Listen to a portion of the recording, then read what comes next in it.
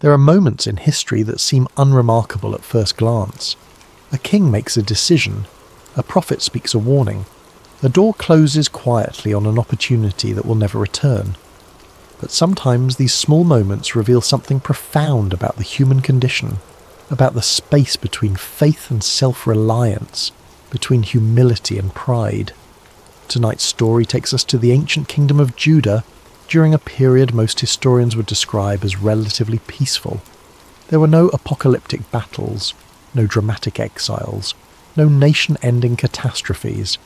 Instead, there was something far more dangerous, a slow drift away from the very foundation that had brought success in the first place.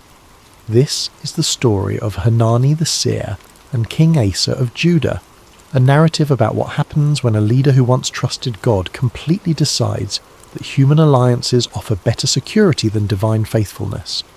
It's a story about the test that comes not during crisis but during comfort, and it reveals a truth that echoes across millennia, that faith proven once must be renewed continually, or it withers in the shadow of our own accomplishments. Chapter 1. A king who began well. The reign of Asa began with the kind of promise that makes historians take notice. When he ascended to the throne of Judah, the kingdom was spiritually fractured, morally compromised, and politically vulnerable. His predecessors had allowed the worship of foreign gods to take root in the land, permitted sacred prostitution at pagan shrines, and tolerated practices that violated everything the covenant with God represented. The nation that was supposed to be set apart had become indistinguishable from its neighbours. Asa inherited this mess as a young king, and the expectations were not high. But something in Asa was different. Perhaps it was the influence of his grandmother Maacah, whom he would later remove from her position as queen mother due to her idol worship. Perhaps it was the counsel of faithful priests who had maintained their devotion despite the surrounding corruption. Or perhaps it was simply a genuine encounter with the God of his ancestors that convinced him the old ways needed to be restored. Whatever the catalyst, Asa made a decision that would define the first decades of his rule. He would return Judah to covenant faithfulness regardless of the cost. The reforms began systematically. Asa ordered the removal of foreign altars throughout the kingdom. He broke down the sacred stones that had been erected to Canaanite deities. He cut down the Asherah poles that stood as symbols of fertility goddess worship. These weren't merely symbolic gestures. In the ancient world, removing religious objects was a direct challenge to the power structures that supported them. Priests lost income, influential families lost status, political alliances built on shared worship practices became strained. But Asa pressed forward, convinced that the spiritual health of the nation mattered more than temporary political convenience. He restored the altar of the Lord that stood in front of the temple portico. He called the people to renew their commitment to the covenant. He assembled the nation and led them in sacrifices and celebrations that recalled the faithfulness of God to their ancestors. The chroniclers record that Asa commanded Judah to seek the Lord, the God of their fathers, and to obey his laws and commands. It was comprehensive spiritual renewal, the kind that reshapes not just religious practice but national identity. The result was remarkable. God granted Asa rest on every side. No enemies rose against Judah during these early years. The kingdom experienced peace and prosperity. Asa used this period of stability to fortify the cities of Judah, building up defences and organising the military. He told the people that because they had sought the Lord, God had given them rest, and they built and prospered. But the real test of Asa's faith came not during the reforms but afterward, when military threat emerged from an unexpected direction. Zerah the Cushite, commanding a massive army, marched against Judah. The numbers were overwhelming. Judah's organised but relatively modest forces faced an invasion force that included hundreds of thousands of soldiers and 300 chariots. By any conventional military calculation, Judah should have been crushed. Asa's response in that moment defined his early reign. He didn't panic. He didn't immediately seek foreign alliances. He didn't try to negotiate a settlement. Instead, he called out to the Lord his God in a prayer that has echoed through history. Lord, there is no one like you to help the powerless against the mighty. Help us, Lord our God, for we rely on you, and in your name we have come against this vast army. Lord, you are our God. Do not let mere mortals prevail against you." It was a prayer of absolute dependence, a public acknowledgement that Judah's survival rested entirely on divine intervention, and God responded. The chroniclers record that the Lord struck down the Cushites before Asa and Judah. The invading army was routed so completely that they could not recover. Judah pursued them and carried off plunder in quantities so vast it took days to collect. They struck down all the surrounding villages, and the fear of the Lord came upon them.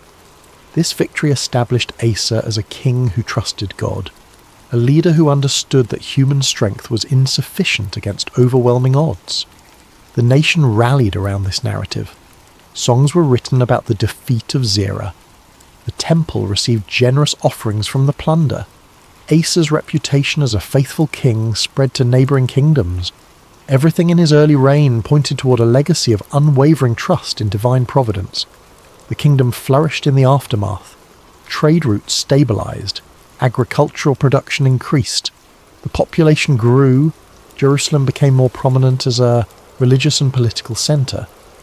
Asa continued building projects, strengthening defences and organising the administration of justice throughout Judah. By every measurable standard, his kingship was succeeding. The reforms had worked. The faith had been vindicated. God had proven faithful. But success has a way of reshaping our understanding of why success occurred. When decades pass between the moment of desperate prayer and the next serious crisis, memory becomes selective. The vivid desperation fades. The overwhelming gratitude softens into comfortable assumption. We begin to believe that our careful planning, our wise administration, our strategic thinking played a larger role than perhaps they did. We forget the prayer that acknowledged powerlessness, and remember instead the victory that proved our strength. Asa ruled in this space of established success for years. The kingdom he governed was stable, prosperous, and secure. His early decisions had created conditions for lasting peace. His spiritual leadership had unified the nation around covenant faithfulness. By the time 35 years of his reign had passed, it would have been easy to believe that Judah's strength was self-sustaining, that the foundation he had built was sufficient to handle whatever challenges might emerge. The reforms were complete, the systems were working, the threats had been neutralized. But faith is not a foundation we build once and walk away from. It is a relationship we maintain daily, a posture we must continually renew, a dependence we either acknowledge or slowly forget. And in the 36th year of Asa's reign, that reality would be tested in a way that revealed how much had changed since the day he faced Zerah's army and cried out to God in desperate faith. Chapter 2. A new threat emerges. The messenger arrived in Jerusalem with news that shifted the political landscape of the entire region. Baasha, king of Israel, had begun fortifying Ramah, a strategic location, just a few miles north of Jerusalem. To understand the significance, you have to grasp the geography. Ramah sat at a critical junction controlling the main road between the northern kingdom of Israel and the southern kingdom of Judah. By fortifying this location, Baasha was effectively establishing a military checkpoint that could control trade, monitor movement, and project power directly toward Jerusalem itself. This wasn't an invasion in the traditional sense. No armies had crossed borders. No battles had been fought. But it was absolutely a hostile act, a strategic move designed to constrain Judah's options and assert Israel's dominance in the region. The fortification of Ramah would prevent anyone from leaving or entering Judah freely. It would disrupt the economic stability Asa had spent decades building. It would make Jerusalem vulnerable to northern aggression in ways that undermined all the defensive preparations Asa had carefully constructed. The situation was serious, but it wasn't hopeless. Judah had resources, the kingdom was stable, the military was well organised, and more importantly, Judah had a history of divine deliverance that dwarfed the current challenge. Asa had faced far worse odds against Zerah's massive invasion force. Compared to that overwhelming threat, Baasha's fortification project was manageable. A king who had once prayed for help against hundreds of thousands of enemy soldiers and 300 chariots could surely trust God to handle a construction project in Ramah. But something had changed in Asa during those 35 years of peace and prosperity. The king who once called out to God in desperate dependence now assessed the situation through a different lens. He looked at the problem and saw not an opportunity to trust God again, but a political challenge requiring a political solution. He considered his options with the calculating eye of an experienced administrator rather than the faith-filled heart of a desperate supplicant. Asa turned his attention north, but not toward God. He looked toward Damascus, toward Ben-Hadad, king of Aram. Here was a powerful regional player with his own interests in keeping Israel from becoming too strong. Here was a potential ally with military resources that could pressure Israel from the north, while Judah responded from the south. Here was a practical solution that made perfect strategic sense by the logic of international politics. The plan was straightforward. Asa would send gifts to Ben-Hadad, treasures that would make an alliance attractive. He would appeal to their existing diplomatic relationship and propose a new agreement. If Ben-Hadad attacked Israel from the north, Baasha would be forced to abandon the Ramah project to defend his own territory. The threat would be neutralized without Judah risking a direct military confrontation. It was, by conventional wisdom, a smart move. But there was a problem with the plan, one that Asa either didn't recognize or chose to ignore. The treasures he would send to Ben-Hadad weren't just state assets. They were sacred resources, gifts that had been dedicated to God, stored in the temple treasury and the palace treasuries specifically because they represented the covenant relationship between Judah and the Lord. Using these resources to buy a military alliance was more than just a political maneuver. It was a theological statement, a declaration that the treasures dedicated to God could be repurposed for human schemes when circumstances required it. Asa gathered silver and gold from the temple treasuries and from his own palace treasuries. The amounts were substantial, enough to make Ben-Hadad take notice, enough to shift the balance of regional power. He sent them north with a message carefully crafted to appeal to Ben-Hadad's interests. "Let there be a treaty between me and you, as there was between my father and your father. See, I am sending you silver and gold. Now break your treaty with Baasha, king of Israel, so he will withdraw from me." The message revealed Asa's thinking. He wasn't approaching this as a matter requiring divine guidance. He was conducting international diplomacy according to the standard practices of ancient Near Eastern politics. You identify shared interests, offer valuable inducements, and construct agreements that benefit both parties. You leverage existing relationships and create new obligations. You use resources strategically to achieve political objectives. It was all very reasonable, very pragmatic, very much in line with how experienced rulers operated. Ben-Hadad agreed to Asa's proposal. The treasures were persuasive, and the strategic logic was sound. He sent his army commanders against the towns of Israel. They conquered several significant locations, capturing territory and disrupting Israel's northern defences.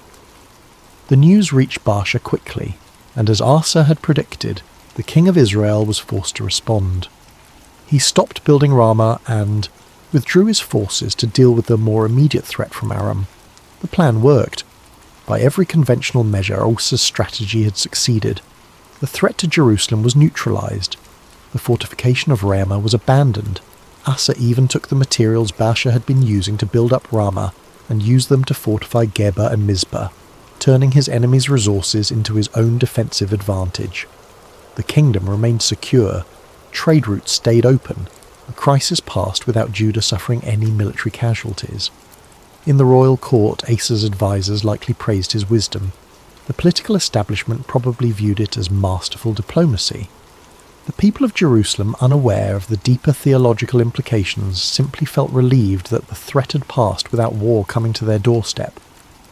By the metrics that typically measure royal success, Asa had performed brilliantly. He had identified a problem, formulated a solution, and executed it effectively. The king who had once reformed Judah's spiritual life had now demonstrated equal skill in managing its political challenges. But there was a perspective missing from all these calculations, a voice that would speak uncomfortable truth about what had actually happened. Because while Asa had solved the immediate political problem, he had revealed something far more troubling about the trajectory of his faith.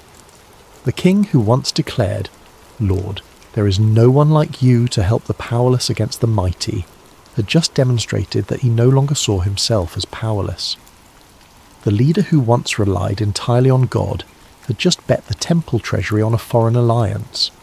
The man who had taught his nation to trust divine providence above human strength had just written a different lesson entirely, and someone was about to point that out. Chapter 3. The Prophet Speaks. Hanani was not a prominent figure in the royal court. He wasn't one of the advisors who surrounded Asa daily offering counsel on political matters and military strategy. He wasn't part of the administrative structure that managed the kingdom's affairs. He was a seer, someone who saw things others missed, who perceived spiritual realities beneath political surfaces, who understood that the visible outcomes of human decisions were only part of the story being written. The scriptures give us almost nothing about Hanani's background. We don't know his age, his family connections, or how long he had served as a prophet. We know only that when God needed someone to speak truth to a king who had stopped listening for divine guidance, Hanani was the one called, and he approached Asa not with dramatic thunder or supernatural signs, but with the quiet authority of someone delivering a message he didn't author, but was responsible for communicating. The meeting probably took place in one of the private chambers of the palace, away from the court officials and military commanders who might have defended Asa's strategy. There was no public spectacle, no crowd gathered to witness a prophetic confrontation. Just a king who thought he had handled a crisis well, and a prophet who saw it very differently. Hanani's opening words cut through any pleasantries. "Because you relied on the king of Aram and not on the Lord your God, the army of the king of Aram has escaped from your hand." It was a simple observation, but it reframed everything. Asa thought he had neutralized a threat and strengthened Judah's position. Hanani pointed out what Asa had actually done. He had enabled an enemy to grow stronger while demonstrating that Judah no longer trusted God to handle its problems. The immediate crisis with Baasha was resolved, but a larger strategic opportunity had been missed. If Asa had trusted God as he once had, both Baasha's forces and Ben-Hadad's army might have been defeated. Instead, Asa's alliance had simply shifted regional power without actually securing lasting peace. But Hanani wasn't finished. He needed Asa to remember what he seemed to have forgotten. Were not the Cushites and Libyans a mighty army with great numbers of chariots and horsemen? Yet when you relied on the Lord, he delivered them into your hand. This was the heart of the message. Hanani forced Asa to compare two moments in his reign. The first, facing an overwhelming invasion with nothing but desperate faith and a prayer acknowledging powerlessness. The second, facing a fortification project with carefully calculated diplomacy and temple treasures. The first crisis was objectively more dangerous. The second crisis was objectively more manageable. Yet Asa trusted God for the first and trusted human alliances for the second. What had changed? Not the nature of the threat, not God's ability to deliver. What had changed was Asa himself. Success, stability, and years of peace had gradually shifted his understanding of where security actually came from. The king who once knew he was powerless against a mighty army now believed he was powerful enough to solve his own problems. The man who once cried out to God had learned to rely on his own wisdom and resources. Hanani then delivered the theological principle behind his critique, words that would echo far beyond this single conversation. For the eyes of the Lord range throughout the earth to strengthen those whose hearts are fully committed to him. This wasn't about God being angry or vindictive. It was about how divine providence actually works. God actively looks for people whose trust is complete, whose dependence is genuine, whose faith doesn't waver when circumstances stabilize. And when God finds such people, he strengthens them, not because they're perfect, but because their hearts are positioned to receive his help. Asa had removed himself from that category, not by committing some horrible sin, but by becoming self-sufficient in his thinking, by trusting human wisdom over divine faithfulness. The conclusion of Hanani's message was, painful but necessary. You have done a foolish thing, and from now on you will be at war. The word foolish stung. Asa's advisors had probably called his strategy wise. His court had likely praised his diplomatic skill. But from God's perspective, turning away from the one who had delivered Judah from impossible odds to trust a foreign king with temple treasures was foolishness of the deepest kind. It wasn't stupidity. Asa was clearly intelligent. It was the specific kind of folly that comes from trusting created things over the Creator, from believing that human schemes could provide better security than divine faithfulness. And the consequence wasn't divine punishment in the sense of God actively harming Judah. It was the natural result of the choice Asa had made. By demonstrating that Judah would solve its problems through human alliances rather than trust in God, Asa had ensured that Judah would continue facing problems that required constant human maneuvering. The peace that comes from resting in God's provision was replaced with the ongoing anxiety of maintaining political alliances and managing regional powers. From now on there would be wars, not because God ordained them as punishment, but because Asa had chosen to operate in the realm of human conflict rather than divine peace. The message was firm but not cruel. Hanani wasn't condemning Asa's character or declaring him abandoned by God. He was simply holding up a mirror and asking the king to see what he had become. The man who once led Judah back to covenant faithfulness had himself drifted from the very dependence he had once modelled. The reformer needed reform. The leader needed correction. It was the kind of prophetic word designed not to destroy but to restore, not to condemn but to redirect. Hanani had come to give Asa the opportunity to recognise his drift and return to the faith that had once defined his kingship. All Asa had to do was listen, acknowledge the truth of what Hanani was saying, and choose dependence over self-reliance once more. But that's not what happened. Chapter 4. The uncomfortable truth. When prophetic correction lands in the heart of a humble person, it produces repentance. When it lands in the heart of a proud person, it produces rage. Hanani's words weren't harsh by prophetic standards. There were no pronouncements of destruction, no declarations of exile, no dramatic judgments. The message was actually quite measured.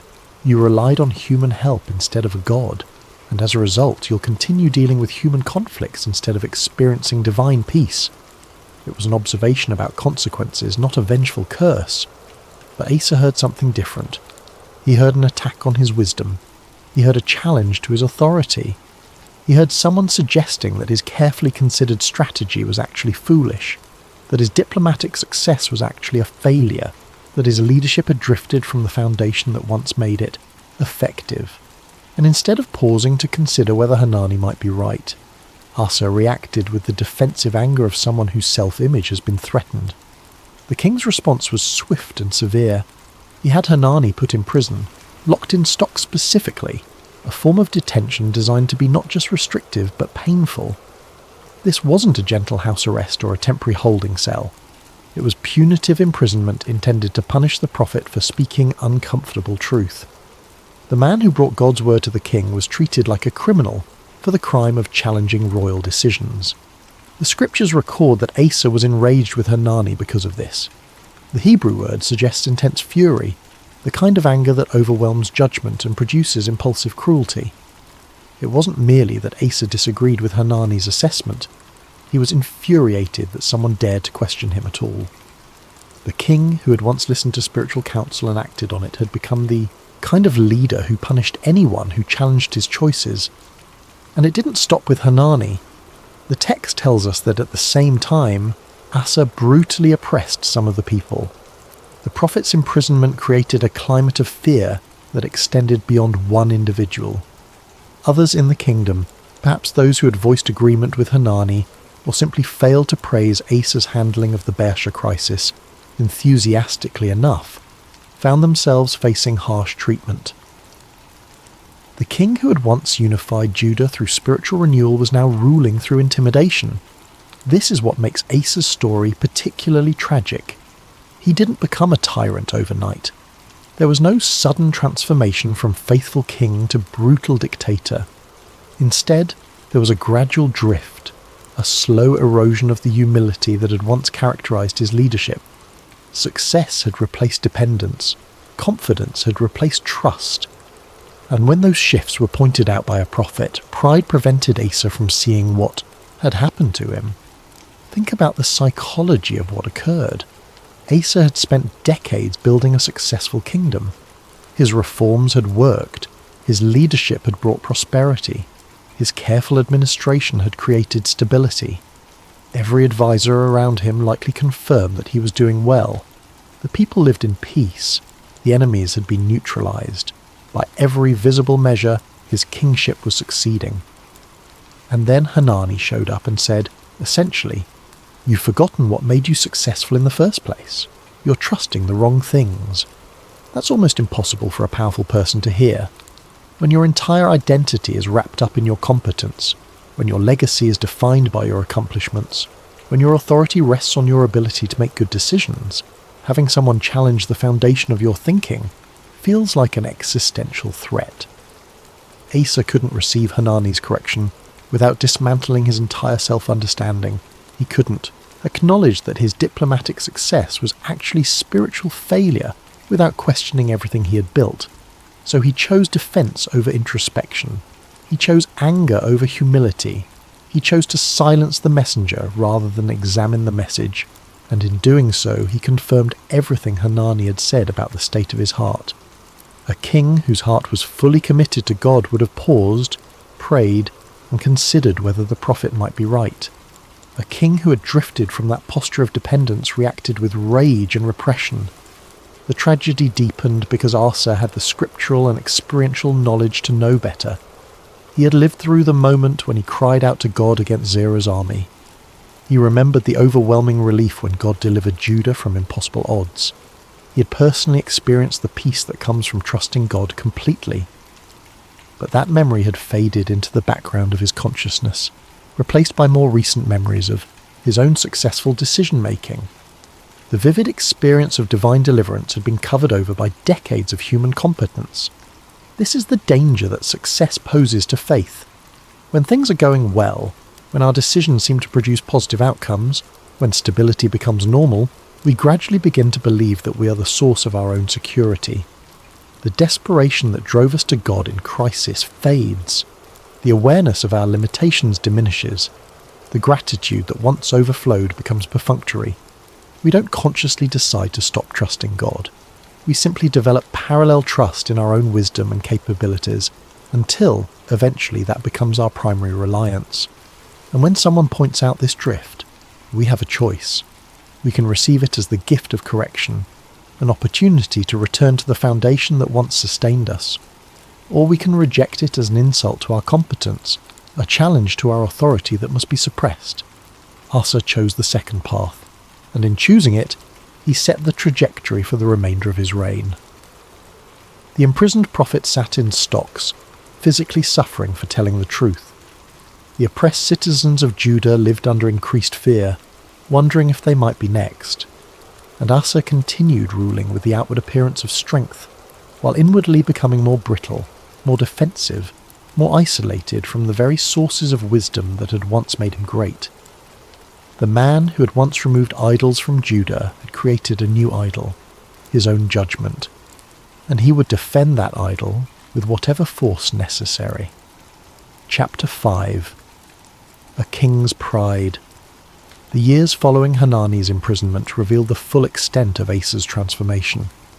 Where once he had been a reformer willing to challenge the status quo for the sake of faithfulness, he became a defender of his own decisions regardless of their spiritual implications. Where once he had sought God's guidance in times of crisis, he now relied exclusively on human wisdom and resources. The foundation had shifted, and the structure built upon it began to show cracks. The wars Hanani predicted materialized, not as dramatic invasions, but as the constant low-level conflicts that characterize kingdoms, trusting in political maneuvering rather than divine peace. Judah remained stable enough to avoid catastrophe, but the rest Asa had once known, the peace that came from seeking God wholeheartedly, was gone. In its place was the grinding work of maintaining alliances, managing regional tensions, and responding to threats through diplomatic and military means. But the most telling moment of Asa's later reign came not in war but in illness. In the 39th year of his rule, 3 years after imprisoning Hanani, Asa developed a disease in his feet. The condition was severe, debilitating enough that the chroniclers made specific note of it. Medical historians have speculated about what this might have been, gangrene perhaps, or some form of severe infection, or complications from gout. Whatever the specific diagnosis, it was serious enough to threaten Asa's life, and painful enough to dominate his final years. And here, in this moment of physical crisis, the pattern of Asa's spiritual drift reached its tragic conclusion. The text records with devastating simplicity. Though his disease was severe, even in his illness he did not seek help from the Lord, but only from the physicians. This single sentence captures everything about what Asa had become. It wasn't that seeking help from physicians was wrong. God has given human beings wisdom and skill in medicine, and there's nothing spiritually compromised about receiving medical treatment. But the word only reveals Asa's posture. He turned to human help exclusively, without any acknowledgement that God might be involved in healing, without any prayer for divine intervention, without any recognition that the great physician might have purposes beyond what human medicine could address. It was the same pattern that had characterized his response to Baasha's threat. When faced with a challenge, Asa looked to human solutions without considering divine options. When confronted with his own limitations, he trusted created things rather than the Creator. The man who once prayed, "Lord, there is no one like you to help the powerless against the mighty," now approached his own powerlessness without any thought of calling on that same Lord. The physicians did what they could. Ancient medicine had its limitations, lacking the antibiotics, surgical techniques and diagnostic tools that modern healthcare provides. They would have applied poultices, recommended dietary changes, perhaps attempted procedures that we would recognise as primitive. But they couldn't heal Asa. Whatever was wrong with his feet continued to worsen, and the king who had once stood strong before armies found himself increasingly unable to even stand physically. The chroniclers don't record whether Asa ever reflected on Hanani's words during those painful final years. We don't know if the king lying in bed with diseased feet ever thought about the prophet sitting in prison for telling him the truth.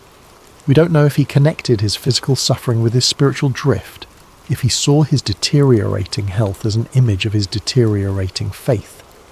The text simply records the facts: severe disease, no seeking of God, reliance only on physicians, and eventual death in the 41st year of his reign. Asa died without any recorded reconciliation with Hanani. There's no mention of the prophet being released from prison. There's no account of Asa repenting of his pride and returning to the posture of dependence that had once defined his early reign. The man who began so well, who reformed a nation and trusted God for impossible victory, ended his life having imprisoned the last prophet who dared to challenge his self-sufficiency. The funeral was elaborate. They laid Asa in a tomb he had cut out for himself in the city of David. They placed him on a bier covered with spices and various blended perfumes. They made a huge fire in his honour. The outward ceremonies celebrated a long reign and acknowledged his contributions to Judah's stability. But beneath the public honours was the private reality of a king who had forgotten where his true strength came from. His son Jehoshaphat succeeded him, and the chroniclers record that Jehoshaphat walked in the ways his father Asa had followed in his early years. Even Asa's own son recognised that there were two versions of King Asa, the faithful reformer of the beginning and the proud, defensive ruler of the end. The legacy was split, the reign remembered as both example and warning. Think about what might have been different if Asa had received Hanani's correction with humility. If instead of imprisoning the prophet he had listened, if instead of continuing in self-reliance he had returned to the faith that had once sustained him, if instead of trusting only in physicians during his illness, he had combined medical care with desperate prayer to the God who had once delivered him from Zerah's army.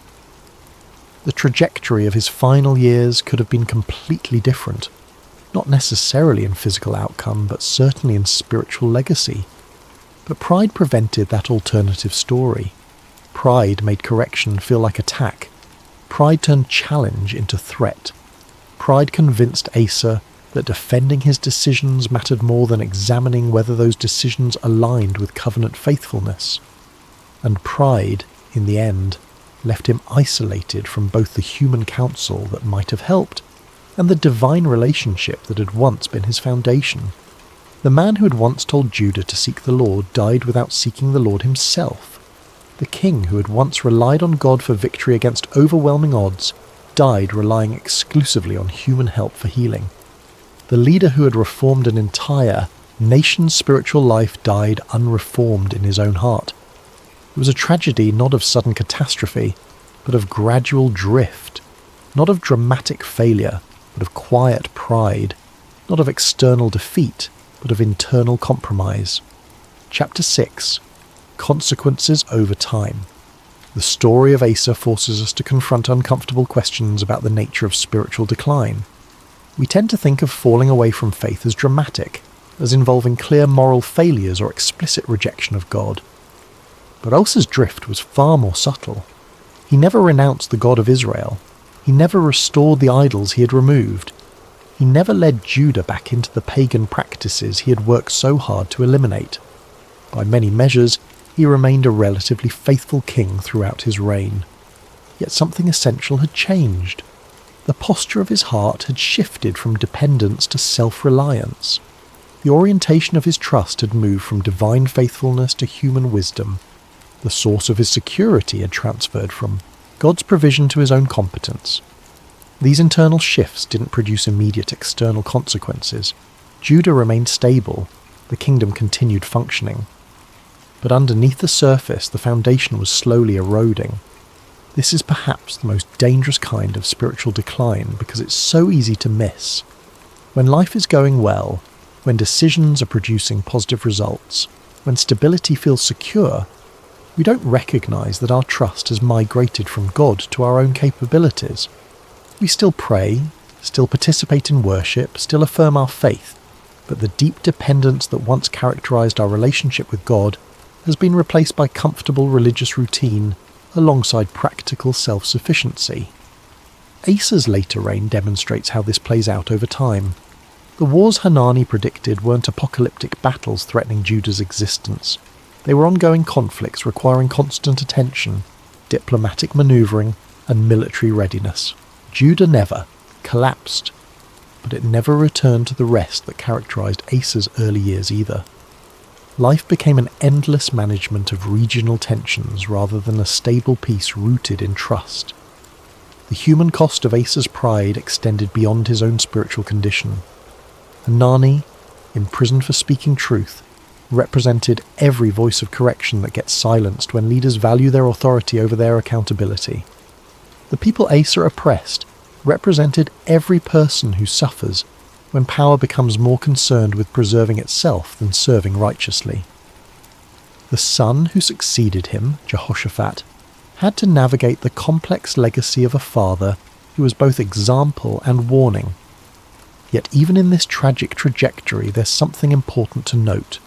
Asa wasn't erased from redemptive history. His early faithfulness still mattered. His reform still had lasting impact. The removal of idols and restoration of worship didn't become meaningless because of his later failures. God's work, through him in those early years, remained real and significant. The story of Asa isn't that one set of failures negates a lifetime of faithfulness. It's that a lifetime of faithfulness can still end badly if we stop renewing the posture that made that faithfulness possible. The chroniclers recorded Asa's reign with neither complete condemnation nor unqualified praise. They acknowledged his strengths and documented his failures. They celebrated his early faithfulness and lamented his later pride. They preserved his story not to destroy his legacy, but to teach future generations about the ongoing nature of faith, about the danger of resting on past spiritual victories, about the necessity of continual dependence regardless of how stable life appears. The contrast between young Asa facing Zerah and old Asa facing illness crystallizes the entire narrative. The young king, overwhelmed by impossible odds, cried out to God in complete dependence. The old king, overwhelmed by disease, sought only human help. Both moments involved genuine powerlessness. Both situations exceeded Asa's ability to solve through his own strength. But in one, he recognized his limitations and turned to God. In the other, he trusted only in human capabilities despite having experienced divine deliverance decades earlier. What happened between those two moments? success, stability, and the gradual accumulation of confidence in his own wisdom. Nothing dramatic, nothing sudden, just the slow drift that comes when we stop actively renewing our dependence on God. The memory of crying out in desperate faith faded, replaced by more recent memories of competent leadership and wise decision-making. The experiential knowledge of divine deliverance was covered over by decades of self-sufficient problem-solving, and when Hanani tried to point out this drift, to remind Asa of what he had forgotten, the king's response confirmed how far he had travelled from the humility of his early years. Instead of pausing to consider whether the prophet might be right, he reacted with defensive rage. Instead of examining his own heart, he imprisoned the messenger. Instead of using the correction as an opportunity to return to dependence, he doubled down on self-reliance. The physicians Asa consulted in his final illness likely did their best. They applied whatever knowledge and skill they possessed. They made recommendations and attempted treatments. But they couldn't address the deeper issue, a spiritual condition that left Asa seeking help exclusively from human sources without any acknowledgement of divine involvement. They could treat symptoms but not the root cause, a heart that had slowly turned away from the God who once delivered Judah from impossible odds. Asa died without any recorded moment of recognition, without any documented return to the faith of his early years, without any acknowledgement that Hanani had been right. The king who once led a nation back to covenant faithfulness couldn't quite make that journey himself when it mattered most, and so his story ends not with restoration but with warning, not with redemption but with the tragic consequences of pride unaddressed and correction rejected. Chapter 7. A Life Remembered. The legacy of Asa presents a complex picture that resists simple categorization. He wasn't a completely faithful king who made one terrible mistake, nor was he a secretly corrupt ruler whose early reforms were merely political theatre. He was something more recognizably human, a leader who began with genuine faith, achieved significant success through that faith, and then slowly came to trust his own wisdom more than the divine faithfulness that had initially sustained him. The biblical chroniclers preserved his story with remarkable honesty.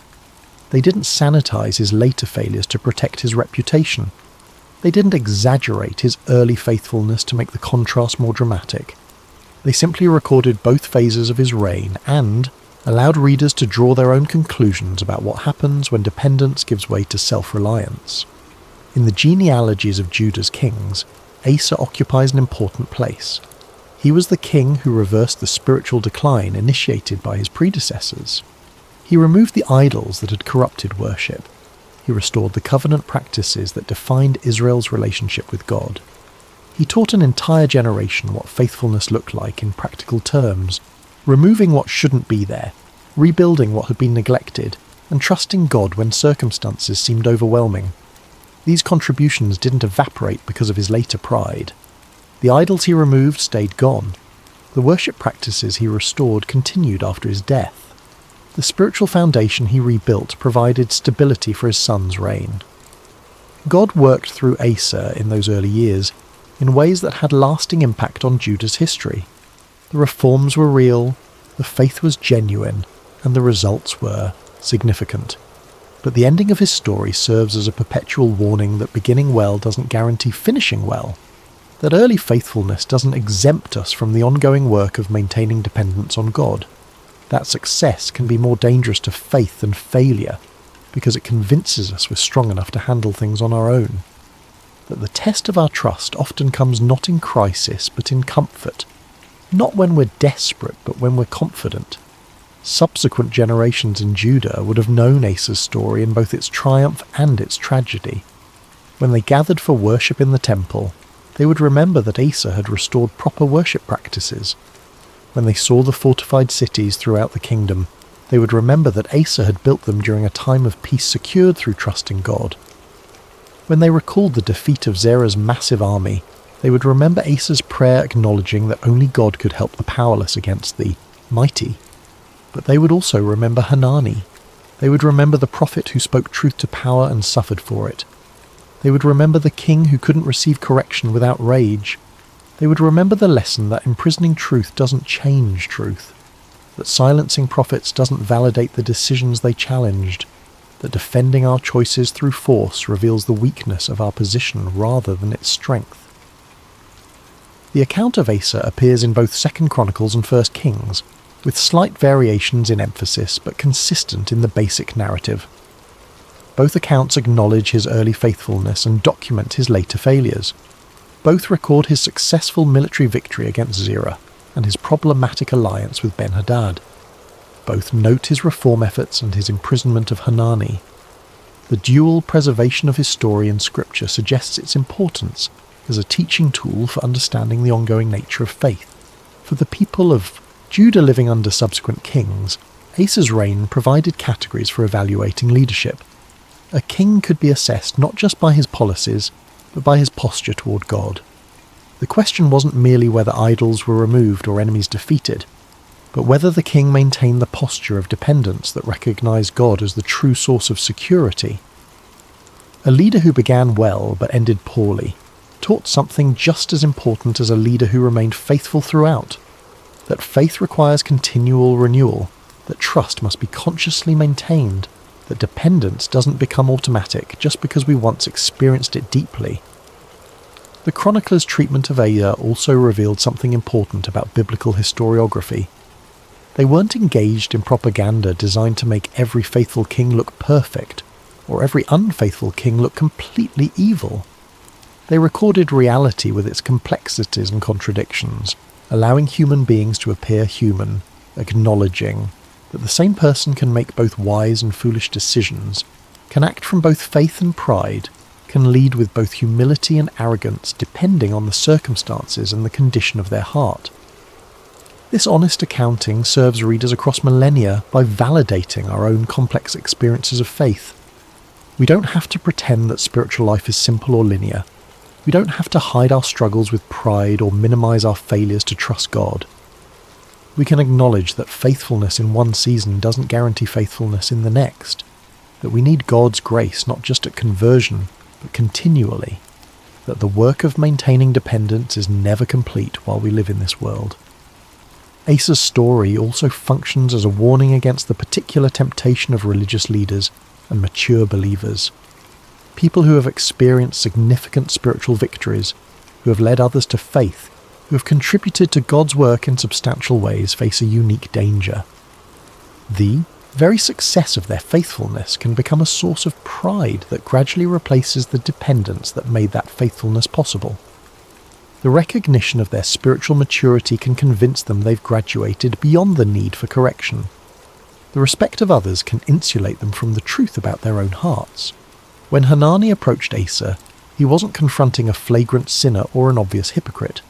He was addressing a king with a mostly successful reign, who had simply stopped trusting God as completely as he once had. The subtlety of Asa's drift is what makes the story so relevant. Most spiritual decline doesn't involve dramatic moral failures or explicit rejection of faith. It involves the gradual shift from "I need God desperately" to "I've got this figured out," that comes so naturally when life stabilizes and our competence increases. The lack of any recorded restoration in Asa's story leaves readers with an unsettling question. Could it have been different? If Asa had received Hanani's correction with humility, if he had recognized the truth in the prophet's words, if he had returned to the posture of dependence that characterized his early reign, would his final years have unfolded differently? We can't know for certain, but the question itself is important because it reminds us that we still have the opportunity to choose differently in our own lives. When correction comes, when someone points out that we've drifted from dependence to self-reliance, we can choose humility over pride, introspection over defense, return over resistance. Asa's life remembered is ultimately a call to vigilance, not the anxious vigilance that questions every decision or the scrupulous vigilance that becomes paralyzed by fear of failure, but the honest vigilance that regularly asks, where am I actually trusting? What am I really depending on? Has my success convinced me I'm strong enough to handle life without God's constant provision? Have I stopped crying out in prayer because I've become confident in my own wisdom? Do I react offensively when someone suggests I might be drifting? These questions matter because the trajectory of faith isn't determined by a single moment, but by the cumulative effect of thousands of small choices about where we place our trust. Asa made good choices early and poor choices late, not because he changed religions or abandoned morality, but because he slowly stopped choosing dependence over self-reliance. His story stands as evidence that the work of faith is never done, that trust must be renewed continually, that the posture of our hearts requires constant attention, regardless of how long we've walked with God or how much we've accomplished in His service. Epilogue: Eyes that search the earth. Hanani's words to Asa have echoed across centuries. The eyes of the Lord range throughout the earth to strengthen those whose hearts are fully committed to Him. It's one of those biblical statements that sounds comforting at first, but becomes more challenging the longer you sit with it. God isn't primarily looking for talented people, though He can use talent. He isn't primarily looking for competent people, though competence has its place. He isn't primarily looking for successful people, though success rightly understood is fine. God is looking for people whose hearts are fully committed to Him, people who maintain the posture of dependence regardless of their circumstances, people who trust Him in prosperity as completely as they trusted Him in desperation. This isn't about perfection. Asa's early reign wasn't flawless. He made mistakes, faced challenges, navigated complex situations. But his heart was oriented toward God, and that orientation made all the difference. When overwhelming odds threatened Judah, Asa's response revealed where his trust actually resided. Lord, there is no one like you to help the powerless against the mighty. That's the kind of heart God searches for and strengthens. The tragedy of Asa's story is that he once had exactly this kind of heart. He experienced God's strengthening in dramatic fashion. He knew what it meant to trust completely and see God prove faithful. But that experiential knowledge gradually faded into the background as years passed and success accumulated. The heart that was once fully committed became partially committed, divided between trusting God and trusting human resources, split between dependence and self-reliance. And when that division was pointed out by Hanani, when Asa had the opportunity to recognize his drift and return to full commitment, pride prevented it. The king whose heart God had once strengthened became the king whose heart resisted correction. The leader who had taught others to trust God became the example of what happens when trust erodes over time. But the principle Hanani articulated remains true, regardless of Asa's failure to live it out. God's eyes still range throughout the earth. He still searches for hearts fully committed to Him. He still strengthens those who maintain the posture of dependence. The failure of one king doesn't invalidate the spiritual reality.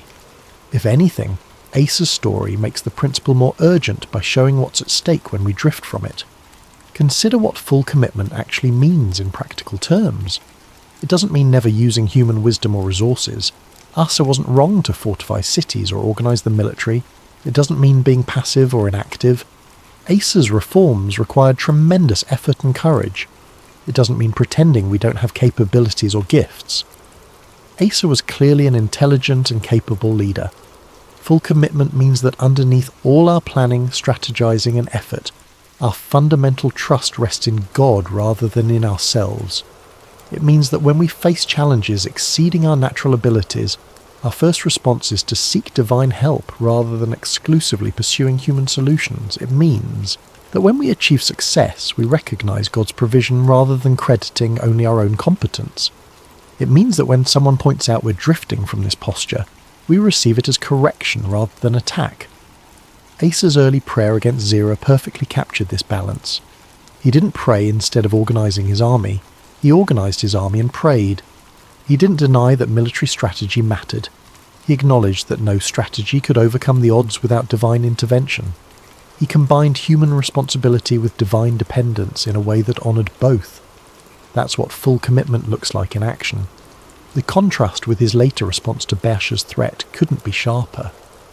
When faced with a less overwhelming challenge, Asa relied entirely on human diplomacy without seeking God at all.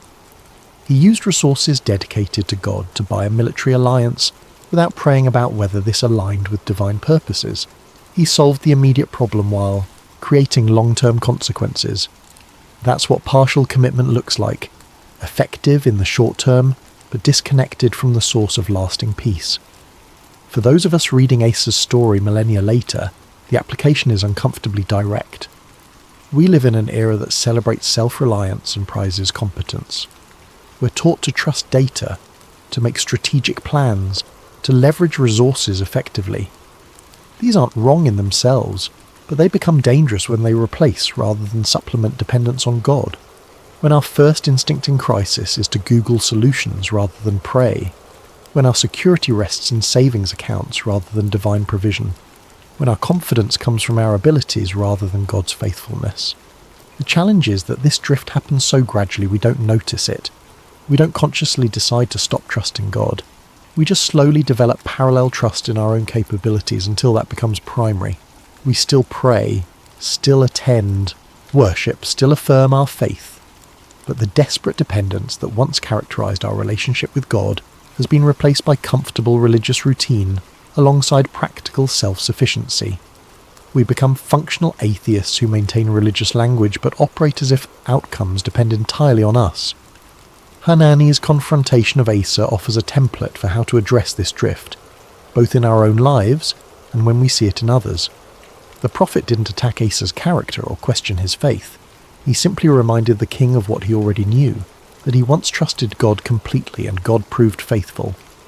He held up the past as a mirror to examine the present. He asked, essentially, what changed? Not God's ability to deliver. So what changed in you? That's the question we all need to sit with regularly.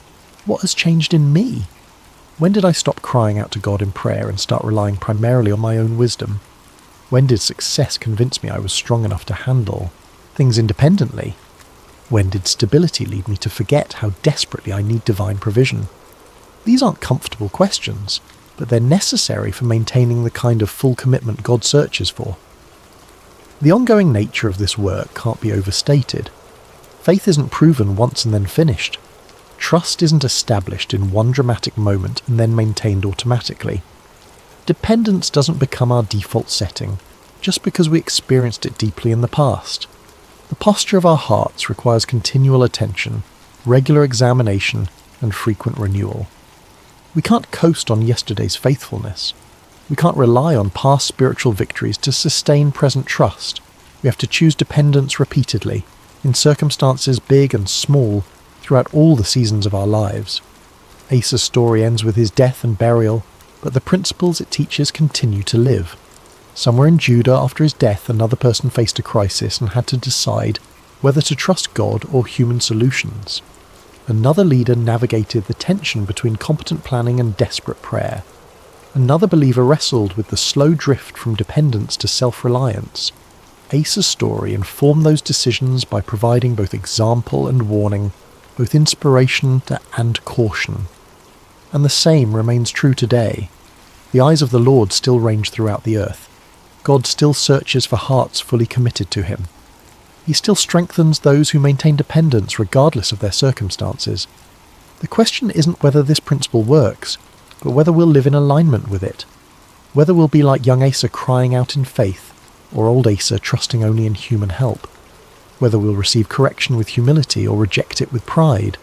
Whether we'll finish our lives with hearts fully committed, or with the tragic division that comes from gradual drift. The God who delivered Judah from Zerah's overwhelming army hasn't changed. The divine faithfulness that sustained Asa's early reign remains constant. The offer of strength for those whose hearts are fully committed still stands. What changes is us, our trust, our dependence, our willingness to acknowledge that we desperately need God regardless of how capable we've become or how stable our circumstances appear. Hanani delivered his message and faced imprisonment. Asa rejected correction and faced ongoing conflict. But the truth Hanani spoke didn't depend on Asa's reception. God's eyes still range throughout the earth.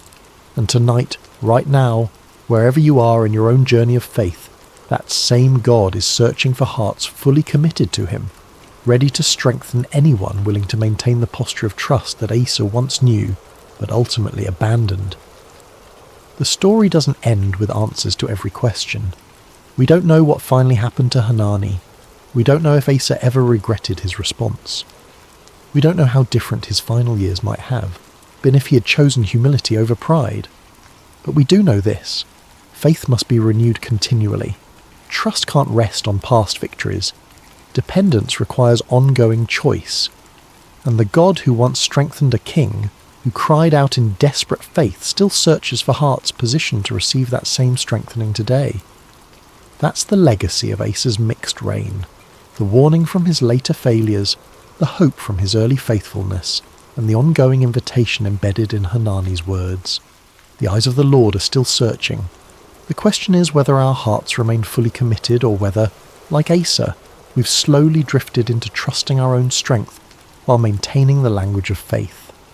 It's a question worth sitting with, because how we answer it shapes not just our immediate circumstances, but the entire trajectory of our lives and the legacy we leave behind.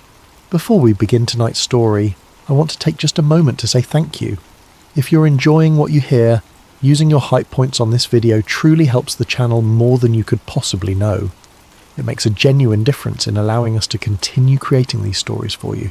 If you're listening on Spotify, leaving a review helps tremendously as well. And if you feel like it, drop a comment letting us know what time it is where you are and where in the world you're listening from. We absolutely love seeing where everyone is tuning in. And of course, if you enjoy the content and haven't already, consider subscribing. It means everything. Now, let's begin. There are moments in history when mercy appears where logic says it should not. When kindness walks through doors that fear has locked. When someone broken by the past is suddenly called forward into a future they never imagined possible. This is one of those stories. It begins not with triumph but with ash. Not with celebration, but with silence. Not with a throne, but with a crippled boy, a hidden life, and a king who refused to forget. Grace often arrives where shame has settled in, and in ancient Israel, during the blood-soaked years following civil war, grace arrived at a table set for the forgotten. Chapter 1. A House in Ruins. The house of Saul had fallen, not slowly, not quietly. It collapsed like a tower struck at its foundation, and when the dust cleared there was almost nothing left. King Saul, the first anointed ruler of Israel, was dead. His sons were dead. His army was scattered. His legacy, once golden, was now stained with madness, jealousy, and the tragic arc of a man who had lost the favour of God. The Philistines had come like locusts. They swept across the hills of Gilboa, their chariots grinding through the dirt roads, their swords flashing in the sunlight. Saul's army tried to hold. They fought with desperation, but desperation is not strategy. One by one, the warriors fell, the king's sons fell, and finally, wounded and surrounded, Saul himself fell on his own sword rather than be captured alive. The news travelled fast. In the royal household, panic erupted. Servants fled. Advisors disappeared into the countryside. Relatives gathered what they could carry and scattered like seeds in a storm. To be connected to Saul now was not an honour. It was a death sentence. David had been anointed king long before Saul's death. He had been hunted by Saul, driven into caves, forced to live among enemies. But David had never stopped being loyal to the throne itself. He had never raised his hand against the anointed king. And now, with Saul gone, David was the rightful heir. But the family of Saul did not see it that way. They saw only danger. In the ancient world, when a new king rose, the old royal line was often erased. Wives, children, distant cousins, anyone with a claim to the throne could be seen as a threat. It was not cruelty. It was survival. It was politics written in blood. History was filled with such purges. When dynasties changed hands, the former royal families rarely survived. It was understood that to allow them to live was to plant seeds of future rebellion. A surviving prince could rally loyalists. A remaining heir could become a symbol for the discontented. And so, kings acted preemptively, not out of personal hatred necessarily, but out of cold political calculation. The household of Saul understood this reality all too well. They had seen how kingdoms operated. They knew the unspoken rules of power, and now, with David ascending to the throne, They expected the worst, so they ran. Some fled north, toward the territories still loyal to Saul's memory. Others went east, crossing the Jordan River into lands less controlled by David's authority. Still others simply vanished into the countryside, taking new names, burying their royal connections, hoping that distance and time would erase the threat they represented. And among those who fled was a young boy named Mephibosheth. Chapter 2. The Child Who Fell. Mephibosheth was only 5 years old when the news came. His father, Jonathan, was dead. His grandfather, Saul, was dead. The kingdom was collapsing and the household was in chaos. His nurse, perhaps a servant, perhaps a relative, grabbed the boy and ran. She did not stop to pack. She did not pause to plan. She simply ran, clutching the child in her arms, her heart pounding, her mind racing with fear. The roads were crowded with refugees, other members of the household, servants, guards who had abandoned their posts, farmers fleeing the expected violence, all of them moving in the same direction, away from the centre of power, away from Jerusalem, away from whatever judgment was coming. The nurse held Mephibosheth tightly. He was crying, confused, asking questions she could not answer. Where were they going? When would they come back? Where was his father? She did not tell him the truth. How could she explain to a 5-year-old that his entire world had ended? That his father would never return? That the palace he had known, the life he had lived, was gone forever? She just kept running. And then she fell. Maybe it was the uneven ground. Maybe it was exhaustion. Maybe it was the weight of the boy combined with the speed of her panic. Maybe she was jostled by the crowd of other fleeing refugees. Whatever the reason, she stumbled, and when she did, Mephibosheth fell from her arms. He hit the ground hard.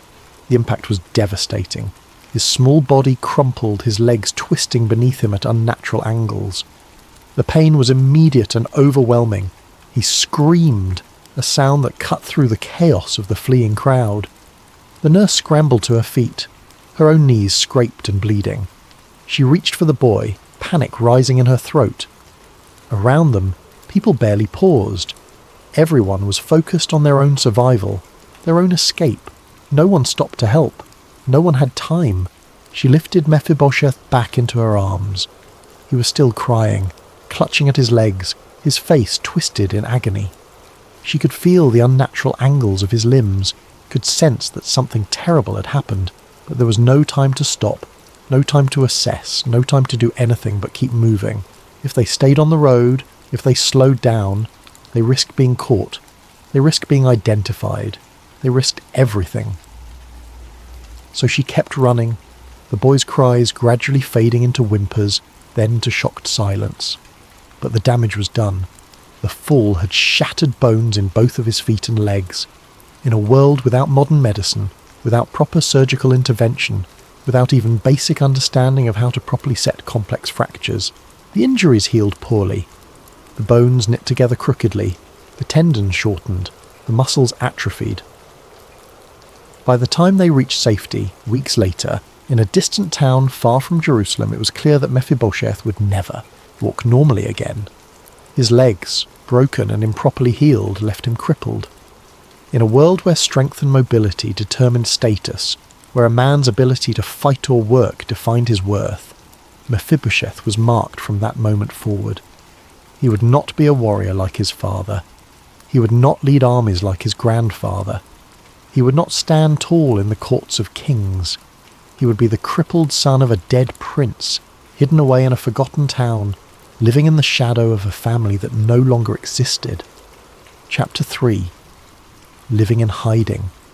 The years passed slowly in Lodabar. The name itself means no pasture. It was a place of barrenness, a town on the edge of civilization where people went when they had nowhere else to go. It was dry, distant, and unremarkable, the kind of place you could disappear into and never be found. And that was exactly what Mephibosheth did. He lived quietly in the household of Machir, son of Amiel. Machir was a man of some means, enough to take in, the displaced grandson of a king, enough to provide shelter and food. But it was not charity born of sentimentality. It was obligation. It was loyalty to the memory of Saul and Jonathan. And perhaps it was also insurance. if political winds shifted again, having protected a royal heir might prove valuable. Mephibosheth grew up in this household, but he grew up knowing he was different. Other boys ran through the streets, played at being soldiers, helped their fathers in the fields. He watched from doorways and windows. He moved slowly, painfully, his twisted legs requiring support, requiring assistance, requiring constant accommodation. He kept his head down. He did not speak of his lineage. He did not mention his grandfather's throne or his father's courage. To do so would be to invite danger. To do so would be to remind the world that he was a descendant of Saul, and therefore, in the eyes of many, a potential threat. Word had reached Lo-debar over the years about David's reign. The new king had united the tribes. He had defeated the Philistines decisively. He had captured Jerusalem and made it his capital. He had brought stability to a land that had known only chaos. By all accounts, David was a good king, a strong king, a king blessed by God. But to Mephibosheth, these reports only deepened his fear. A strong king was a secure king, and a secure king had no reason to tolerate potential rivals. Every year that passed without incident was, in Mephibosheth's mind, not a sign of safety, but merely a delay of the inevitable. So he lived as though he did not exist. His days were marked by routine. He woke, he ate, he moved slowly through the hours, relying on others for support. He helped where he could, mending things with his hands, offering advice, contributing what little he was able to contribute. But always, there was the underlying sense that he was a burden, that he was taking up space, that he was living on borrowed time in more ways than one. His disability was not just physical, it shaped how he saw himself. He believed he was less. He believed he was broken. He believed that the fall that had crippled his legs had also crippled his future. Shame became his constant companion, not because anyone told him he was worthless, but because the world around him seemed to confirm it every single day. He could not work like other men. He could not defend himself. He could not provide in the ways that mattered, and so he withdrew further into himself, into the quiet resignation that this was all his life would ever be. The people of Lo-debar were not unkind. They nodded to him in the streets. They made small talk when they encountered him, but there was always a distance. He was the crippled stranger living in Machir's house. He was the quiet one who never spoke of where he came from. He was, in every practical sense, a ghost. He did not expect rescue. He did not hope for restoration. He simply survived day by day in a town called No Pasture, waiting for nothing. The loneliness was perhaps the heaviest burden. He had no peers, no true friends. The young men of the town had their own circles, their own camaraderie built around shared labour and shared experiences. Mephibosheth could not participate. He could not join the harvest crews. He could not go on hunting parties. He could not even sit comfortably in the informal gatherings where men traded stories and jokes after the day's work was done. He was always apart, always separate, always other. At night, lying in his small room in Machir's house, he sometimes thought about his father. Jonathan had been a hero. Jonathan had been brave, skilled with a bow, beloved by the people. Jonathan had been the kind of man songs were written about, and Mephibosheth was his son. But what kind of legacy was that? What did it mean to be the son of a hero when you could not even walk properly? What did it mean to carry a famous name when you had to hide that name every single day? The weight of it pressed down on him, the sense that he had disappointed not just his father's memory, but some fundamental expectation of what a man should be. He knew it was not rational. He knew the fall had not been his fault. He had been a child. But shame is not rational. Shame does not care about circumstances. Shame simply settles in and makes itself at home. And so the years continued. 5 years became 10. 10 became 15. Mephibosheth moved from childhood to adolescence to adulthood, all within the confines of Lo-debar, all within the narrow boundaries of a life defined by limitation. He married. He had a son named Micah. These were small joys, small anchors of normalcy. But even these blessings were tinged with sadness. He watched his son grow, watched him learn to walk with ease, watched him run and jump and do all the things Mephibosheth could not do. And while he loved his son fiercely, there was also a quiet grief that he could not be the kind of father he wanted to be. He could not chase Micah through the streets. He could not lift him onto his shoulders. He could not teach him to fight or hunt or do any of the things fathers typically passed on to their sons. He provided what he could: love, presence, wisdom gained from years of quiet observation. But it never felt like enough.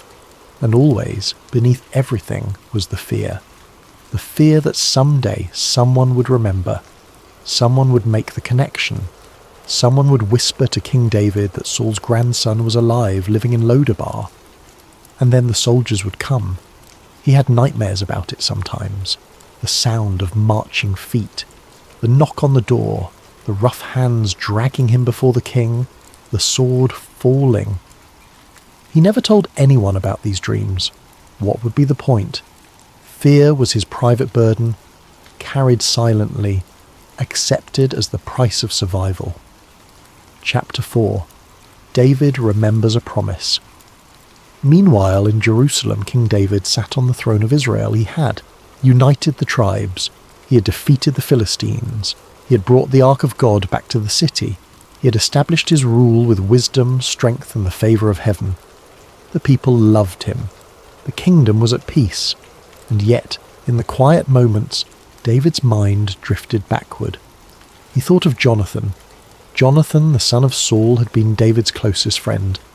They had made a covenant together, a bond deeper than politics, stronger than blood. It was not a casual friendship. It was the kind of connection that shapes a life, that leaves a permanent mark on the soul. David remembered the first time they had truly seen each other. It was after David had killed Goliath, when the shepherd boy was brought before King Saul. Jonathan had been there, watching this young man who had done what trained warriors would not do, and something had happened in that moment. A recognition, a kinship. The text says Jonathan's soul was knit to David's soul. It was immediate, it was profound, and it changed both of their lives. Jonathan had protected David when Saul's jealousy turned to murderous rage. Jonathan had warned David when his father planned to kill him. Jonathan had risked his own safety, his own relationship with his father, his own claim to the throne, all to keep David alive. They had made a covenant. They had sworn before God that their loyalty to each other would extend to their descendants, that no matter what happened, no matter how politics shifted, they would protect each other's families. And then Jonathan had died. David had mourned deeply. He had written a lament, one of the most beautiful expressions of grief in all of Scripture. How the mighty have fallen, he had written. I am distressed for you, my brother Jonathan. Very pleasant have you been to me. Your love to me was extraordinary, surpassing the love of women. But mourning is not the same as remembering. Grief is not the same as action. And for years David had been consumed with the demands of kingship, building a capital, establishing a government, fighting wars, consolidating power. There had been no time to dwell on the past, until now. One day, sitting in the palace, David turned to his servants and asked a question that no one expected. Is there anyone left from the house of Saul to whom I can show kindness for Jonathan's sake? The room grew quiet. The servants exchanged glances. Kindness to the house of Saul? Why would the king do such a thing? Saul had tried to kill him. Saul's family had been his enemies. Saul had driven him into the wilderness, forced him to live in caves, hunted him like an animal for years.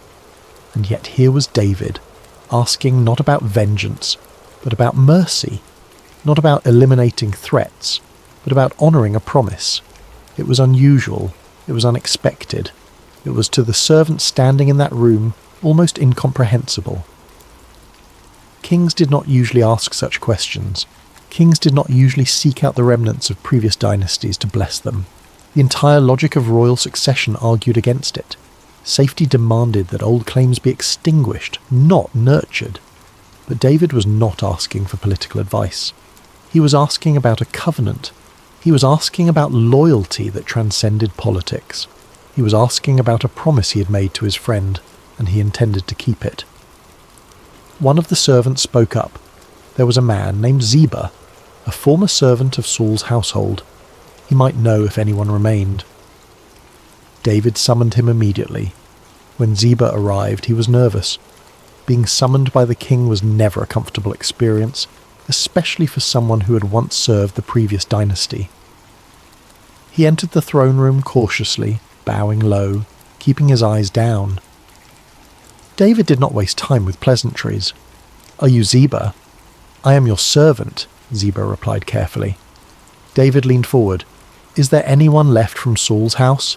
Anyone at all?" Ziba hesitated. This was dangerous territory to reveal information about.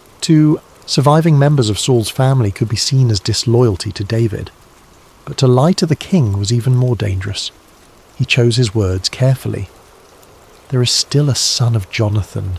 He is crippled in both feet." The detail about the disability was deliberate. Ziba was making it clear that this was not a viable threat. A crippled man could not lead a rebellion. A crippled man could not rally an army. A crippled man posed no danger to the throne. But David's response was not what Ziba expected. David's face changed. For a moment the mask of kingship slipped, and there was just a man remembering his friend. Jonathan had a son. Jonathan's line continued. There was someone left to whom he could show the kindness he had promised. "Where is he?" David asked. Ziba swallowed. "In Lo-debar, at the house of Machir, son of Amiel." Lo-debar, the middle of nowhere. The kind of place you went to hide. The kind of place you went when you were afraid. David stood. "Bring him to me." Chapter 5. The Summons. When the messengers arrived in Lo-debar, Mephibosheth's world tilted. It was an ordinary day. He was sitting in the courtyard of Machir's house, working on a small repair job, when he heard the commotion in the street.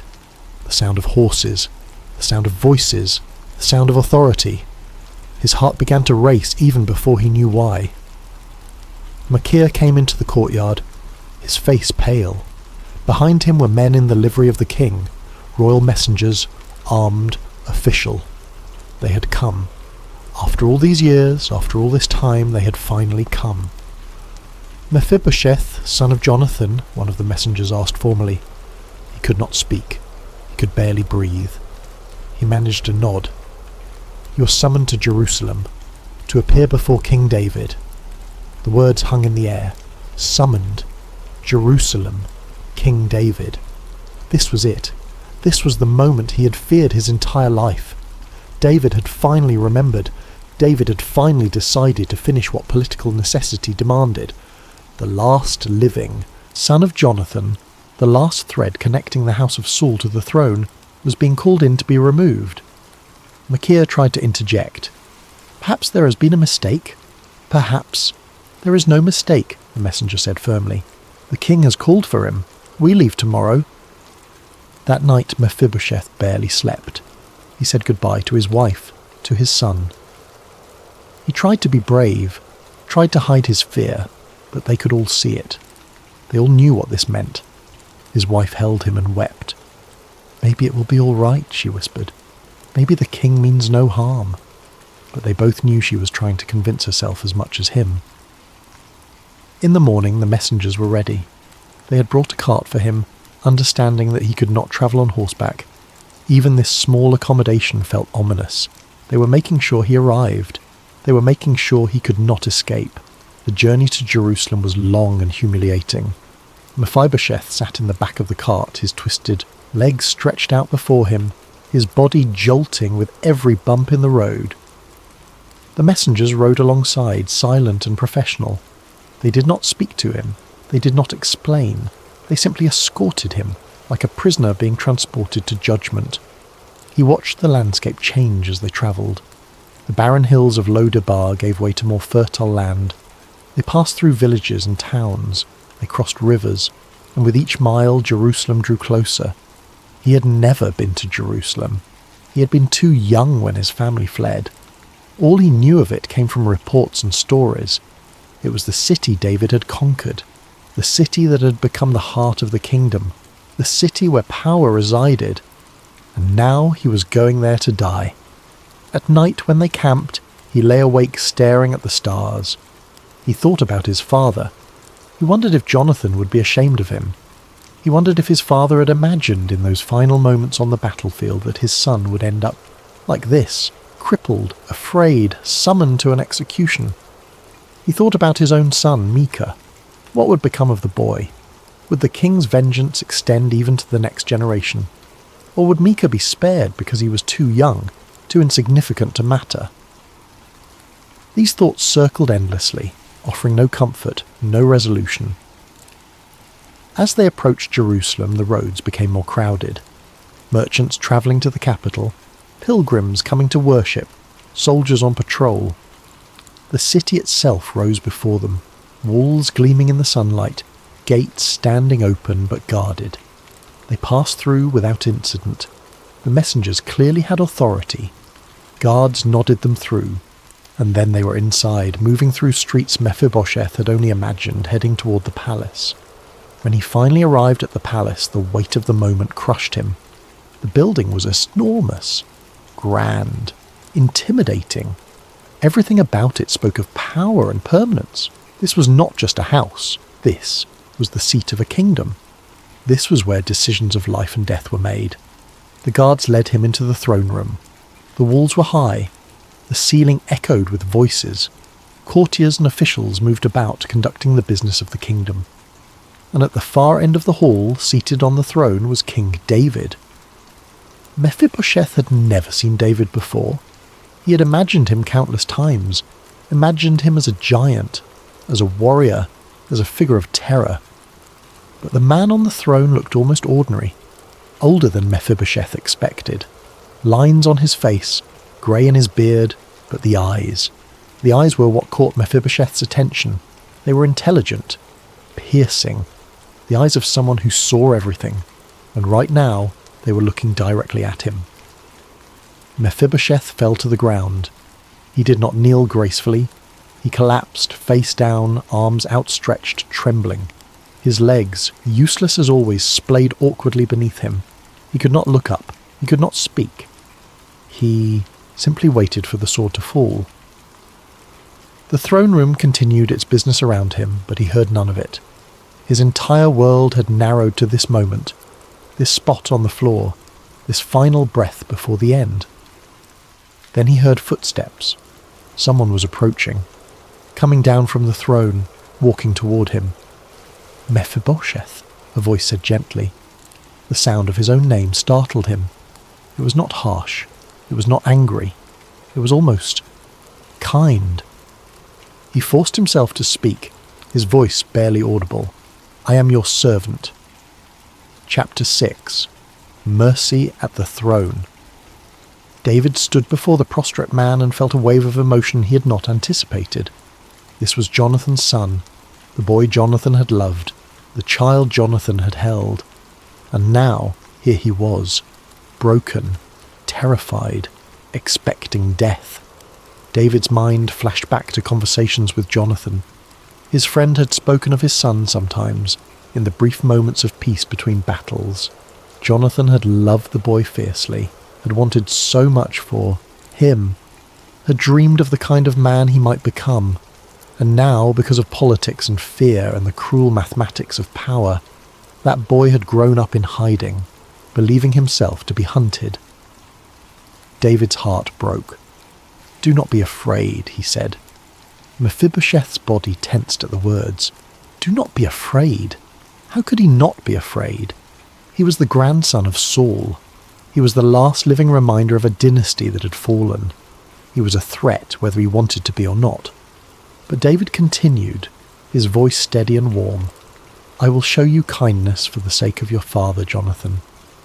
Mephibosheth's mind struggled to process the words. Kindness?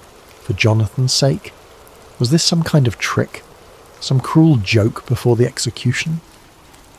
David kept speaking, and with every word the impossible became real. "I will restore to you all the land that belonged to your grandfather Saul, all the fields, all the property. It is yours again, and you will always eat at my table." The throne room seemed to spin. Mephibosheth's thoughts tumbled over each other, unable to form coherence. Not execution, not exile, not even tolerance, restoration, invitation. a place at the king's table. Around the throne room, courtiers had stopped their conversations. Officials had paused their business. Everyone was watching. This was unprecedented. This was extraordinary. David motioned to his servants. "Help him up." Hands reached down, gently lifting Mephibosheth from the floor. He stood shakily, his legs barely supporting him, his whole body trembling. He looked at David, really looked at him for the first time. And what he saw in the king's face was not anger or calculation or political manoeuvring. It was genuine compassion. Mephibosheth bowed his head, his voice shaking. "What is your servant, that you should notice a dead dog like me?" The phrase was not false humility. It was genuine. In that moment, Mephibosheth believed every word.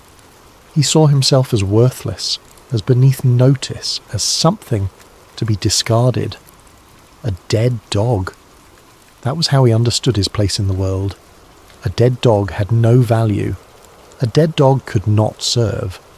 A dead dog was less than nothing, not even alive enough to be useful. That was how deeply shame had rooted itself in his identity. But David's face changed. He stepped closer, looking Mephibosheth directly in the eyes. "You are the son of my covenant brother," David said firmly. "You are Jonathan's son. That is who you are, and I made a promise." He turned to the assembled court. "Let it be known, Mephibosheth, son of Jonathan, is restored. All that belonged to Saul is his. He will live in Jerusalem, and he will eat at my table as one of my own sons." Then David called for Ziba. The servant appeared quickly, bowing low. David's instructions were clear and detailed. "You and your sons and your servants will work the land that belonged to Saul. The produce will support Mephibosheth and his household, but Mephibosheth himself will always eat at my table." Ziba bowed.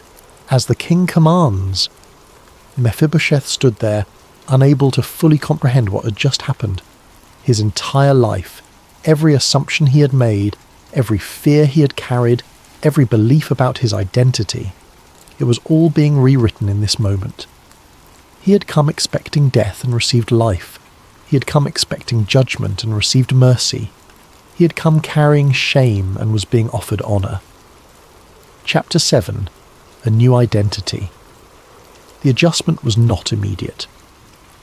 In the days following the throne room encounter, Mephibosheth moved through his new life in a kind of daze. He was given rooms in the palace. Servants attended to his needs. He was provided with clothes befitting his new status. Everything had changed. But inside he still felt like the man from Lo-Debar, the crippled grandson hiding in no pasture, the one who did not belong. The first time he was called to dinner at the king's table, his hands shook so badly he could barely hold his cup. He sat among David's sons, grown men, warriors, princes, and felt like an imposter. They were polite. They welcomed him. But he could feel their curiosity. Who was this crippled stranger their father had elevated? Why was he here? David, at the head of the table, seemed to sense his discomfort. He engaged Mephibosheth in conversation, asking about his life, his family, his son Micah. Nothing heavy, nothing that required Mephibosheth to perform, just genuine interest. Slowly, over the course of that first meal, something inside Mephibosheth began to soften. These men were not his enemies. David was not his executioner. This was real. This was actually happening. Still, old patterns are hard to break. That night, alone in his room, he waited for the other shoe to drop. He waited for someone to come and tell him it was all a mistake. He waited for the conditions to be revealed. Surely David wanted something in return. Surely there was a price. But no one came. The next day was the same, and the day after. That. And the day after that. Every evening, without exception, he sat at the king's table and ate alongside David's sons. He listened to their conversations. He watched the way David led with wisdom and grace. He saw the king laugh with his children, discuss matters of state, settle disputes, offer counsel. And slowly something inside him began to shift. One evening, several weeks after his arrival, one of David's younger sons asked him about his injury. It was an innocent question, asked without malice, just curiosity. Mephibosheth found himself telling the story.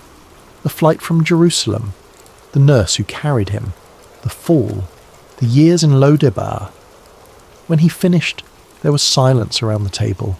Then David spoke. "You have carried that burden for a long time." Mephibosheth nodded, unsure what to say. "But it does not define you," David continued. "Your legs may be crippled, but your heart is not. Your body may be broken, but your spirit does not have to be." It was such a simple statement, but it landed with the force of revelation. Your legs may be crippled, but your heart is not. Mephibosheth had spent his entire adult life believing that his disability disqualified him from mattering, that his inability to walk properly meant he had nothing to offer, that his brokenness made him less than human. But David was saying something different. David was saying that physical limitation did not equal personal worthlessness, that what was broken in his body did not have to be broken in his identity. That night, for the first time in years, Mephibosheth slept peacefully. The transformation did not happen overnight. It happened in small moments, accumulated over weeks and months. It happened when David asked his opinion on a matter and actually listened to his response. It happened when David's sons began to treat him not as a charity case, but as a brother. It happened when he realized he could contribute, not through physical labor, but through wisdom, through presence, through being part of something larger than himself. His legs were still crippled. That had not changed. When he walked, he still limped. When he moved, he still struggled. But the way he saw himself began to transform. He was no longer defined by what had been taken from him. He was no longer defined by the fall that had broken his body. He was no longer the forgotten son of a fallen house. He was a guest at the king's table. He was honoured. He was provided for. He was loved. Not because he had earned it. Not because he was strong or capable or useful, but because the king had made a promise, and the king kept his word.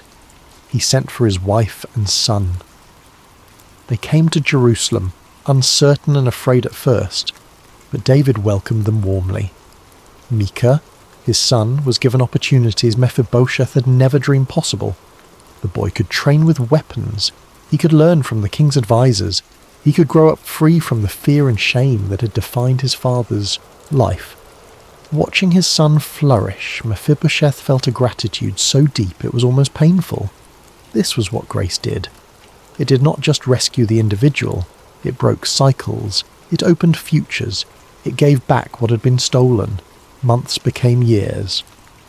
Mephibosheth's place at the table became permanent. It became normal.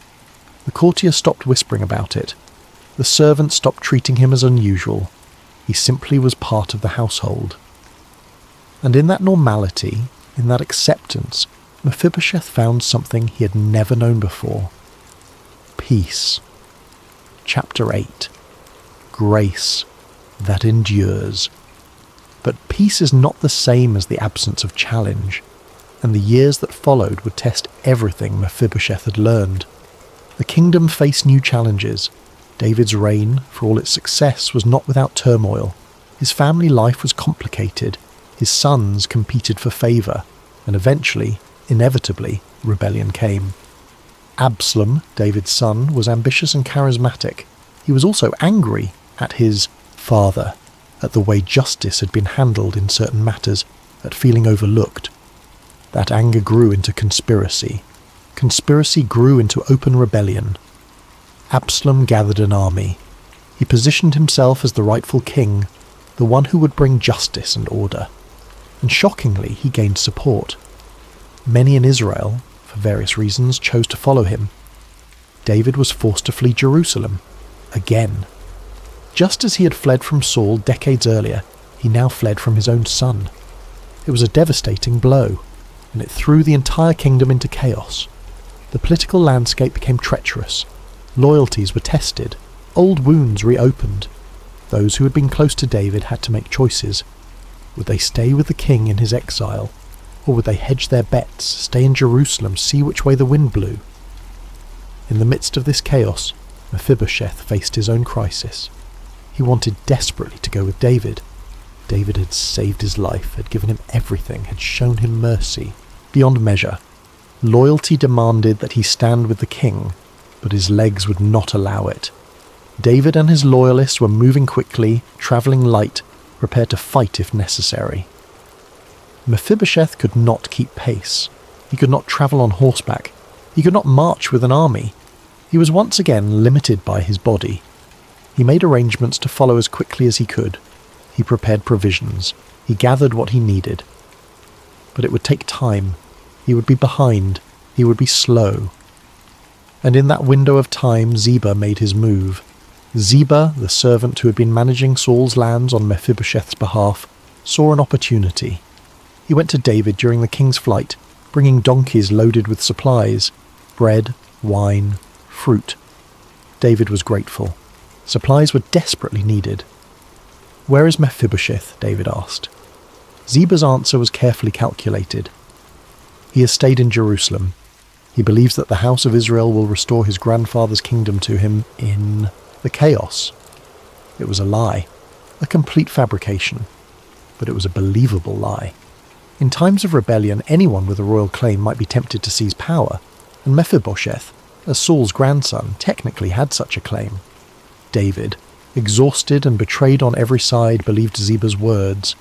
In that moment, surrounded by treachery, it seemed plausible. It seemed like just one more betrayal in a long line of betrayals. He turned to Ziba. "Everything that belonged to Mephibosheth is now yours." Ziba bowed, hiding his satisfaction. He had gambled and won. Meanwhile, back in Jerusalem, Mephibosheth knew nothing of this conversation. He was still trying to leave, still trying to catch up to David's company, his progress agonizingly slow. When he finally realized he could not reach David in time, when he understood that the king had already left the area and he had no way of knowing where David had gone, Mephibosheth made a decision. He would wait, he would stay loyal, he would not groom himself, would not wash his clothes, would not present himself as though everything was normal. He would mourn David's absence, he would pray for the king's return, and he would trust that somehow, someday, the truth would be known. The weeks that followed were agony. Absalom controlled Jerusalem. His supporters filled the palace. The city that had become Mephibosheth's home was now occupied by those who opposed the man who had saved him. Every day was a test of faith. Every day required him to trust that David would survive, that David would return, that the grace he had been shown was real and permanent and not dependent on circumstance. Finally news came. David's forces had won. Absalom was dead. The rebellion was crushed. The king was returning to Jerusalem. Mephibosheth wept with relief. He prepared to meet David, but he did not change his appearance.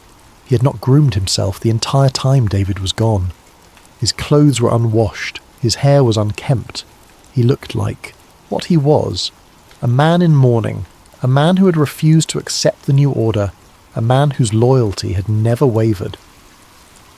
When David entered Jerusalem, Mephibosheth went out to meet him. He moved as quickly as his legs would allow, pushing through the crowds, desperate to see the king.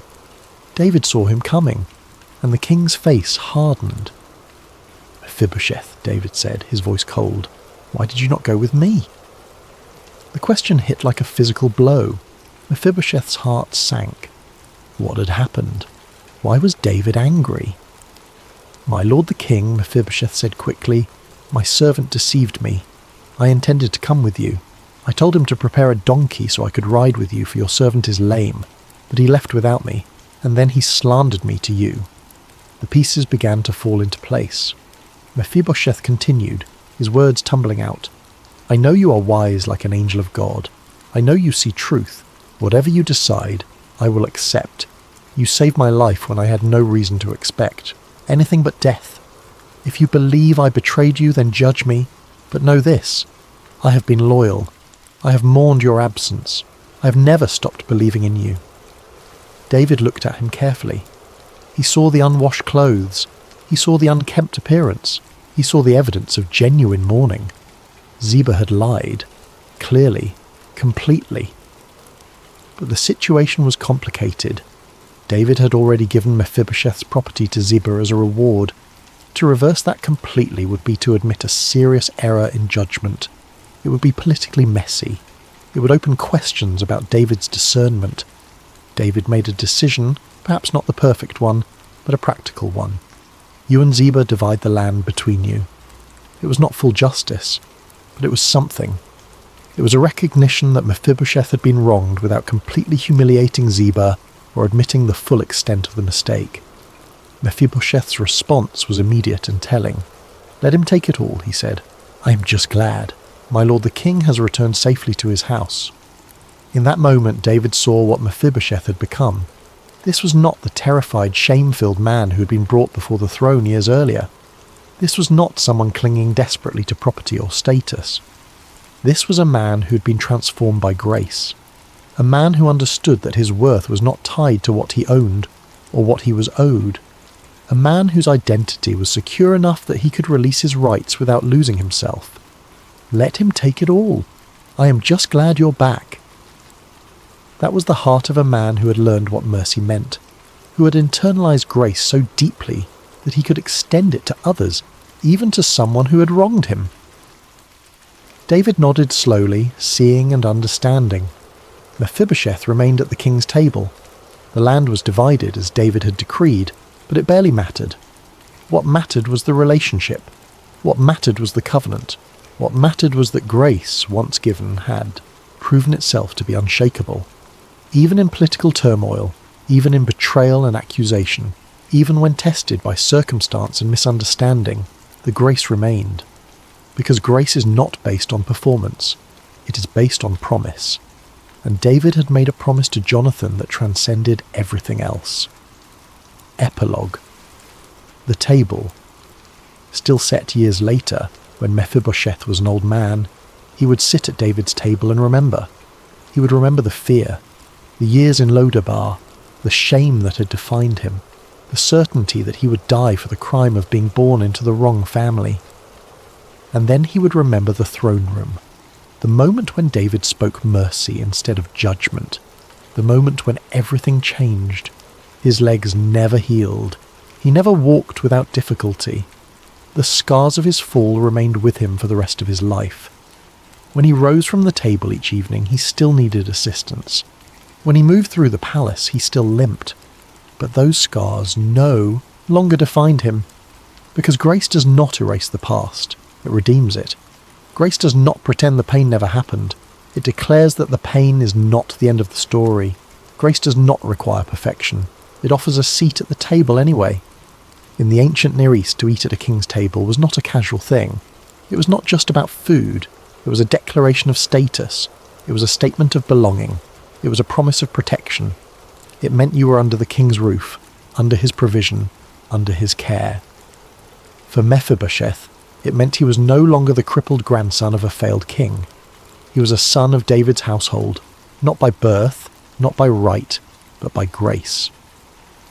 The story of Mephibosheth spread throughout Israel. People told it to their children. They remembered the king who kept his covenant.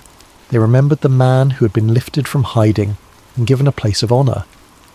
And in the retelling, the story became more than just history. It became a picture of something deeper, something universal, something that spoke to the human condition itself. Because Mephibosheth's story is not unique. In a spiritual sense, it is everyone's story. We are all crippled, not necessarily physically, but in the ways that matter. We are broken by circumstances beyond our control. We carry shame for things that were not our fault. We hide in barren places because we believe we have nothing to offer. We expect judgment because we cannot imagine mercy. And into that fear, into that shame, into that hiding, comes a summons. Come to the table, not because you've earned it, not because you're strong enough or good enough or capable enough, not because you can walk without limping or contribute without limitation. Just come. There is a place set for you. There has always been a place set for you, not because of who you are, but because of who the king is. The king who keeps covenants, the king who remembers the forgotten, the king who looks at broken people and sees not dead dogs, but beloved children. Mephibosheth lived out his days in Jerusalem at David's table, a living testament to grace. His son Micah grew up free from the shame his father had known. The cycle was broken, The curse was lifted, and at the end of his life, when Mephibosheth looked back over the strange and merciful arc of his story, he understood something profound. The fall that had crippled him had not been the defining moment of his life. The throne room had been the moment when he stopped being defined by his brokenness and started being defined by the king's mercy. That was the moment everything changed. That was the moment he stopped being a dead dog and became a son. This is the echo of a greater truth that resonates through all of time. There is a table still being set, not in an ancient palace, but in the heart of God. And at that table, there is room for the crippled, the ashamed, the fearful, and the forgotten. There is room for those who believe they are worthless. There is room for those who have been hiding in barren places, waiting for nothing, expecting nothing, hoping for nothing. There is room for those who have been broken by falls they did not choose, for those who carry scars that will never fully heal, for those who move through life with a limp. Grace arrives where shame has settled in, and the invitation is not based on what you can offer. It is not based on your strength, or your capability, or your worthiness. It is based on a covenant made long before you were born, a promise kept by a king who does not forget. The table is set.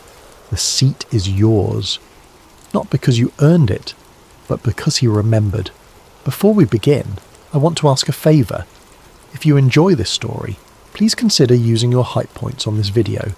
It helps the channel more than you possibly know, and it means the world to us.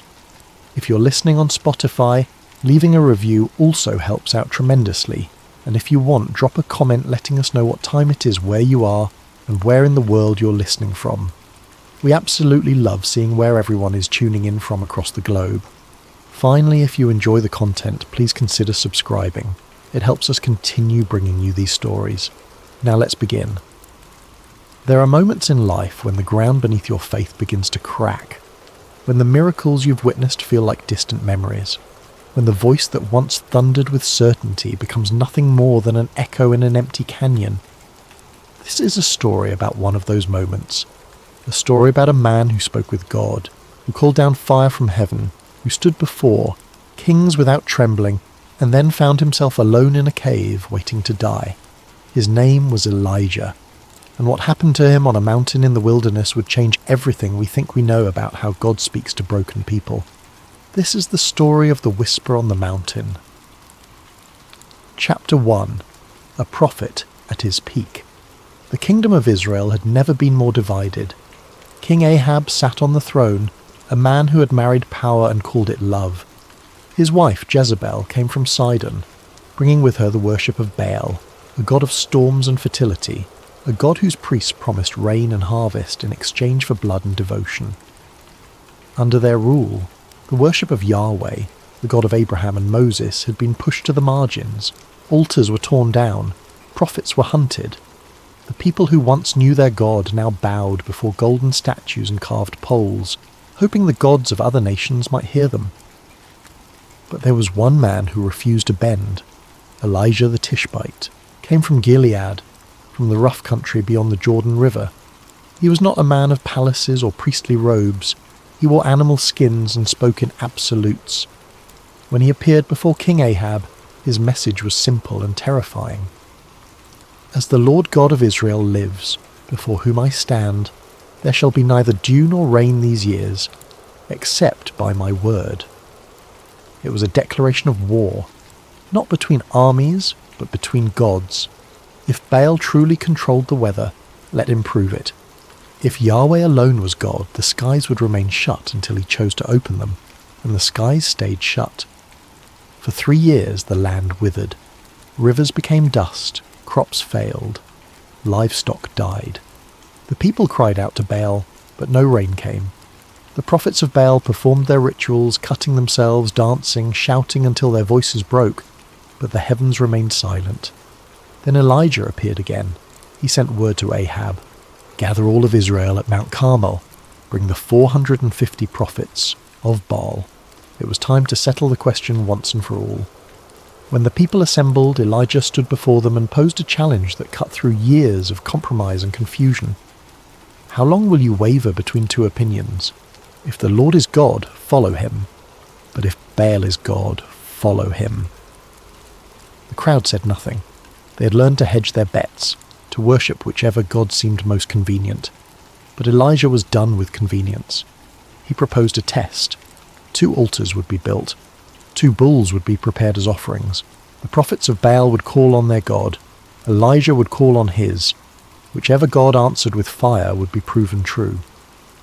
The prophets of Baal went first. From morning until afternoon they called out, they danced, they cut themselves with swords and spears until their blood ran down their bodies. Elijah watched and mocked them. "Shout louder. Maybe your God is deep in thought, or busy, or travelling. Maybe he's sleeping and needs to be awakened." But there was no response, no voice, no fire, nothing. As evening approached, Elijah stepped forward. He rebuilt the altar of the Lord that had been torn down. He arranged the wood. He prepared the sacrifice. Then he did something that seemed like madness. He ordered that the altar be drenched with water. 4 large jars were poured over the offering, then 4 more, then 4 more again. The water ran down and filled the trench around the altar. Then Elijah prayed, not with frenzy or showmanship, but with quiet confidence. "Lord, God of Abraham, Isaac, and Israel, let it be known today that you are God in Israel and that I am your servant and have done all these things at your command. Answer me, Lord, answer me, so these people will know that you, Lord, are God and that you are turning their hearts back again." The fire fell, not a spark, not a gradual flame. Fire from heaven that consumed the sacrifice, the wood, the stones, the soil, and even the water in the trench. The people fell on their faces, crying out in terror and awe, "The Lord, he is God! The Lord, he is God!" The prophets of Baal were seized and executed in the valley below. Elijah climbed back to the top of Carmel, bent low to the ground, and prayed for rain. He sent his servant to look toward the sea. Nothing. He prayed again. Nothing. 7 times he prayed, and on the 7th the servant returned with news. A cloud as small as a man's hand is rising from the sea. Within minutes the sky turned black with clouds. The wind rose, and the rain came. After 3 years of drought, the rain came in torrents. Elijah ran ahead of Ahab's chariot all the way to Jezreel, empowered by the hand of the Lord, his faith riding the crest of an undeniable miracle. He was at the peak of his prophetic power. He had stood before a nation and proven God's supremacy. He had called down fire and rain. He had witnessed the people return to worship the true God. In that moment Elijah must have felt invincible. But that feeling would not last. Chapter 2. The threat that changes everything. When King Ahab returned to Jezreel, he told Queen Jezebel everything that had happened. He described the challenge on Mount Carmel, the failure of Baal's prophets, the fire from heaven, the slaughter in the valley, and the rain that ended the drought. For Ahab, these were simply facts, events to be reported. But for Jezebel, they were a declaration of war against everything she had built. She sent a messenger to Elijah with a simple, chilling promise. "May the gods deal with me, be it ever so severely, if by this time tomorrow I do not make your life like that of one of them." She meant the dead prophets. She meant blood and execution. She meant that his victory would be meaningless if he did not live to see the next sunset. And something inside Elijah broke. This was the same man who had stood before King Ahab without fear, the same man who had challenged hundreds of false prophets alone, the same man who had just witnessed the most spectacular demonstration of God's power in a generation. But now, faced with the threat of one woman, he ran. He did not stand his ground. He did not call down fire. He did not wait for God to protect him.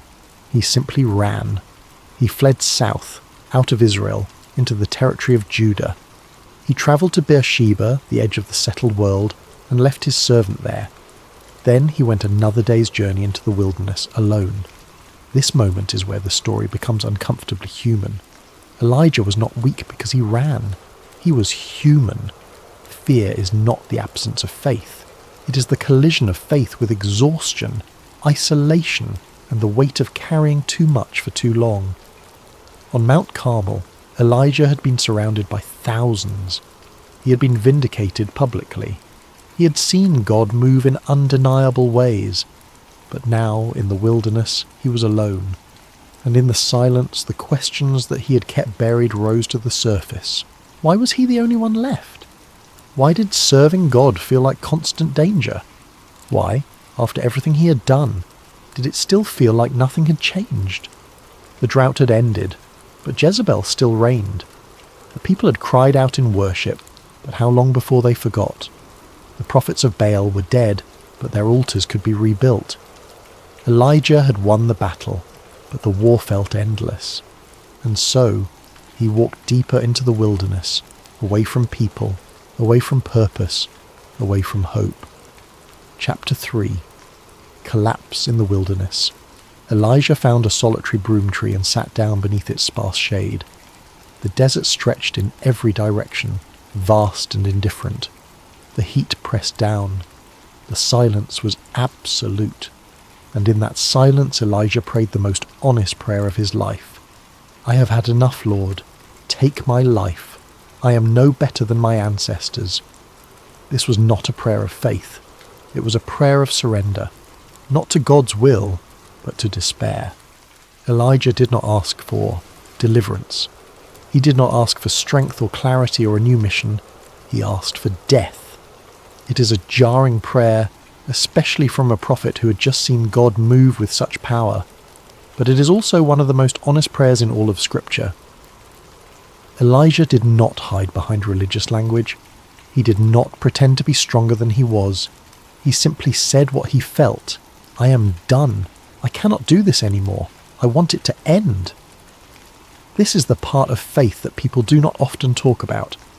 The part where serving God does not feel glorious or meaningful. The part where the cost feels too high and the burden too heavy. The part where you wonder if you have given everything and received nothing in return.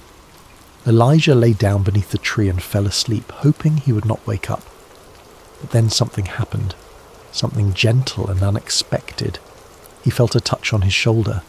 A voice spoke. Get up and eat. Elijah opened his eyes. Beside him was a freshly baked cake of bread on hot stones and a jar of water. There was no explanation, no sermon, no rebuke for his despair, just provision, just kindness. He ate, he drank, then he lay down again and slept. The angel returned, touched him again, spoke again. Get up and eat, for the journey is too much for you. Elijah rose. He ate the bread and drank the water, and something shifted. Not in his emotions necessarily, but in his body. The food sustained him in a way that felt beyond natural. Strengthened by that meal, Elijah travelled for 40 days and 40 nights, walking deeper into the wilderness toward a destination he may not have fully understood yet. He was heading toward Horeb, the mountain of God, the same mountain where Moses had encountered the burning bush, the same mountain where the law had been given, the same mountain where the covenant between God and Israel had been forged.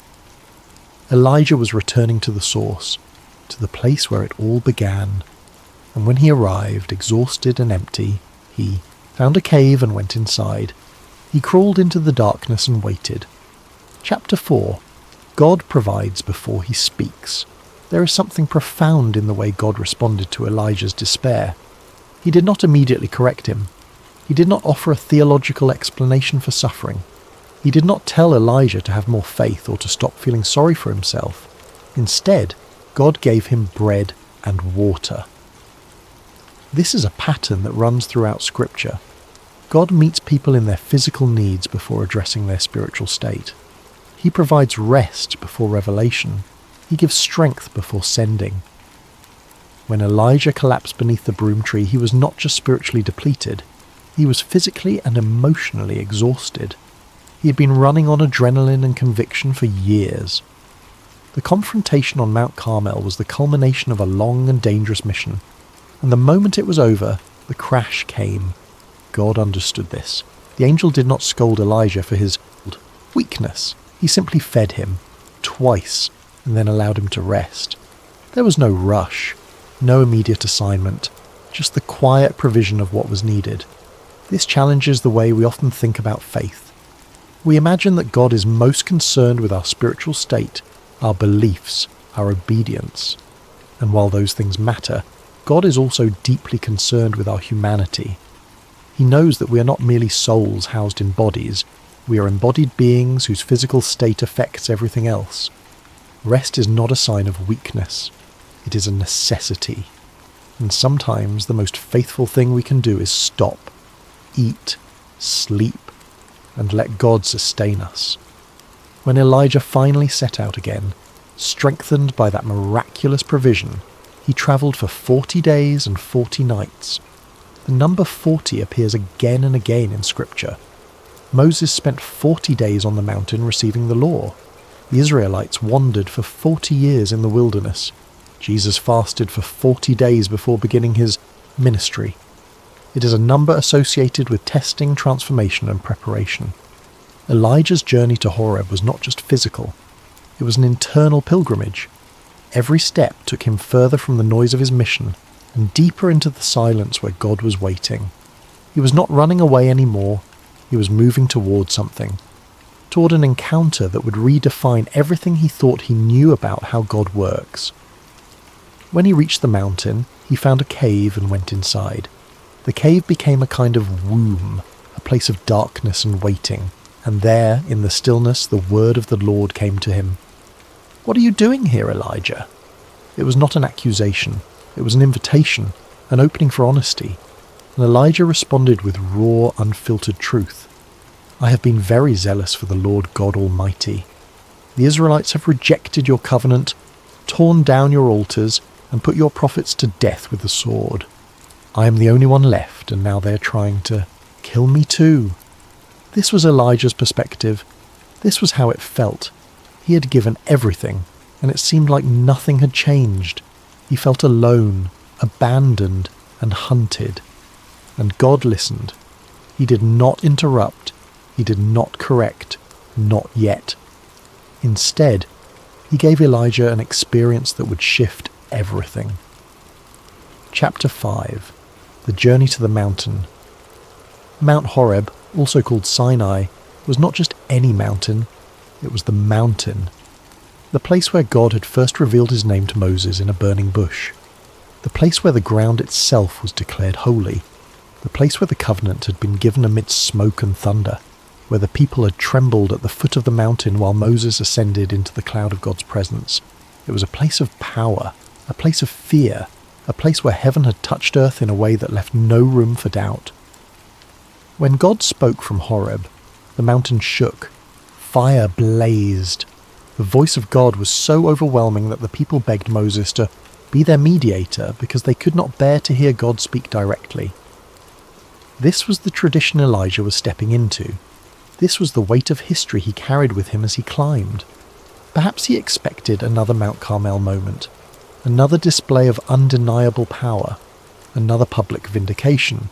After all, this was where God had appeared before. This was where miracles happened. But when Elijah arrived, there was no fire, no thunder, no voice from the clouds, just a cave, just silence, just the long, empty stretch of waiting. He went inside the cave and sat in the darkness. The stone was cool against his skin, the air was still, and he waited. Hours passed, maybe days. The solitude pressed in, thick and heavy. And then finally the word of the Lord came. "What are you doing here, Elijah?" It was a question without judgment, but it demanded an answer. Not for God's sake. God already knew, but for Elijah's. Sometimes we do not fully understand what we are feeling until we say it out loud. Elijah's response poured out like water from a broken vessel. "I have been very zealous for the Lord God Almighty. The Israelites have rejected your covenant, torn down your altars, and put your prophets to death with the sword. I am the only one left, and now they are trying to kill me too." Every word carried the weight of isolation, the exhaustion of being the last one standing, the bitterness of feeling forgotten. Elijah was not asking for comfort. He was stating facts as he saw them. He had done everything right, and it had cost him everything. And now, even after the victory on Mount Carmel, nothing felt secure. God's response was not what Elijah expected. "Go out and stand on the mountain in the presence of the Lord, for the Lord is about to pass by." Elijah obeyed. He stepped out of the cave and stood on the rocky ledge, facing the vast expanse of the wilderness. The wind began to pick up. At first, it was just a breeze, then it grew stronger and stronger, until it became a roaring gale that tore at his clothing and threatened to knock him off his feet. Then the wind became something else entirely. Chapter 6. Power without presence. The wind that struck the mountain was not a natural wind. It was a force of pure destruction. It howled through the canyons and shattered rocks, sending boulders tumbling down the cliffs. The noise was deafening, a sound like the world itself was being torn apart. Elijah braced himself, shielding his face, waiting for the voice of God to speak from the storm. But the Lord was not in the wind. As the wind subsided, the ground began to tremble. It started as a low rumble, deep beneath the surface, and then the entire mountain shook. The earth groaned and split. Fissures opened in the rock. Dust and debris filled the air. It was the kind of earthquake that topples cities, that swallows armies, that leaves nothing standing in its wake. Elijah clung to the stone, his heart pounding, expecting at any moment to hear the voice that spoke worlds into existence. Surely this was it. Surely this was how God would speak to him, just as he had spoken to Moses from the thunder and smoke. But the Lord was not in the earthquake. Then came the fire, not a small flame, but a roaring inferno that swept across the face of the mountain. It consumed everything in its path, turning stone black, burning away every living thing. The heat was unbearable. The light was blinding. Fire was the signature of God's power. Fire had fallen on Mount Carmel. Fire had led the Israelites through the wilderness as a pillar by night. Fire had descended on Sinai when the law was given. But the Lord was not in the fire. And then, in the aftermath of wind and earthquake and flame, there was silence. Complete, absolute silence. The kind of silence that feels heavy, that presses into your ears and your chest and makes you aware of your own breathing. And in that silence there was a sound, not loud, not dramatic, just a gentle whisper, a still, small voice, so quiet that it would have been missed if Elijah had not been listening, so soft that it required stillness and attention and the willingness to lean in. When Elijah heard it, he pulled his cloak over his face and went back to the entrance of the cave. He knew in that moment that he was standing in the presence of the living God, not because of power, but because of intimacy, not because of spectacle, but because of tenderness. God had not come in the wind, the earthquake, or the fire. He had come in the whisper. This was a moment of profound revelation. Elijah had spent his entire ministry in the mode of power. He had called down drought and fire. He had confronted kings and executed false prophets. His faith had been expressed through bold, public acts of divine intervention, and those things were real. God had been in those moments. But here, on the mountain, God was teaching Elijah something new, that power is not the only way God speaks, that sometimes the most important truths are communicated not through spectacle, but through stillness, that the same God who can shake the earth and split the sky can also speak in a whisper so quiet that only those who are truly listening will hear it. The still, small voice was not weaker than the wind or the earthquake or the fire. It was more personal, more intimate, more direct. It was the voice of a God who does not need to shout to be heard, a God who chooses to meet his people not in their strength, but in their brokenness, not in their certainty, but in their doubt. And when that voice asked the question again, it carried a different weight. "What are you doing here, Elijah?" Chapter 7. The still small voice. Elijah stood at the mouth of the cave, his face covered, and answered the same way he had before. "I have been very zealous for the Lord God Almighty.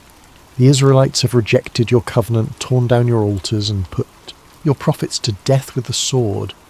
I am the only one left, and now they are trying to kill me too." The words were identical, but the context had changed. The first time Elijah spoke them, he was pouring out his frustration into the void, unsure if anyone was listening. Now, he was standing in the presence of God, having witnessed power and then heard the whisper. And God's response was not rebuke, it was redirection. God began by gently correcting Elijah's perception. Elijah believed he was the only one left, but that was not true. God had reserved 7,000 in Israel who had not bowed to Baal, 7,000 people who still worshipped in secret, who had not compromised, who had remained faithful even when it seemed like the entire nation had fallen away. Elijah was not alone. He had never been alone. His isolation was real, but it was not total, and this is one of the great dangers of despair. It distorts our vision. It makes us believe that the struggle is ours alone, that no one else understands, that we are the last one standing. But God sees the whole picture. He knows the hidden faithful, the quiet believers, the ones who do not make headlines but who remain steadfast. Then God gave Elijah new instructions. His mission was not over. There was still work to be done. He was to anoint Hazael as king over Aram. He was to anoint Jehu as king over Israel, and he was to anoint Elisha as his successor. These were not small tasks. They were political and prophetic acts that would shape the future of nations. But they were also acts of continuity. God was telling Elijah that the work would continue beyond him, that he did not have to carry the weight of everything alone, that there were others who would take up the mantle. The instruction to anoint Elisha was particularly significant. Elijah had been operating as if he were the last prophet, the final voice of God in a godless nation. But God was preparing someone to come after him. The ministry would not end with Elijah's death or retirement. It would be passed on. The torch would be carried. This is a profound mercy. God was releasing Elijah from the burden of believing that everything depended on him. He was not indispensable. He was not the final hope. He was a servant, yes, but he was part of a larger plan that stretched far beyond his own life. And in that moment, standing on the mountain, hearing the still, small voice outline the path forward, something inside Elijah began to heal. Not immediately, not completely, but enough. Enough to take the next step. Enough to return to the world. Enough to believe that even in the midst of exhaustion and fear and doubt, God had not abandoned him. The encounter on Mount Horeb did not erase Elijah's struggles. He would still face danger. He would still question. He would still carry the weight of a difficult calling. But he would no longer carry it alone, believing he was the only one left, and he would no longer expect God to speak only in fire and thunder. He had learned that God also speaks in whispers, in stillness, in the quiet moments when the world is silent, and all that is left is the sound of his voice, gentle and sure. Chapter 8. God's answer to Elijah's fear. The conversation on the mountain was not just about mission. It was about identity. Elijah had defined himself by his role as prophet, by his victories, by his willingness to stand alone. And when that identity felt threatened, when the victory on Mount Carmel did not result in permanent change, when Jezebel's threat reminded him that the fight was far from over, he collapsed. God's response was not to bolster that old identity, but to expand it, to remind Elijah that he was not defined solely by his prophetic acts, but by his relationship with the one who called him, to show him that strength is not the absence of fear, but the willingness to keep moving even when you are afraid. The anointing of Elisha was a pivotal moment. When Elijah descended from the mountain and found Elisha ploughing a field with 12 yoke of oxen, he threw his cloak over him. It was a symbolic act, a passing of the mantle, a declaration that the work would continue. Elisha left everything, slaughtered his oxen, burned his ploughing equipment, and followed Elijah. He became not just a successor, but a companion, someone to walk alongside, someone to share the burden. This is one of the gifts God gave Elijah in his despair. Community, not crowds, not public vindication, but one person to walk with, one person to invest in, one person who would carry the mission forward when Elijah could not. the story of Elijah does not end on the mountain. He continued to prophesy. He continued to confront kings. He continued to call the nation back to God. But something had shifted. He was no longer operating from a place of isolated strength. He had learned that weakness is not the end of usefulness. That doubt does not disqualify you, that even the strongest believers experience fear, exhaustion, and the temptation to give up. And perhaps most importantly, he had learned that God does not always speak in the ways we expect, that the fire from heaven and the still, small voice are both expressions of the same God. That power and tenderness are not opposites, but two sides of the same divine nature. Years later, when Elijah's time on earth was ending, he did not die.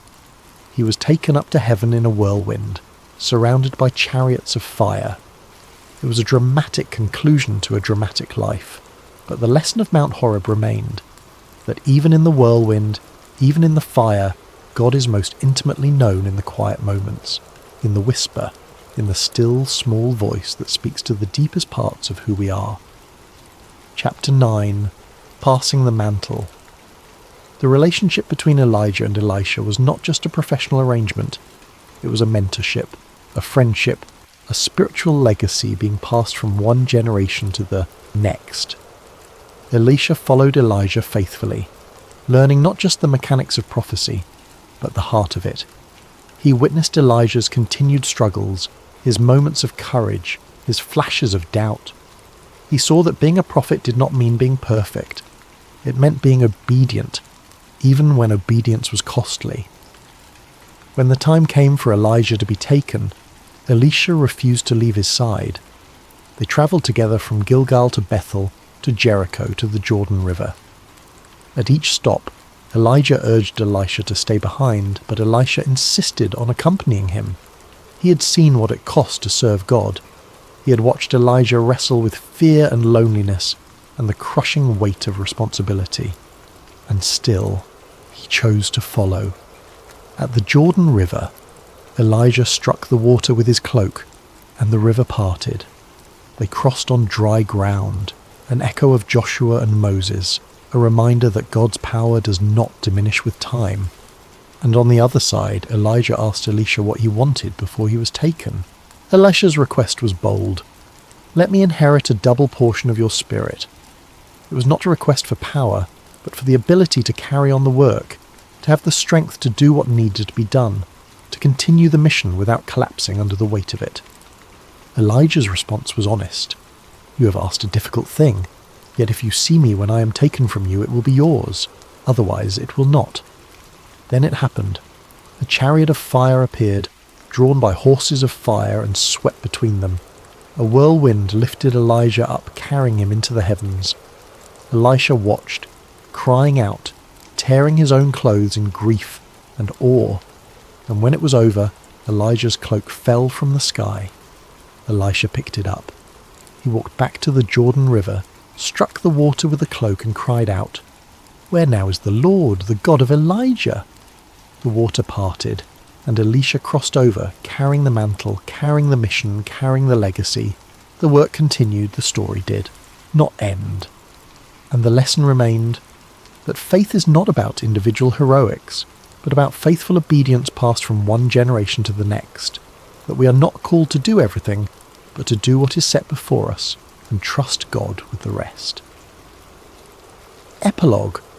When God speaks softly, there is a temptation, especially in moments of crisis, to believe that God has abandoned us if we do not hear his voice in power. We wait for the burning bush, the pillar of fire, the parting of the sea.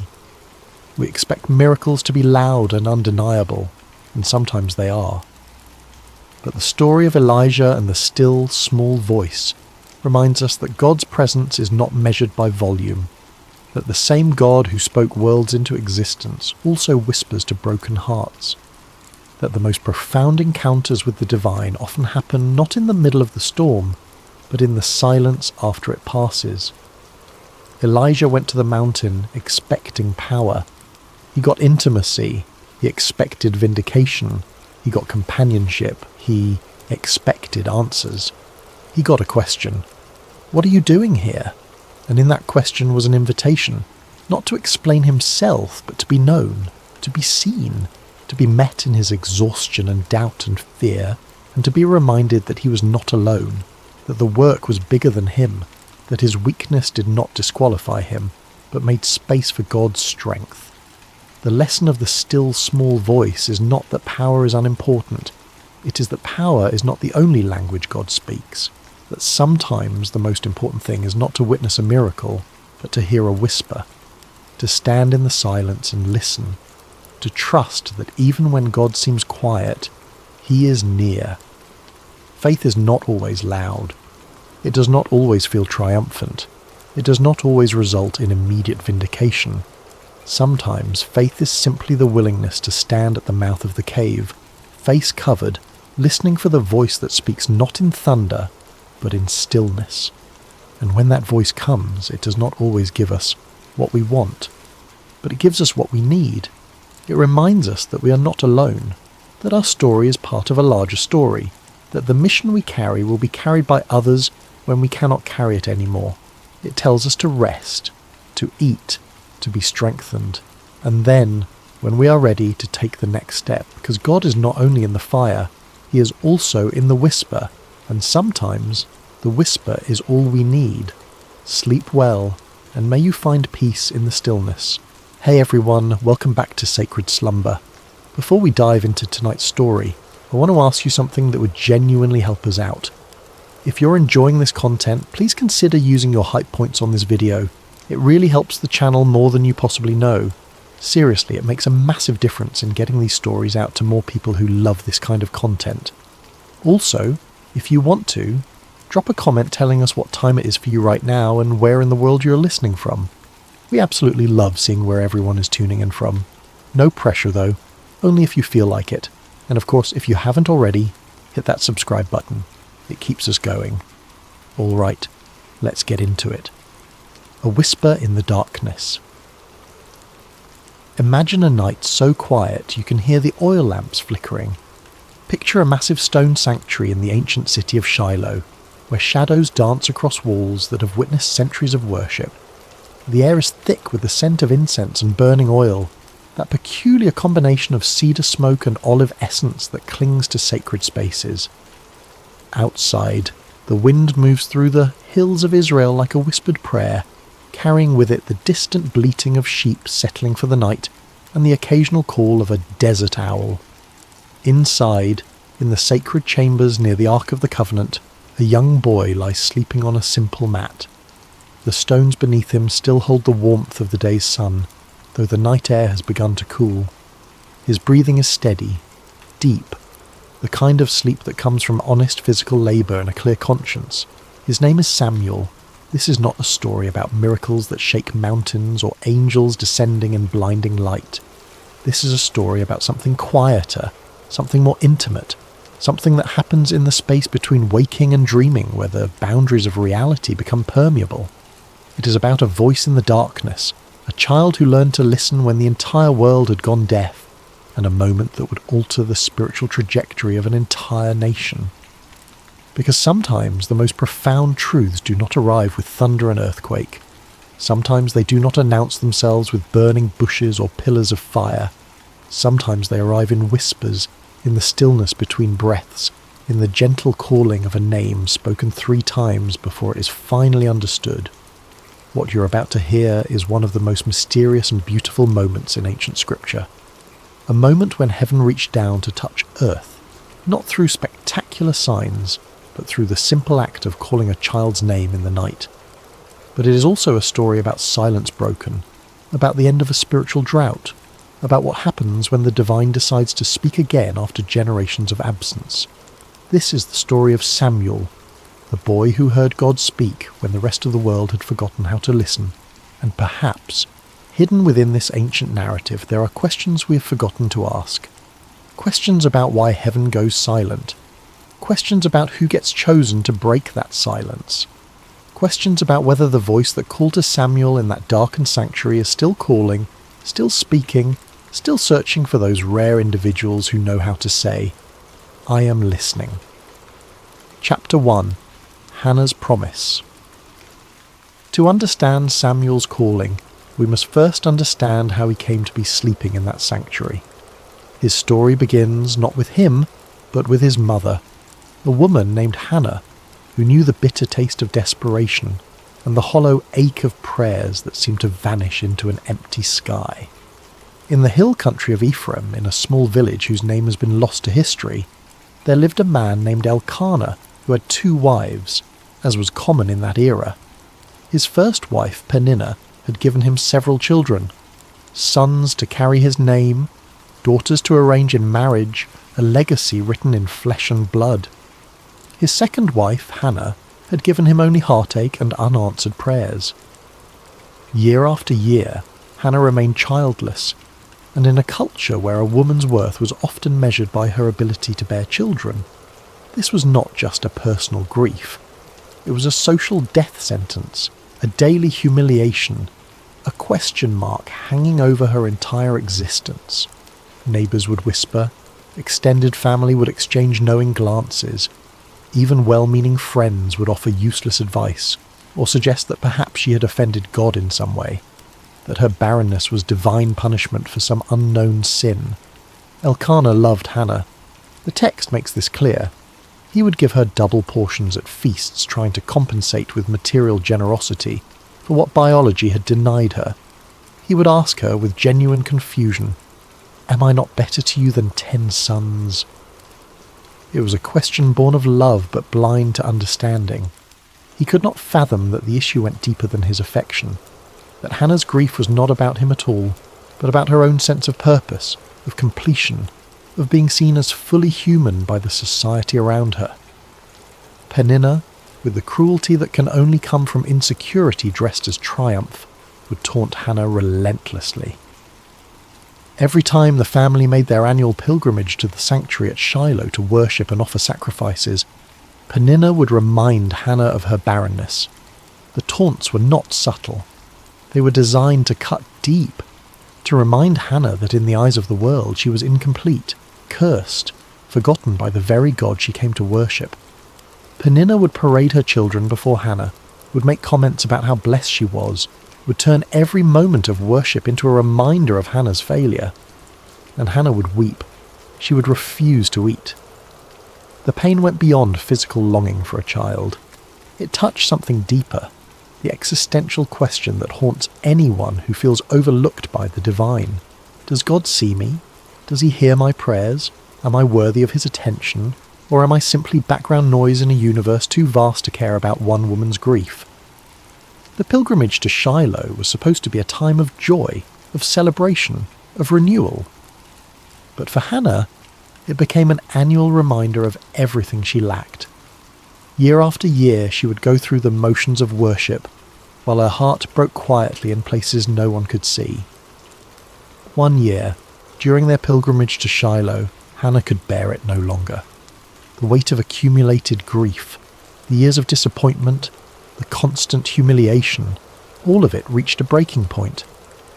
While the rest of the family feasted after the sacrifice, celebrating with wine and roasted meat, Hannah slipped away to the entrance of the sanctuary. She stood there, in the place where earth met heaven, in the threshold between the mundane and the sacred, and she prayed with an intensity that went beyond words. Her lips moved, but no sound emerged. Her whole body shook with the force of her grief and desperation. Tears streamed down her face. Her hands trembled. This was not the polite ritualized prayer of public worship. This was raw, unfiltered communion with the divine. This was a woman pouring out her soul, holding nothing back, demanding to be heard by a God who had seemed deaf to her pleas for years. She made a vow that day, one that would echo through generations. If God would grant her a son, she would give him back to God. Not for a season, not for a few years, but for his entire life. The child would be dedicated to divine service from the moment he was weaned.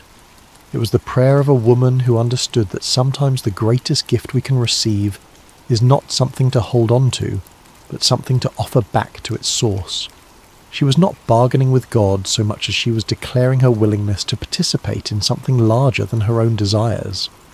Eli, the high priest, sat by the doorpost of the sanctuary and watched this strange woman swaying and muttering. In his aging, perhaps cynical view of human nature shaped by years of dealing with corrupt worshippers and his own corrupt sons, he assumed she was drunk. The accusation was harsh, almost cruel. "What are you doing here, intoxicated in the house of the Lord? How dare you bring your drunkenness into this sacred space?" Hannah lifted her eyes, and in them Eli saw not the glaze of wine, but the clarity of absolute desperation, the look of someone who has nothing left to lose, who has stripped away all pretense and pride, who stands naked before God with only their need. She explained that she was not drunk but deeply troubled, pouring out her soul before God. She had been praying out of her great anguish and grief. Something in her words, or perhaps in her eyes, or perhaps in the raw authenticity of her pain, convinced Eli. His response was both blessing and prophecy. "Go in peace, and may the God of Israel grant what you have asked of him." It is unclear whether Eli knew what he was saying, whether he was simply offering the standard priestly blessing, or whether something moved through him in that moment. Some whisper of the divine speaking through a man who had grown complacent in his religious duties. But the words landed on Hannah like rain on parched earth. Hannah left the sanctuary that day transformed. Her face was no longer downcast. She ate. The grief lifted from her countenance like a fog dispersing under the morning sun. She had been heard, if not by man, then by something infinitely greater. She did not yet have the child she longed for, but she had something perhaps more precious. The certainty that her prayers had reached their destination, that her voice had penetrated the silence, that she mattered to the God she served. Within the year, Hannah conceived. When she gave birth to a son, she named him Samuel, which in Hebrew carries the meaning heard by God, or asked of God, or some translations suggest name of God. The name itself was a testimony, a permanent reminder that this child was an answer to prayer, a gift that came from somewhere beyond the ordinary workings of the world.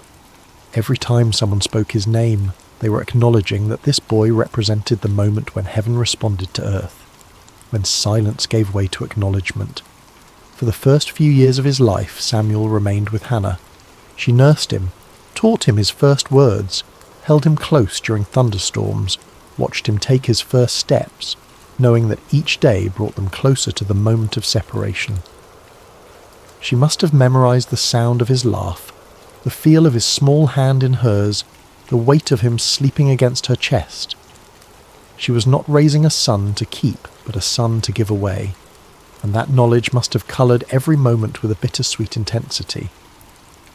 When he was old enough to be weaned, somewhere around 3 years old by the customs of that time, Hannah kept her vow.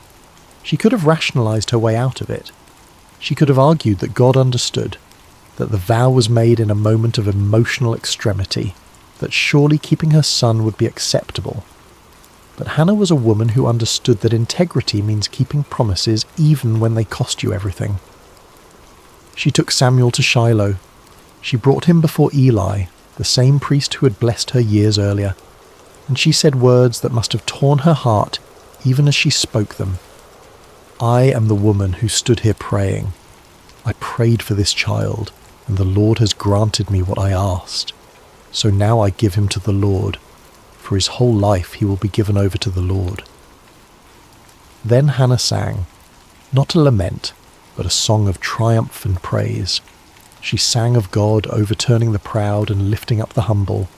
She sang of barren women bearing children and the powerful being brought low. She sang of the Lord bringing death and giving life, bringing down to the grave and raising up. She sang of God judging the ends of the earth, giving strength to his king and exalting his anointed. Her song was radical, revolutionary, a declaration that the God she served delighted in reversing the expectations of the world, in using the weak to shame the strong, in lifting up those the world had written off as irrelevant. And then she left her son in that sanctuary and went home.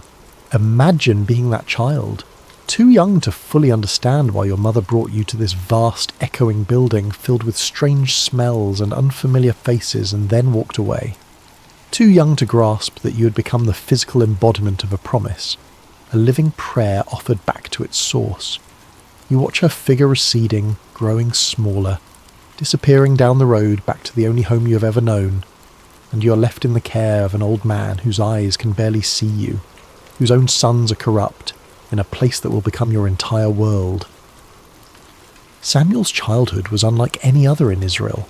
While other boys played in fields and learned their father's trades, running through olive groves and swimming in streams, Samuel grew up in the sacred space of the tabernacle. His world was one of ritual and reverence, of ancient objects and whispered prayers, of shadows and lamplight, and the constant awareness that this place was different from all other places. He opened the doors of the sanctuary each morning, flooding the holy space with light. It was his job to unlock the heavy wooden doors that seal the sacred from the profane, to let in the dawn and with it the worshippers who would come seeking connection with the divine. He assisted Eli in the daily tasks of worship, learning the intricate patterns of sacrifice and ceremony, memorizing which offerings are required, which procedures, understanding the difference between sin offerings and burnt offerings and peace offerings, learning to read the subtleties of ritual purity. He tended the lamps that burned through the night, ensuring their wicks were trimmed and their oil replenished.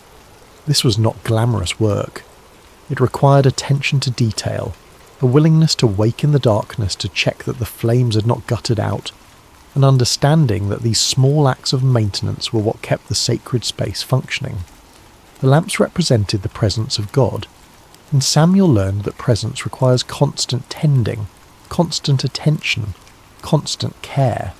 He cleaned the sacred vessels, swept the courts, washed the linens used in ceremonies, helped prepare the incense, carried water, ran errands. He memorized scriptures, learning to recite the stories of Abraham and Isaac and Jacob, the tales of Moses and the Exodus, the laws given at Sinai. His education was entirely religious, entirely focused on service, entirely oriented towards something beyond himself. By all accounts, Samuel was a good child, humble, obedient, faithful in small things. The text tells us he grew in favour with both the Lord and with people. He was not resentful of his circumstances. He did not seem to chafe against the boundaries of his unusual childhood. Perhaps he had accepted that this was simply who he was, the boy who belonged to God, the boy who lived in the house of the Lord. But what must it have been like psychologically? To have no mother to comfort you when you woke from nightmares, to have no siblings to quarrel and play with, to grow up watching Eli's corrupt sons come and go, seeing the way they abused their position, hearing the whispers of their misconduct, to be surrounded by holiness and yet witness its corruption, to serve faithfully while those who should have been models of righteousness displayed only greed and lust and contempt for the sacred. Did Samuel wonder why he had been left here? Did he feel abandoned by the mother who had kissed him goodbye and walked away? Did he question whether the God he served even noticed his small acts of service? The text does not tell us. We see only the external facts, a boy growing up, performing his duties, learning his role.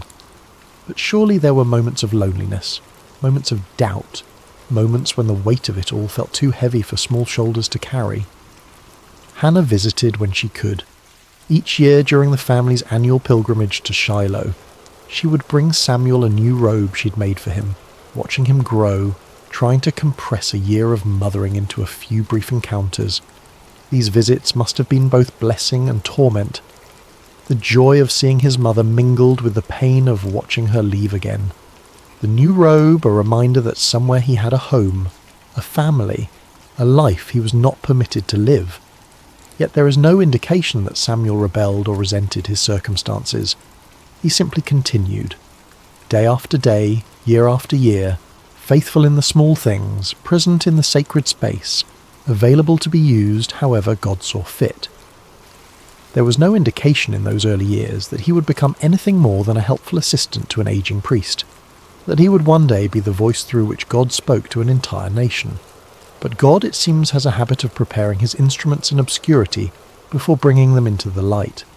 Samuel was being shaped by his circumstances, formed by his loneliness, refined by his faithfulness in tasks that no one celebrated. He was learning what it meant to serve without applause, to be obedient without immediate reward, to remain present even when presence felt like punishment. He was learning to listen in the silence. Chapter 2. The State of Israel at the Time. To appreciate what happened on that quiet night when God called Samuel's name, you need to understand the spiritual condition of Israel during this period. It was, to put it simply, a disaster. But the disaster raises uncomfortable questions that the text never fully answers. Questions about divine silence. Questions about why systems of worship become corrupt. Questions about what happens when the mediators between heaven and earth become obstacles instead of conduits. The problem started with Eli's sons, Hophni and Phinehas. These two men had inherited their father's position as priests, but they had not inherited his reverence for the sacred. They were corrupt in ways that went beyond simple moral failing. They actively perverted the worship of God, treating the sacrifices and offerings as opportunities for personal gain, turning the sacred into the profane with a systematic cruelty that suggests something darker than mere greed. When people brought animals to sacrifice at Shiloh, the priests were entitled to a specific portion of the meat according to the law of Moses. But Hophni and Phinehas were not content with their allotted share, with what had been designated as rightfully theirs. They wanted more. They wanted the best. They wanted what belonged to God. They would send their servants to threaten worshippers, demanding the choicest cuts of meat before the fat was even burned on the altar, as required by law. The fat belonged to God. That was non-negotiable in the sacrificial system. The burning of the fat was the moment when the sacrifice became truly sacred, when the offering transitioned from human gift to divine acceptance. But Hophni and Phinehas did not care about divine acceptance. They cared about their appetites. If people objected, if they tried to follow the proper procedures and insist that the fat be burned first, the servants would respond with threats of violence. We will take it by force if necessary. The priests were literally stealing from God, taking what belonged to the altar and consuming it themselves. They were turning worship into extortion, using their position of spiritual authority to exploit the vulnerable and the faithful. But their corruption went even darker, into territories that the text only hints at with uncomfortable brevity. They engaged in sexual immorality with women who served at the entrance to the sanctuary. These were women who had dedicated themselves to service at the tabernacle, who came to worship and serve with sincere devotion. And Hophni and Phinehas exploited them, used their authority and position to prey upon those who should have been under their protection. They turned the house of God into a place of exploitation and abuse, where the very people who were supposed to represent divine holiness became perpetrators of trauma. Worship became a source of fear rather than transcendence. People stopped coming, or when they came with cynicism and resentment, going through the motions but empty of faith. How could you trust a system where the gatekeepers were predators? How could you believe in the holiness of a place where the priests defiled it daily? The sanctuary at Shiloh, which was meant to be the central hub of Israel's spiritual life, became instead a monument to religious corruption. Eli knew what his sons were doing. The text makes this painfully clear. People told him. They came with reports of misconduct, of abuse, of exploitation. He heard the rumours and saw the evidence.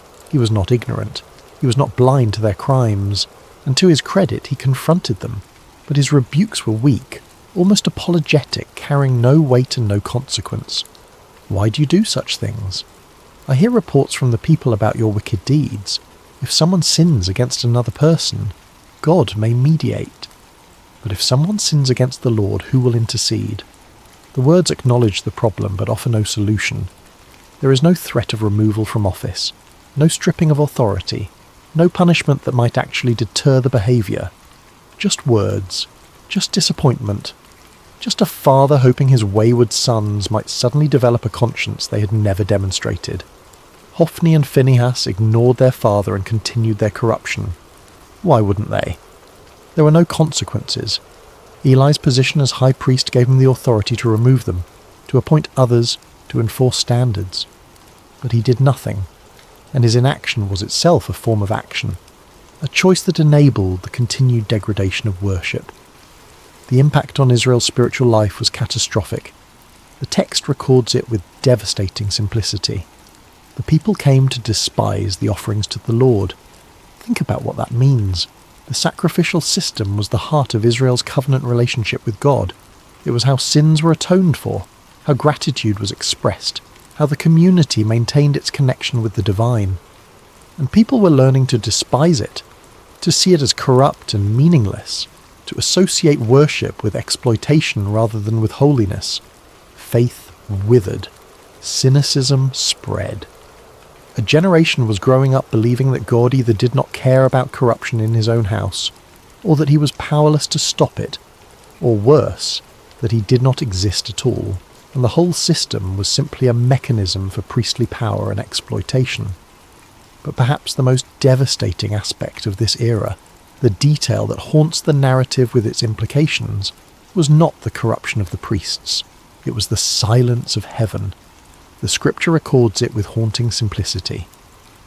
In those days, the word of the Lord was rare. There were not many visions. Think about what that means. In a culture where prophets and priests were meant to be the conduits between God and humanity, the channel had gone quiet. God was not speaking. Or if he was, no one was hearing. Prophecies were scarce to the point of being legendary.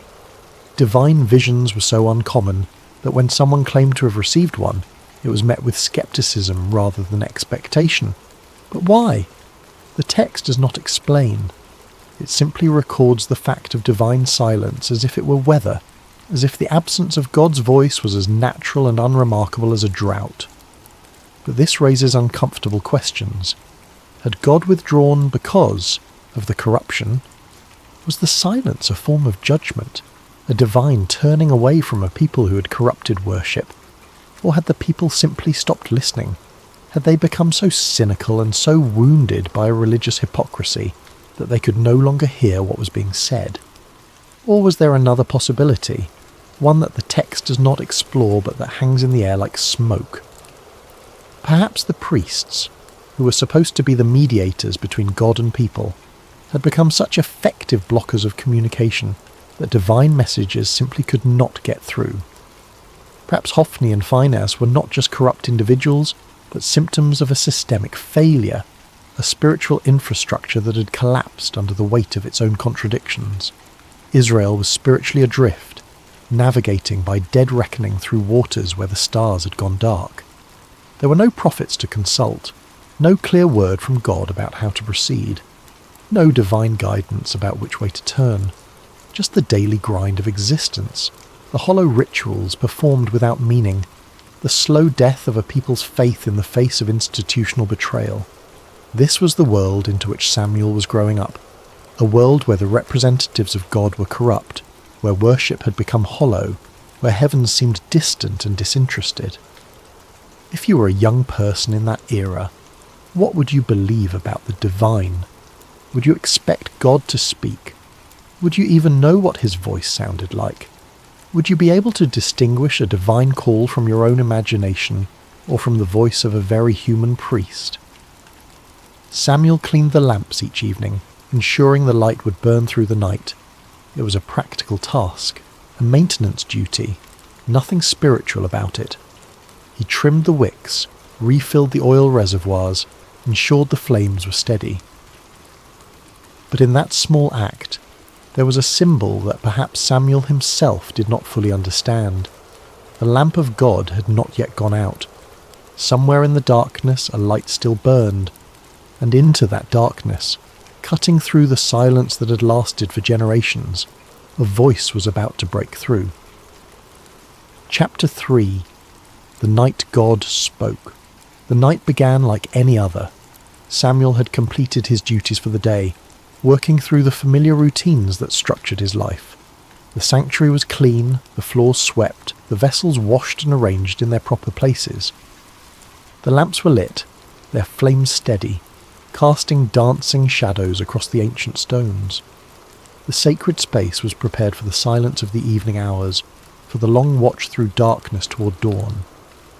Eli, now elderly and nearly blind, his eyes grown dim from age and perhaps from seeing too much corruption without acting, had retired to his usual place. He moved slowly now, carefully, feeling his way along walls he had walked beside for decades. His sleeping area was separate but nearby, close enough that Samuel could hear him if he called, out in the night. Samuel lay down in his customary sleeping spot somewhere near the chamber where the Ark of the Covenant rested. The exact location is not specified in the text, but the implication is clear. He slept in proximity to the most sacred object in all of Israel, closer to the physical representation of God's presence than anyone else in the nation that night. The Ark was the most sacred object in Israel, a gold-covered chest containing the tablets of the law, a jar of manna, and Aaron's staff that had budded. But more than its contents, the Ark represented the very presence of God among his people. It was the throne of the invisible King, the place where heaven touched earth, the point of contact between the divine and the mortal. To sleep near it was to sleep in the shadow of holiness, though Samuel likely thought nothing of it. This was simply where he slept, as ordinary to him as any bedroom, as familiar as his own breathing. The lamp of God was still burning, casting flickering shadows across the stone walls. This detail matters more than it might initially seem. In the Jewish tradition, the lamp in the sanctuary, the menorah that burned with consecrated oil, was not allowed to go out until morning light made it unnecessary. It represented the presence of God, the light that persisted even in darkness, the hope that had not yet been extinguished. The phrase, "the lamp of God had not yet gone out," carries within it both promise and warning. Not yet, but it could. The light was still burning, but barely. The presence was still there, but fading. As long as the lamp burned, there was hope. As long as the light persisted against the encroaching darkness, God had not abandoned his dwelling place entirely. Samuel drifted into sleep, a boy exhausted from the honest labour of serving in the house of God. His breathing slowed, his muscles relaxed. He sank into that deep, dreamless sleep that comes from physical work and a clear conscience. The sanctuary around him settled into its nighttime sounds. The creak of cooling stone, the whisper of wind through high windows, the distant cry of a night bird, the soft flutter of the lamp flames, and then, in the darkness, cutting through the silence like a knife through cloth, he heard his name. Samuel. The voice was clear, distinct, personal. Not a shout that would echo through the halls, but not a whisper that could be mistaken for imagination either. It had the quality of someone standing nearby, speaking with intention and purpose, with the certainty that they would be heard. It was a voice that expected a response. Samuel's eyes snapped open. His heart leaped in his chest. There was no confusion, no moment of disorientation. He knew immediately that someone had called him. The voice had been too clear, too deliberate, too unmistakably directed at him. In the darkness, with the lamp casting its uncertain light, Samuel did what made perfect sense to a boy who had grown up serving under an elderly priest. Eli must need something. The old priest was nearly blind now, stumbling in the darkness. Perhaps he had dropped something. Perhaps he needed water. Perhaps he was unwell and required assistance. Samuel threw off whatever covering he used against the night chill and ran to where Eli slept. "Here I am. You called me?" The response was immediate, instinctive. "Here I am." Two words that would become the defining posture of Samuel's entire life. Not, "What do you want?" Not, "Can it wait until morning?" Just presence. Just availability. Here I am.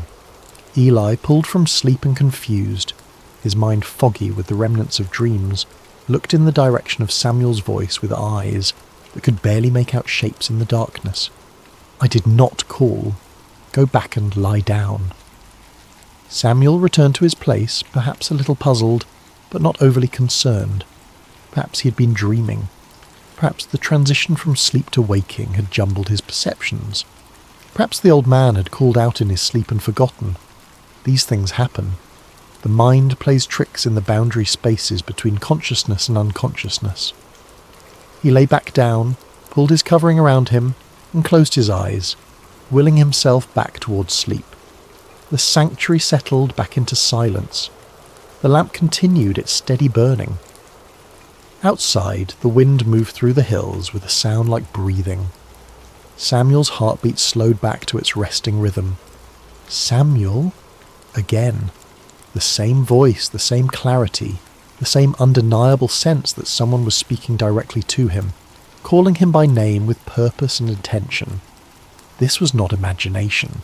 This was not the remnant of a dream clinging to the edge of waking. This was not the echo of Eli's voice misheard in the darkness. Someone had called his name clearly and deliberately, as real as the stone beneath him and the lamplight flickering against the walls. Once more, Samuel got up and went to Eli. His bare feet made soft sounds against the cold stone floor. His breathing was quicker now, his confusion deeper. If Eli had not called the first time, then who had? "Here I am. You called me." Eli, now more awake and perhaps slightly irritated at being disturbed a second time, sent him away again with a tone that suggested both confusion and mild frustration. "I did not call, my son. Go back and lie down." Samuel returned, but now there was a question forming in his mind that would not be silenced. If Eli was not calling him, then who was? Was someone playing a trick? Was there an intruder in the sanctuary hiding in the shadows, calling his name for some unknown purpose? But the voice had not seemed mischievous or threatening. It had been steady, certain, intimate, the kind of voice that knows you, that has the right to call your name. He lay back down, but this time sleep did not come easily. His eyes stayed open, staring into the darkness above him. His ears strained for any sound, any indication of who or what had spoken to him. The lamp flickered. A moth circled near its flame. Time stretched and compressed in that strange way it does when you are lying awake in the dark, unsure whether minutes or hours are passing. Samuel. The third time, Samuel abandoned any doubt or hesitation. Someone was calling him, and if it was not Eli, then perhaps the old priest was confused. Perhaps he was calling out without realizing it. Perhaps his dreams were speaking through him. Samuel got up once more, faster now, urgent, and went to Eli. He stood at the foot of the old priest's sleeping mat, his young face barely visible in the dim light that filtered in from the main chamber. "Here I am. You called me." And finally, after decades of serving in the sanctuary, after years of watching the word of the Lord become rare and vision scarce, after witnessing the corruption of his sons and the slow death of Israel's faith, Eli understood. The realization must have hit him like a physical blow. God was calling the boy, not the high priest, not the experienced religious leader, not the man who had served in this place for decades. The boy who cleaned the floors and tended the lamps and slept near the ark without fully comprehending what that meant. Eli's response is one of the most beautiful moments in the entire narrative.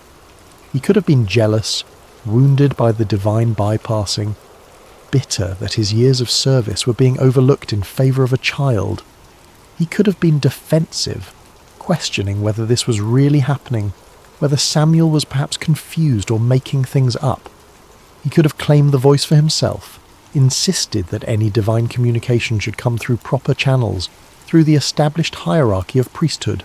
But instead, Eli became a teacher in the truest sense. He gave Samuel the gift of understanding and the words that would change everything. He put aside whatever personal feelings he might have had, and focused entirely on helping Samuel navigate what was about to happen.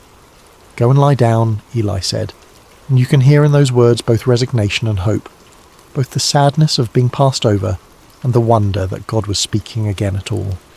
And if he calls you, say, "Speak, Lord, for your servant is listening." Those words, "Speak, Lord, for your servant is listening," not "Who are you?" not "What do you want?" not "Prove yourself to me." Just openness, just availability, just the humble acknowledgement that if God is speaking, the only appropriate response is to listen. Samuel returned to his place one more time. He lay down in the darkness, the lamp of God still burning nearby, casting its uncertain light across ancient stones, and he waited. His heart must have been pounding so hard he could hear it in his ears. His mind must have been racing with questions and fears and wonder. What does the voice of God sound like? What will he say? Am I worthy to hear it? What if I do not understand? What if I get it wrong? The silence stretched. The lamp flickered. Outside, the night continued its slow progression toward dawn. And then, for the fourth time, the voice came. But this time there was a difference. This time the name was repeated, spoken twice, with an intimacy and urgency that had not been there before. Samuel! Samuel! The repetition is significant. In Hebrew, when a name is called twice, it indicates intimacy, urgency, importance. Abraham, Abraham, Moses, Moses. Now Samuel, Samuel. This was not a casual summons. This was personal, direct, unmistakable. This time, the boy was ready. Following Eli's instructions exactly, word for word, he responded with the words that have echoed through millennia as the perfect posture of faith, the ideal response to divine initiative. Speak, for your servant is listening. And God spoke. What happened next was not what a child would want to hear. God did not give Samuel a message of encouragement or blessing. He did not reveal some beautiful mystery or share some cosmic secret about the nature of reality or the structure of heaven. He did not offer comfort or promise Samuel a glorious future. Instead, God gave Samuel a prophecy of judgment, and the judgment was against Eli's household, against the man who had been like a father to him, against the only family he had truly known. God told Samuel that he was about to do something in Israel that would make the ears of everyone who heard it tingle. That phrase, ears tingling, suggests something shocking, something that would reverberate through the nation like a physical sensation. This was not going to be a quiet judgment, a private correction. This was going to be public, unmistakable, impossible to ignore. He was going to carry out against Eli everything he had spoken concerning his family, from beginning to end. There had been warnings before. A prophet had come to Eli years earlier with a similar message, speaking of judgment to come, of the priesthood being taken from his lineage, of his sons dying on the same day. That prophecy had been spoken and then seemingly forgotten, filed away as one of those uncomfortable truths that people acknowledge but never really expect to see fulfilled. But God was saying now that the time of fulfillment had come. The warnings were over. The judgment was at hand. The reason was clear and devastating. Eli knew about the sins of his sons. He knew they were blaspheming God, treating the sacred as profane, exploiting women, stealing from the altar, corrupting worship itself. He had heard the reports. He had seen the evidence. He had confronted them, yes, but his rebukes were empty, carrying no weight, leading to no consequences.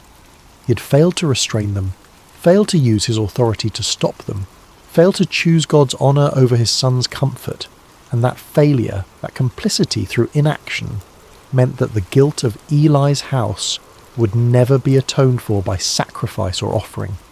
Think about what that means.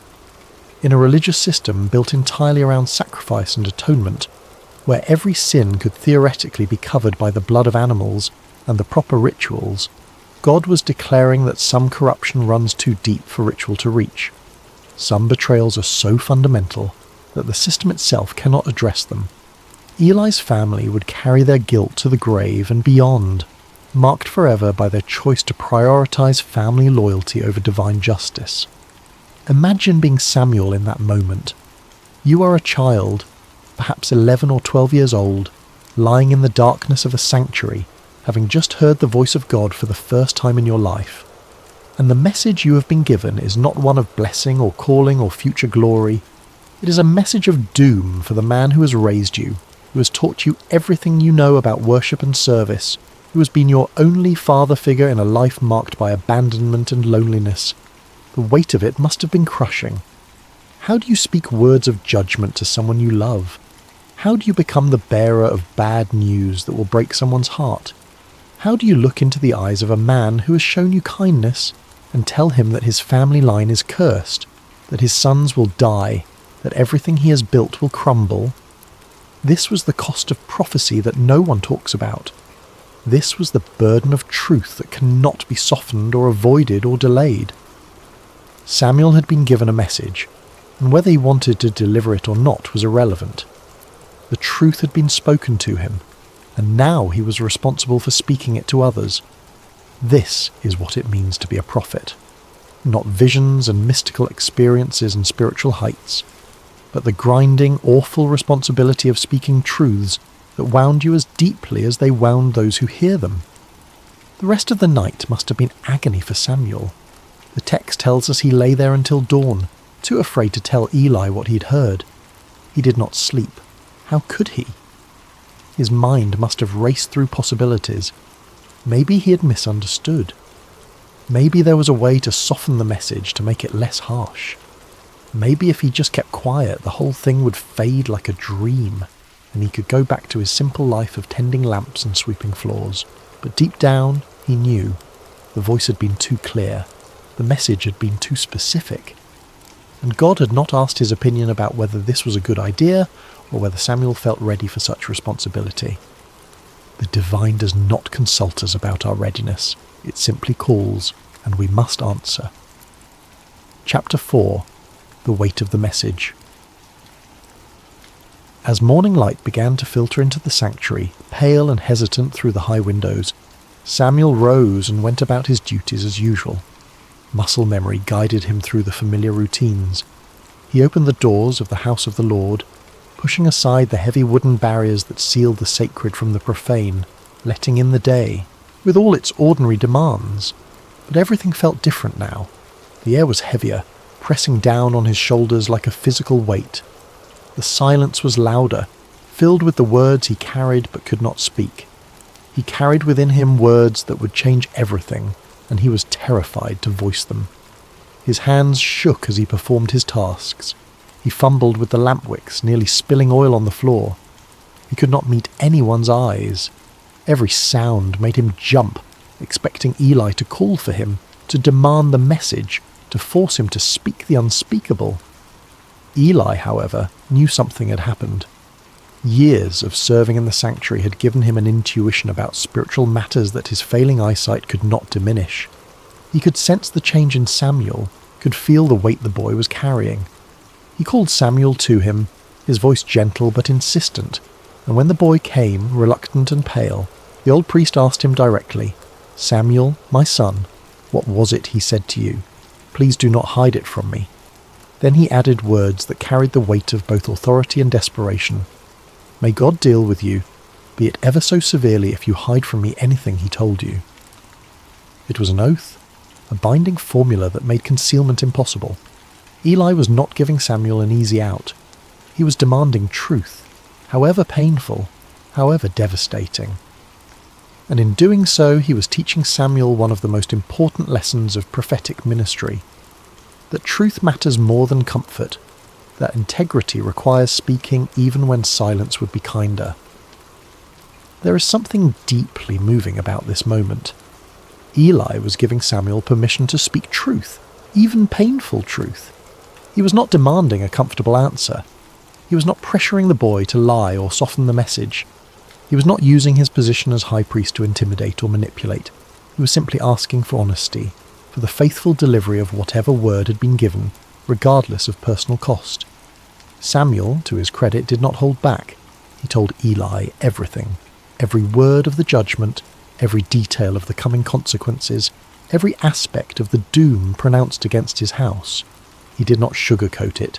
He did not try to make it easier to hear. He did not add comforting caveats or suggest ways the judgment might be avoided. He simply delivered the message as it had been given to him, faithful to both God and to Eli in his refusal to distort the truth. The words must have felt like stones in his mouth, each one heavy and sharp. He would have watched Eli's face as he spoke, looking for signs of anger or rejection or denial. But what he saw instead was something he had not expected. Eli's response is remarkable in its humility and resignation. He did not rage against the pronouncement. He did not question Samuel's experience or suggest the boy had misunderstood or imagined things. He did not blame Samuel for being the messenger or accuse him of disloyalty or ingratitude. He simply said, with a weariness that spoke of years of knowing this moment would come, "He is the Lord. Let him do what is good in his eyes." There is defeat in those words, yes, but there is also acceptance. a kind of peace that comes from finally having the truth spoken aloud, from no longer living in the shadow of unacknowledged reality.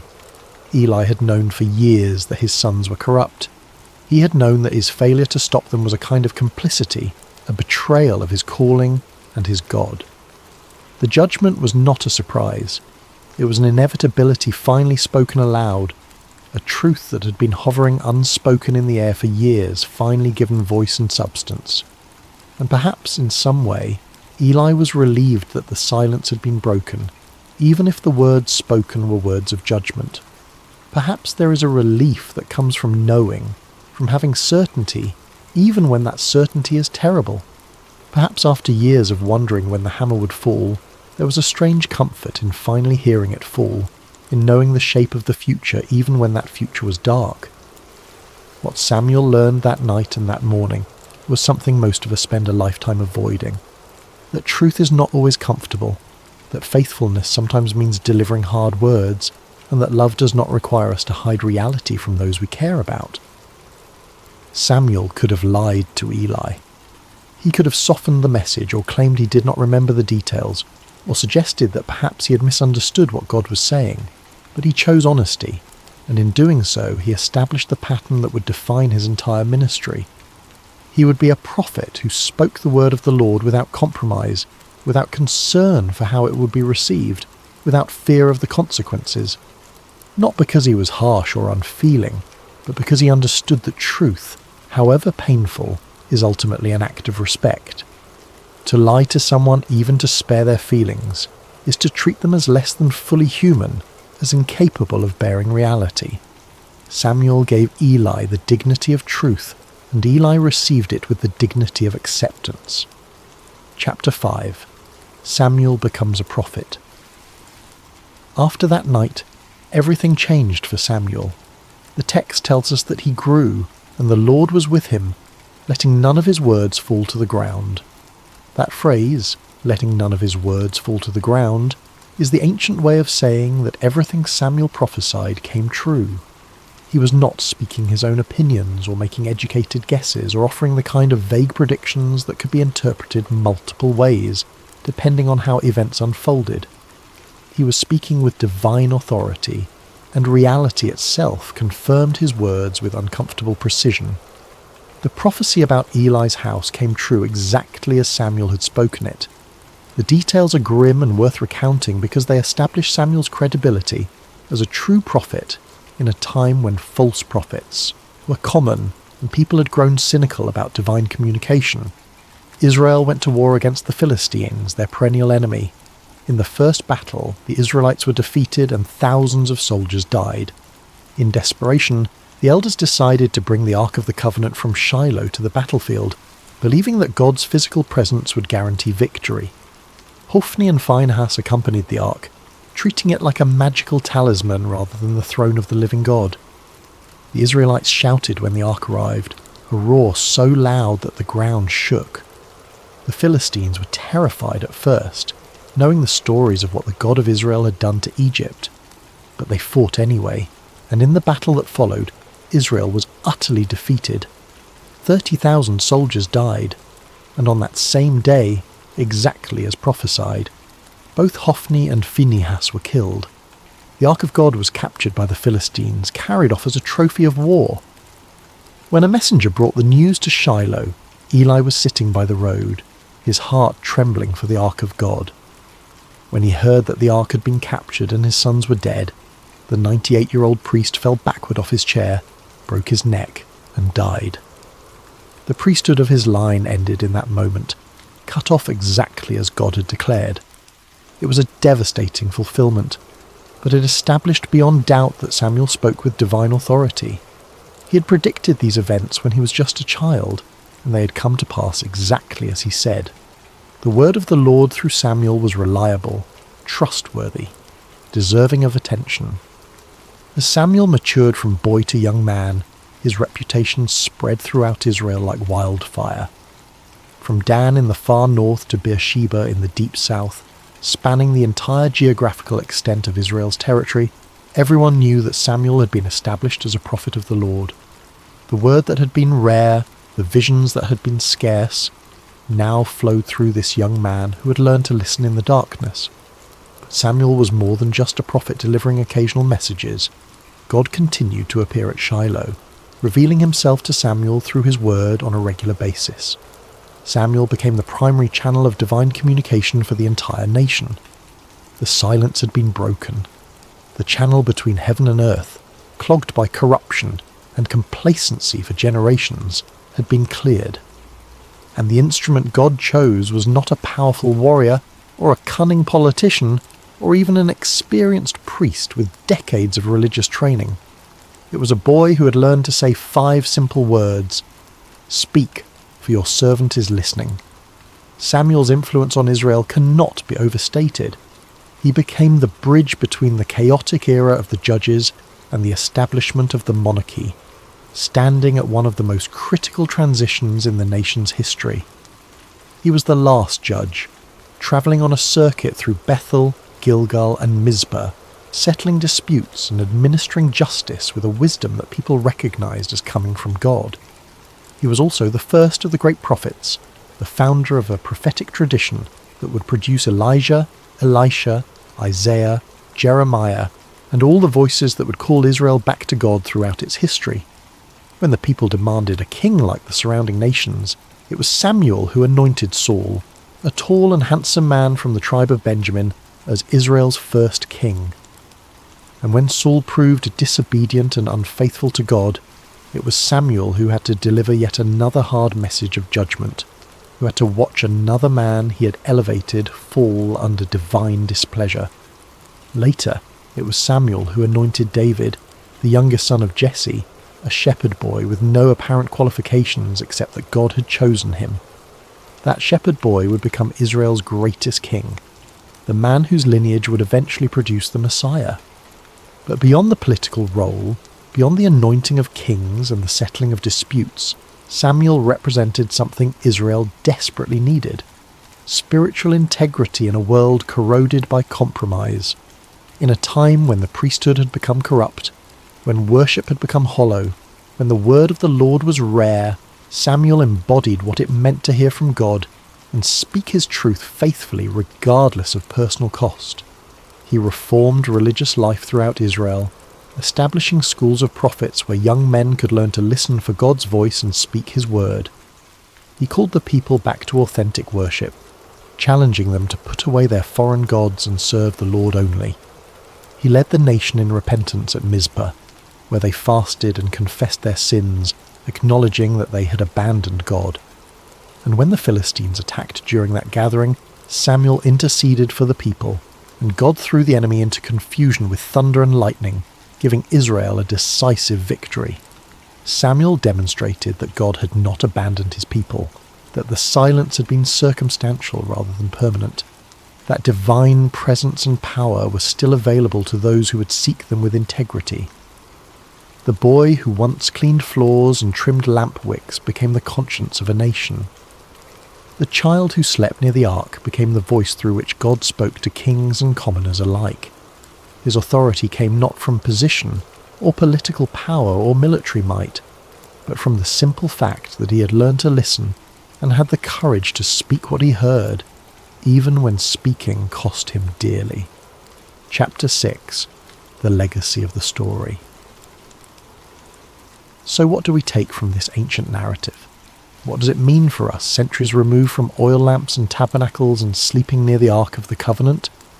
And perhaps more intriguingly, what questions does this story raise that it never fully answers? First, there is the theme of listening. God can speak in quiet places, in ordinary moments, when we least expect it. Samuel was not performing some elaborate spiritual ritual when God called his name. He was not fasting on a mountain. He was not in a trance or a vision quest. He was sleeping, exhausted from a day of mundane labour. He was simply present in a sacred space, available to be awakened. How often do we miss the voice of the divine because we are too busy, too distracted, too convinced that revelation only comes in spectacular packages? We wait for burning bushes and angelic visitations, for dramatic signs and unmistakable interventions, while the still small voice speaks in the darkness, and we mistake it for our imagination, or for human conversation, or for nothing at all. Samuel teaches us that sometimes the most profound moments arrive softly, in the space between waking and sleeping, in the darkness when our defences are down and our minds are quiet enough to hear what has always been speaking. But this raises uncomfortable questions. How many times has that voice spoken and we have ignored it? How many times have we attributed divine communication to coincidence or psychology or wish fulfillment because we have lost the ability to recognise it for what it is? Second, there is the theme of obedience. Samuel's first response when he heard his name was immediate and complete. Here I am. No hesitation, no calculation, no weighing of options or considering whether this was a good time, just presence and availability. Not, what do you want, but here I am. Not, let me think about it, but immediate response. Later, when Eli gave him the words to use, Samuel followed the instruction exactly. He did not improvise or try to improve on the formula or insert his own personality into the exchange. He simply said what he had been taught to say, "Speak, for your servant is listening." Obedience in this story is not about blind submission to authority. It is about being teachable, about recognizing when someone knows more than you do, about trusting guidance even when you do not fully understand where it is leading. But there is something deeper here, something that troubles the waters of easy interpretation. Samuel was obedient to a voice he had never heard before, to a presence he could not see, based entirely on the instruction of a priest whose own family was corrupt, and whose judgment had been compromised by his failure to discipline his sons. What made Samuel so certain that this was God speaking, and not some other voice? What internal compass guided him toward trust, when skepticism would have been equally reasonable? Third, there is the theme of humility. Samuel's greatness began in small acts of service. He was faithful in opening doors, in cleaning, in tending lamps, in all the unglamorous work that keeps a sacred space functioning. He did not despise the small things, or consider himself above menial tasks. He swept floors with the same attention he later brought to anointing kings. He trimmed lamp wicks with the same care he would later exercise in delivering prophetic words, and it was in that posture of humble service, in the daily repetition of small faithful acts, that God found him. How different this is from our modern obsession with platform and visibility, with making a name for ourselves and ensuring everyone knows our accomplishments, with treating service as a stepping stone to something better rather than as its own reward. Samuel reminds us that true influence is built in obscurity, that character is formed in the small decisions no one sees, that greatness is the fruit of faithfulness in little things rather than the result of ambitious self-promotion. But again, there is a mystery here. Why Samuel? What was it about this particular boy that made him suitable for this calling? The text gives no indication that he was exceptional in any way. He was simply there, simply faithful, simply available. Which raises the question, are there others who are equally faithful, equally available, who never heard their name called? Is divine calling arbitrary, or is there some hidden criteria that determines who hears the voice and who does not? Fourth, there is the theme of responsibility. Sometimes truth is hard but necessary. Samuel's first message from God was a message of judgment, and he had to deliver it to someone he loved. This is the cost of being a conduit for truth. You do not get to choose which messages are convenient and which are difficult. You do not get to edit reality to make it more palatable. You do not get to withhold hard truths, because speaking them might damage relationships or cost you social capital. If you are going to be a voice for something beyond yourself, whether you call that voice God or conscience or truth, or simply what is, you have to be willing to speak even when the words cut you as deeply as they cut those who hear them. Samuel could have spared Eli. He could have lied or softened the message or claimed he did not remember the details. But he chose the harder path of honesty, and in doing so he honoured both Eli and himself. Yet this raises ethical questions that the narrative does not resolve. What is the balance between truth and compassion? When does speaking hard truths become cruelty disguised as honesty? Samuel was a child delivering a message he did not create and could not change. But what about us? When the truths we must speak are filtered through our own perceptions and biases and limited understanding, how do we know when to speak and when to remain silent? Fifth, there is the theme of hope. The lamp of God had not yet gone out. Even in the darkest period of Israel's spiritual life, when the priesthood was corrupt and the word of the Lord was rare and the nation was spiritually adrift, there was still a light burning somewhere in the darkness. God had not abandoned his people. He was simply waiting for someone who would listen, someone who would respond, someone who would be faithful with what was given to them. Samuel represents the truth that it is never too late for renewal, that no matter how far things have fallen, no matter how corrupt the systems or how cynical the people, there is always the possibility of a voice in the darkness calling us back to what matters. The light may be flickering, the wick may be nearly consumed, the oil may be running low. But as long as there is any light at all, there is hope for rekindling, for replenishment, for the dawn that follows even the longest night. But this optimistic reading sits uncomfortably with the historical reality. The lamp did eventually go out. The sanctuary at Shiloh was destroyed. The ark was captured and never returned to that place. The line of Eli ended in blood and disgrace. Samuel's calling did not prevent disaster. It only narrated it before it happened. So what kind of hope is this? Is it simply the hope that truth will be spoken, even if it changes nothing? Is it the hope that someone will bear witness, even in the midst of collapse? Finally, there is something unspoken in this narrative that deserves attention. God bypassed the entire religious hierarchy to speak to a child. He did not go through official channels. He did not honour the established order. He did not consult with the high priest or seek permission from religious authorities. He simply called out in the darkness to a boy who had no status, no authority, no credentials beyond faithfulness in small things. This is either deeply encouraging or deeply unsettling, depending on your perspective. It suggests that divine communication is not controlled by institutions, that truth can emerge from the margins, that the voice of God might speak to those we least expect, rather than to those we've designated as official intermediaries. But it also raises anarchistic questions about authority and order, about how we distinguish genuine divine calling from delusion or manipulation, about what happens when everyone claims to hear the voice of God speaking contradictory messages. Samuel's story is ultimately about availability. He was not the most powerful person in Israel. He was not the most educated or the most connected. He was simply present, attentive, and willing to respond when he heard his name called. And that was enough. That has always been enough. But it invites us to ask, what are we available for? What sacred spaces do we inhabit, whether physical or spiritual or psychological, where we might be found by whatever calls to us in the darkness? And when that call comes, will we recognize it, or will we mistake it for something ordinary, something explainable, something that requires no response? Epilogue, the voice in the night. Close your eyes and imagine that sanctuary again.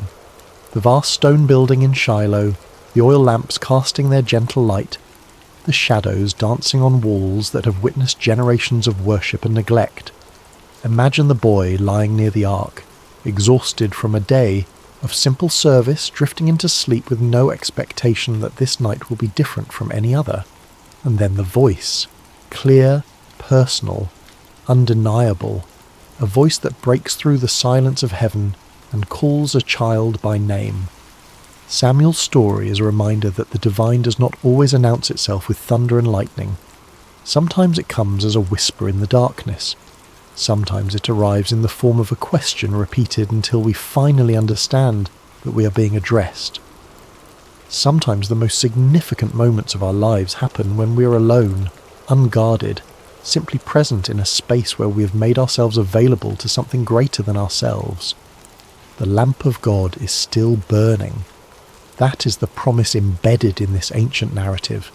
No matter how dark the times, no matter how corrupt the systems, no matter how silent heaven seems, there is always a light somewhere refusing to go out, and there is always the possibility that in the quiet, in the stillness, in the spaces between our busy thoughts and desperate prayers, we might hear our name spoken by a voice we do not yet recognize. The question is not whether the voice is calling. The question is whether we are listening. Samuel lay in that sanctuary as a boy and became a prophet because he learned to say 5 words that changed everything. Speak, for your servant is listening. He did not demand proof. He did not negotiate terms. He did not insist on understanding everything before committing to anything. He simply made himself available, and availability was enough. Perhaps that is the real legacy of Samuel's calling. Not that he became powerful or influential or historically significant, though he became all those things. The real legacy is that he teaches us what it looks like to be genuinely open to transformation, to be willing to hear hard truths, to be faithful in small things while waiting for larger purposes to reveal themselves. In our age of constant noise and perpetual distraction, where silence is something to be feared rather than cherished, Samuel's story feels almost subversive. It suggests that the most important communications might not come through our devices or our carefully curated information streams. They might come in the quiet, in the dark, in the moments when we stop performing and simply exist in the presence of something that knows our name. So tonight, as you drift towards sleep, consider the possibility that you, too, might be lying in a sacred space, even if you do not recognize it as such. Consider the possibility that there might be a voice, gentle and persistent, calling your name in the darkness. Consider the possibility that the most profound transformation of your life might not begin with a grand revelation or a spectacular sign, but with the simple decision to respond to that voice with 5 words. Speak, for your servant is listening. The lamp is still burning. The voice is still calling. The only question is whether we have ears to hear. Before we begin tonight's story, I want to take just a moment to ask for your support. If you're enjoying this content, please consider using your hype points on this video. It helps the channel more than you could possibly know and makes a real difference in allowing us to continue creating these stories. If you're listening on Spotify, leaving a review truly helps us reach more people who might enjoy this kind of content. And if you feel like it, drop a comment letting us know what time it is where you are and where in the world you're tuning in from. We absolutely love seeing where everyone is listening. Finally, if you enjoy what we do here, please subscribe. It means everything. Now, let's get into tonight's story. There are moments in history that echo louder than thunder. Moments when kingdoms rise and fall on the edge of a sword. But sometimes, the most powerful acts happen in silence. Far from the crowds, far from the monuments, far from anyone who might record them. This is a story about one of those moments. A story about an old man who changed the course of a kingdom without ever lifting a weapon, without ever seeking fame, without ever asking for anything in return. His name was Barzillai, and what he did would reveal something profound about faith, loyalty, and the kind of service that God remembers even when the world forgets. Chapter 1. A Kingdom in Chaos. The roads leading out of Jerusalem were choked with dust and desperation. King David, the man who had slain Goliath, the warrior poet who had united a fractured nation, was running for his life. Not from a foreign army, not from invaders at the gate, from his own son. Absalom had turned the hearts of Israel against his father. What began as whispers of dissent had grown into open rebellion. The prince was young, charismatic, beautiful in appearance and persuasive in speech. He had stood at the city gates, listening to grievances, promising justice, slowly building a coalition of the disaffected and ambitious. And then he struck. The rebellion came swiftly. Absalom declared himself king in Hebron, and thousands rallied to his banner. David, caught off guard by the speed and scale of the uprising, made a decision that shocked his closest advisors. He fled. He left Jerusalem behind, taking with him only those who remained loyal. The Cherethites and Pelethites, his personal guard, a few hundred soldiers, priests carrying the Ark of the Covenant, servants, wives, children, a caravan of the displaced moving east through the Kidron Valley, climbing the Mount of Olives with their heads covered in mourning. David wept as he walked barefoot up the mountain, a king without a throne, a father betrayed by his own blood. The city he had claimed for God now belonged to his enemy. The throne he had been promised as eternal now seemed impossibly fragile. Behind him, Jerusalem fell into Absalom's hands without a single arrow fired. The transition was seamless, terrifyingly efficient. Absalom moved into the palace, declared his kingship before the people, and began consolidating power with the kind of brutal pragmatism that left no room for mercy. David's group moved east, toward the wilderness, toward the Jordan River. They were exhausted. Many had fled with nothing but the clothes on their backs. Food was scarce, water was rationed, children cried. The elderly struggled to keep pace. This was not an army on the march. This was a people in exile.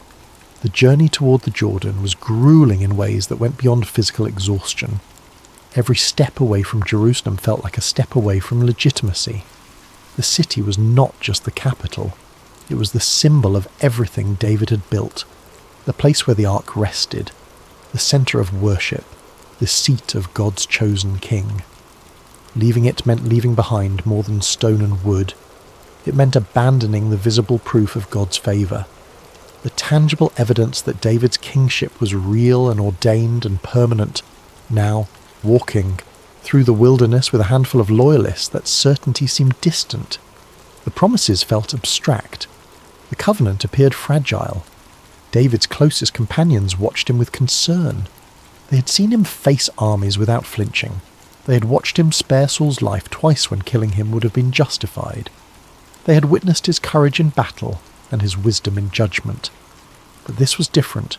This was personal in ways that warfare never was. This was his own son, his own flesh, turning against him with a hatred that seemed incomprehensible. How do you fight someone you still love? How do you defend yourself against someone you once held as a child? The questions had no good answers. Among the refugees fleeing with David were people from every level of society. Noble families who had remained loyal, servants who chose exile over serving a usurper, warriors whose allegiance to David transcended political calculation, priests who understood that God's anointing did not transfer just because circumstances changed. They moved through the landscape like ghosts of a former glory. Some walked, some rode donkeys or horses. The elderly were carried. Children too young to walk were held by mothers whose faces showed the strain of constant worry. They passed through villages where people watched from doorways, unwilling to offer help but also unwilling to report their movements to Absalom's forces. The neutrality was understandable but still painful. These were people David had protected, whose lands he had secured, whose disputes he had settled with justice. Now they watched him pass without acknowledgement, waiting to see which side would win before committing themselves. The landscape itself seemed indifferent to their plight. The hills rolled on endlessly. The sun beat down without mercy. The nights grew cold. The wilderness that had once been David's refuge when he fled from Saul now became his prison once again, a place of waiting and uncertainty. As they descended toward the Jordan Valley, the reality of their situation became increasingly clear. They had no base of operations, no secure location, no certainty about what would happen next. They were dependent on whatever support they could find among the tribes east of the Jordan, in territories that had always been more independent, less integrated into the unified kingdom David had built. It was a precarious position for a king, and everyone knew it. The whispers began among the refugees, quiet conversations about what would happen if Absalom pursued them, about whether they had enough warriors to mount a defence, about how long they could survive without a steady supply of provisions. David heard these whispers. He understood the fear behind them, but he also understood something his followers were struggling to remember. God had not abandoned him. The covenant had not been revoked. The promises remained, even when the evidence seemed to contradict them. This was a test, not of David's military capability or political acumen, but of faith itself. Would he trust God when everything visible suggested that God's favour had been withdrawn? Would he remain faithful when faithfulness seemed futile? The answer would determine not just David's fate, but the fate of the kingdom God had promised to establish through his line. and the future had never been more uncertain. Chapter 2. An old man by the Jordan east of the Jordan, in the region of Gilead, there lived a man named Barzillai. He was from Rogelim, a settlement that rarely appeared in the records of kings and prophets. It was the kind of place people passed through rather than remembered. Agricultural land, sheep and grain, quiet prosperity without drama. Barzillai was elderly. The scriptures would later note he was 80 years old, though some believed he was even older. He had lived through the reigns of Saul and David. He had seen war and peace, famine and plenty. He had built a life, through hard work and careful management, accumulating wealth not through conquest but through consistency. He owned land, he had flocks, he employed workers and managed trade routes. His household was respected in the region, known for fairness and integrity. But Barzillai was not a public figure. He held no official position. He commanded no troops. He had never stood before kings or addressed assemblies. His life was provincial in the best sense of the word, rooted in family and community rather than political ambition. He was, by every measure that mattered to the chroniclers of Israel's history, unremarkable. Yet Barzillai paid attention. He listened to the reports coming from Jerusalem. He heard about Absalom's rebellion, about David's flight, about the kingdom tearing itself apart. He knew the roads that led through Gilead, knew that refugees and warriors would soon be passing through his territory. And he understood something that many had forgotten. David was not just a king. He was the anointed one, the man God had chosen to lead Israel. Whatever political calculations others were making, whatever hedging of bets and waiting to see who would win, Barzillai saw something deeper. This was a test of faith, not David's faith. David's faith had been proven 1,000 times over. This was a test of everyone else's faith, a test of whether they believed God's promises were real or just convenient stories to tell when times were good. Barzillai watched from his estate as the distant dust clouds approached. He saw the refugees, the soldiers, the desperate caravan making its way toward the river. He saw exhaustion and fear and the kind of weariness that comes when everything you believed was stable suddenly collapses. And he made a decision. The decision was not made lightly. Barzillai understood the implications. Helping David meant declaring allegiance to a fugitive king against a prince who currently held power. It meant risking everything he had built over a lifetime. His property, his family's safety, his standing in the community. If Absalom's rebellion succeeded permanently, if David never reclaimed his throne, then Barzillai's choice would mark him as an enemy of the new regime. Properties could be confiscated. Family members could face retaliation. Business relationships could dissolve overnight. At 80 years old, with wealth accumulated through decades of careful management, the safe choice was obvious. Stay neutral, wait, watch. See who emerges victorious before committing resources or declaring allegiance. This was the path most were taking, the path of prudent self-preservation. But Barzillai had not built his life on prudence alone.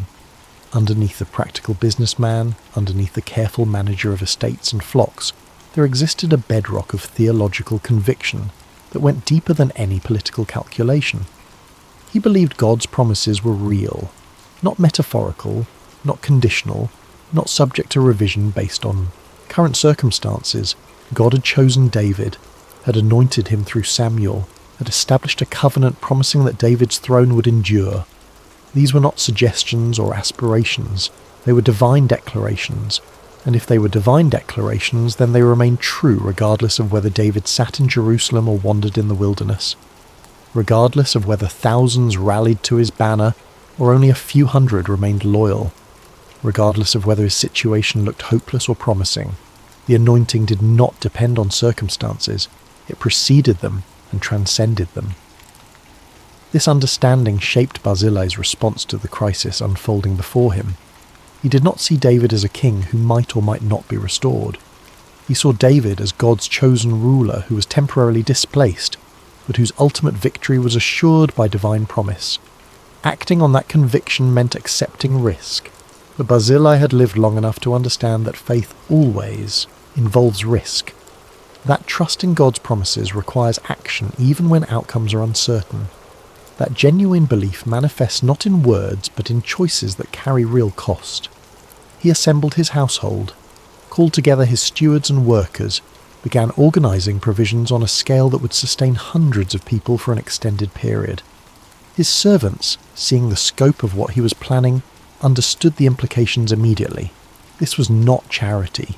This was taking sides. This was a declaration that could not be walked back or explained away if circumstances turned against them. Some questioned the wisdom of such commitment, suggested a more modest contribution that could be presented as humanitarian aid rather than political alliance, argued that helping refugees was one thing, but helping a fugitive king was quite another. Barzillai listened to these concerns, acknowledged their validity, then proceeded with his original plan anyway, as this was not about politics.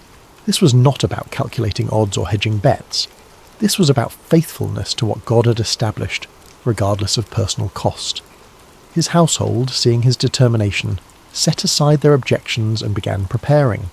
They gathered provisions from storehouses, assembled bedding and cooking vessels, organised transportation for the supplies, coordinated with workers to ensure a steady flow of provisions would continue beyond the initial delivery. The magnitude of the preparation reflected both Barzillai's wealth and his commitment. This was not a token gesture. This was a comprehensive support system, the kind of provision that could make the difference between survival and collapse for David's entire group. As the work progressed, word spread through Rogelim and the surrounding region. Some praised Barzillai's loyalty, others criticised his recklessness. Most simply watched and waited, reserving judgment until events revealed whether his choice had been wise or foolish. Barzillai remained unmoved by both praise and criticism. Public opinion, he had learned over 8 decades of life, was fickle and unreliable. What mattered was obedience to what faith required. What mattered was acting in accordance with conviction rather than convenience. The provisions were assembled, the transport arranged, everything was ready, and Barzillai prepared to meet a king in exile with the kind of support that would reveal where his ultimate allegiance lay.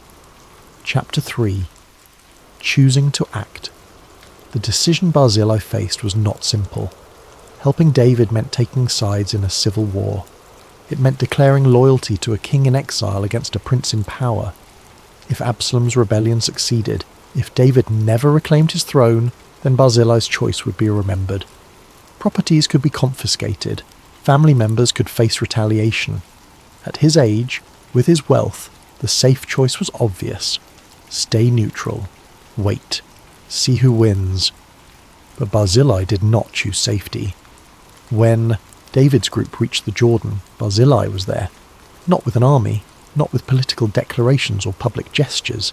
He came with supplies, beds and blankets, basins for washing, pottery and cooking vessels, wheat and barley, flour and roasted grain, beans and lentils, honey and curds, sheep already butchered and prepared for cooking, cheese made from the milk of his own flocks. He brought everything a weary, hungry people would need. The provision was comprehensive, practical, and expensive. This was not a token gesture. This was not charity that could be explained away if questioned.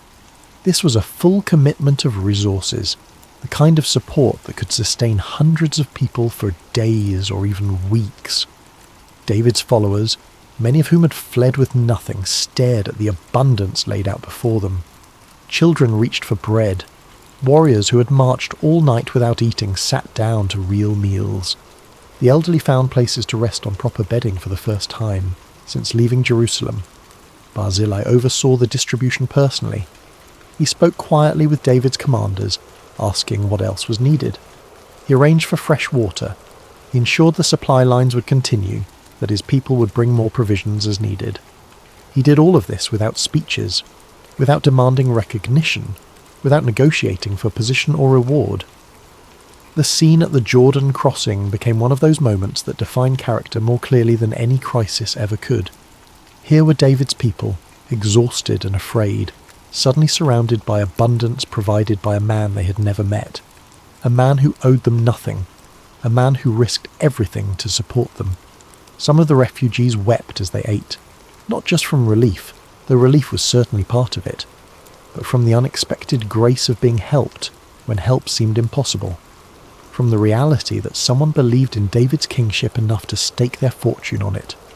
The warriors, hardened by years of combat, felt something shift inside them.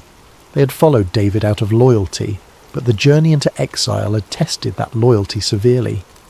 Watching their king reduced to a fugitive, seeing the throne usurped by his own son, wondering whether they had chosen the losing side in a civil war, all of this had created doubt. Barzillai's provision answered those doubts without words. Here was someone with no personal connection to David, no obligation to help, no promise of reward, who nevertheless gave generously and completely.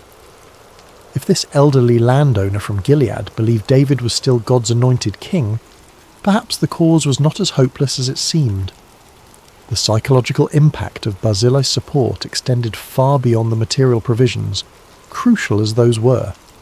It reminded David's followers that they were not alone, that faithfulness to God's anointed still mattered to some people, that the covenant promises had not been forgotten by everyone. David himself was deeply moved. He had experienced betrayal from those he trusted most. His own son had turned against him. His counselor Ahithophel had joined the rebellion. People he had defended and protected had watched him flee without offering assistance, and now this stranger, this elderly man from a provincial town, had provided more support than most of David's supposed allies combined. When David thanked him, Barzillai simply nodded. This was what faithfulness looked like. This was what loyalty meant, not when it was easy and public and guaranteed to be rewarded, but when it was costly and uncertain and potentially dangerous. The provisions were distributed efficiently. Barzillai's servants worked alongside David's people, ensuring everyone received what they needed. Cooking fires were lit. Tents were erected using the supplies Barzillai had brought. The camp transformed from a desperate refugee situation into something approaching organised stability. Children who had been crying from hunger were fed and settled. The elderly who had been struggling to keep pace found comfortable places to rest. Warriors who had been operating on adrenaline and determination alone finally got proper meals and the promise of more to come. The transformation was remarkable. Within hours of Barzillai's arrival, David's camp went from crisis to sustainability. The provisions bought them time to rest, time to regroup, time to plan their next move without the desperate urgency of immediate survival needs. Barzillai coordinated with his household to ensure the supply line would continue. He arranged for regular deliveries of food and necessities. He made his resources available for as long as David needed them. He committed not to a single gesture of support, but to ongoing provision for the duration of the crisis. This level of commitment went far beyond what anyone could reasonably expect. It represented a complete dedication to David's cause, a willingness to sustain the exiled king's household indefinitely if necessary, and he did it all without negotiating for anything in return, without securing promises of future reward, without even asking for acknowledgement beyond the simple courtesy of acceptance. The people ate, they rested, they regained strength, and Barzillai returned to Rogelim back to his quiet life, leaving behind only the memory of his kindness and the tangible reality of his support. For many in David's camp, that support made the difference between survival and collapse. It provided the foundation they needed to regroup, to plan, to prepare for what came next. But Barzillai did not stay to see it. He had done what needed to be done. The outcome was in God's hands. His servants continued the supply line he had established. Regular deliveries of provisions arrived at David's camp. The support was reliable, generous, and consistent. It allowed David to focus on the military and political challenges ahead without the constant worry of how to feed and shelter his followers.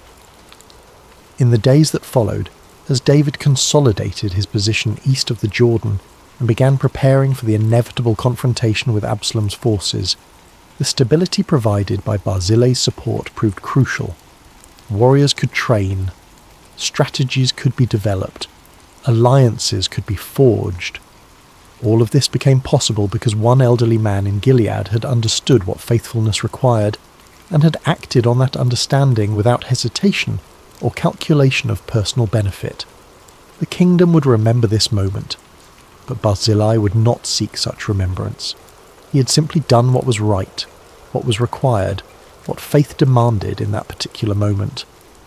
And then he had gone home. Chapter 4. Helping the anointed in hiding. The theological weight of what Barzillai had done became clearer as the days passed. David was not just any king. He was the Lord's anointed, chosen by God through the prophet Samuel when he was still a shepherd boy. His kingship was not merely political, it was covenantal. God had promised that David's throne would be established forever, that his lineage would produce the Messiah. But now that promise seemed threatened. The faithful in Israel faced a profound question. Did God's promises depend on circumstances? Did they hold true only when the king was in power, sitting safely in Jerusalem? Or did they remain true even when the king was in exile, hunted by his own son, dependent on the charity of distant supporters? Barzillai's answer was clear. The promises held. The anointing remained. David was still God's chosen king, whether he sat on a throne or slept in the wilderness. This was not political pragmatism. This was theological conviction. Others had made different calculations. Many who had served David in Jerusalem now served Absalom, justifying the switch with talk of inevitability and practical necessity. Advisors had changed sides. Military commanders had defected. Even Ahithophel, David's most trusted counselor, had joined the rebellion. The narrative being constructed in Jerusalem was that David's time was over, that this was a natural transition, that Absalom represented the future while David represented the past. But Barzillai rejected that narrative entirely. He understood that God's purposes are not subject to human opinion polls or military outcomes. What God establishes, no rebellion can permanently overturn. What God anoints, no conspiracy can legitimately replace. The anointing was not a temporary designation that could be transferred based on popularity or power. It was a permanent spiritual reality. When Samuel had poured oil on David's head years ago, declaring him king over Israel, that act had initiated something that transcended politics. It had established David as God's representative, God's chosen instrument for leading the nation. That designation did not expire when circumstances became difficult. It did not transfer to Absalom just because Absalom had managed to seize power temporarily. Understanding this required a different way of seeing reality. It required recognizing that spiritual truths operate on a level deeper than visible circumstances, that God's purposes unfold over timescales that make immediate events seem less determinative. Most people could not see this way. They looked at Jerusalem under Absalom's control and concluded that Absalom was now the legitimate ruler. They looked at David in exile and concluded that his reign was over. They made judgments based on what appeared to be true rather than what God had declared to be true. Barzillai saw differently. He saw through the immediate crisis to the underlying reality. God had chosen David. God had made promises to David. Those facts remained constant regardless of temporary circumstances. So he helped David, not because he thought David would definitely win, not because he had insider information about military strategy, but because helping God's anointed was the right thing to do, regardless of outcome. This kind of faith is rare. It operates without guarantees. It acts on principle rather than probability. It serves without seeing the end of the story. In the weeks that followed, as David regrouped and prepared his forces, the support of people like Barzillai proved crucial. It was not just the material provisions, though those mattered enormously. It was the message those provisions sent. You are not alone. You are still the king. We still believe. David had lost his capital. He had lost his son. He had lost the visible symbols of his authority, but he had not lost everything. The faithful remained. The covenant held. And God's purposes, however obscured by current events, continued to unfold. Barzillai's quiet act of provision became part of that unfolding, a thread in the larger tapestry, a small but essential contribution to the preservation of the Davidic line, and he made that contribution without any certainty that history would remember his name.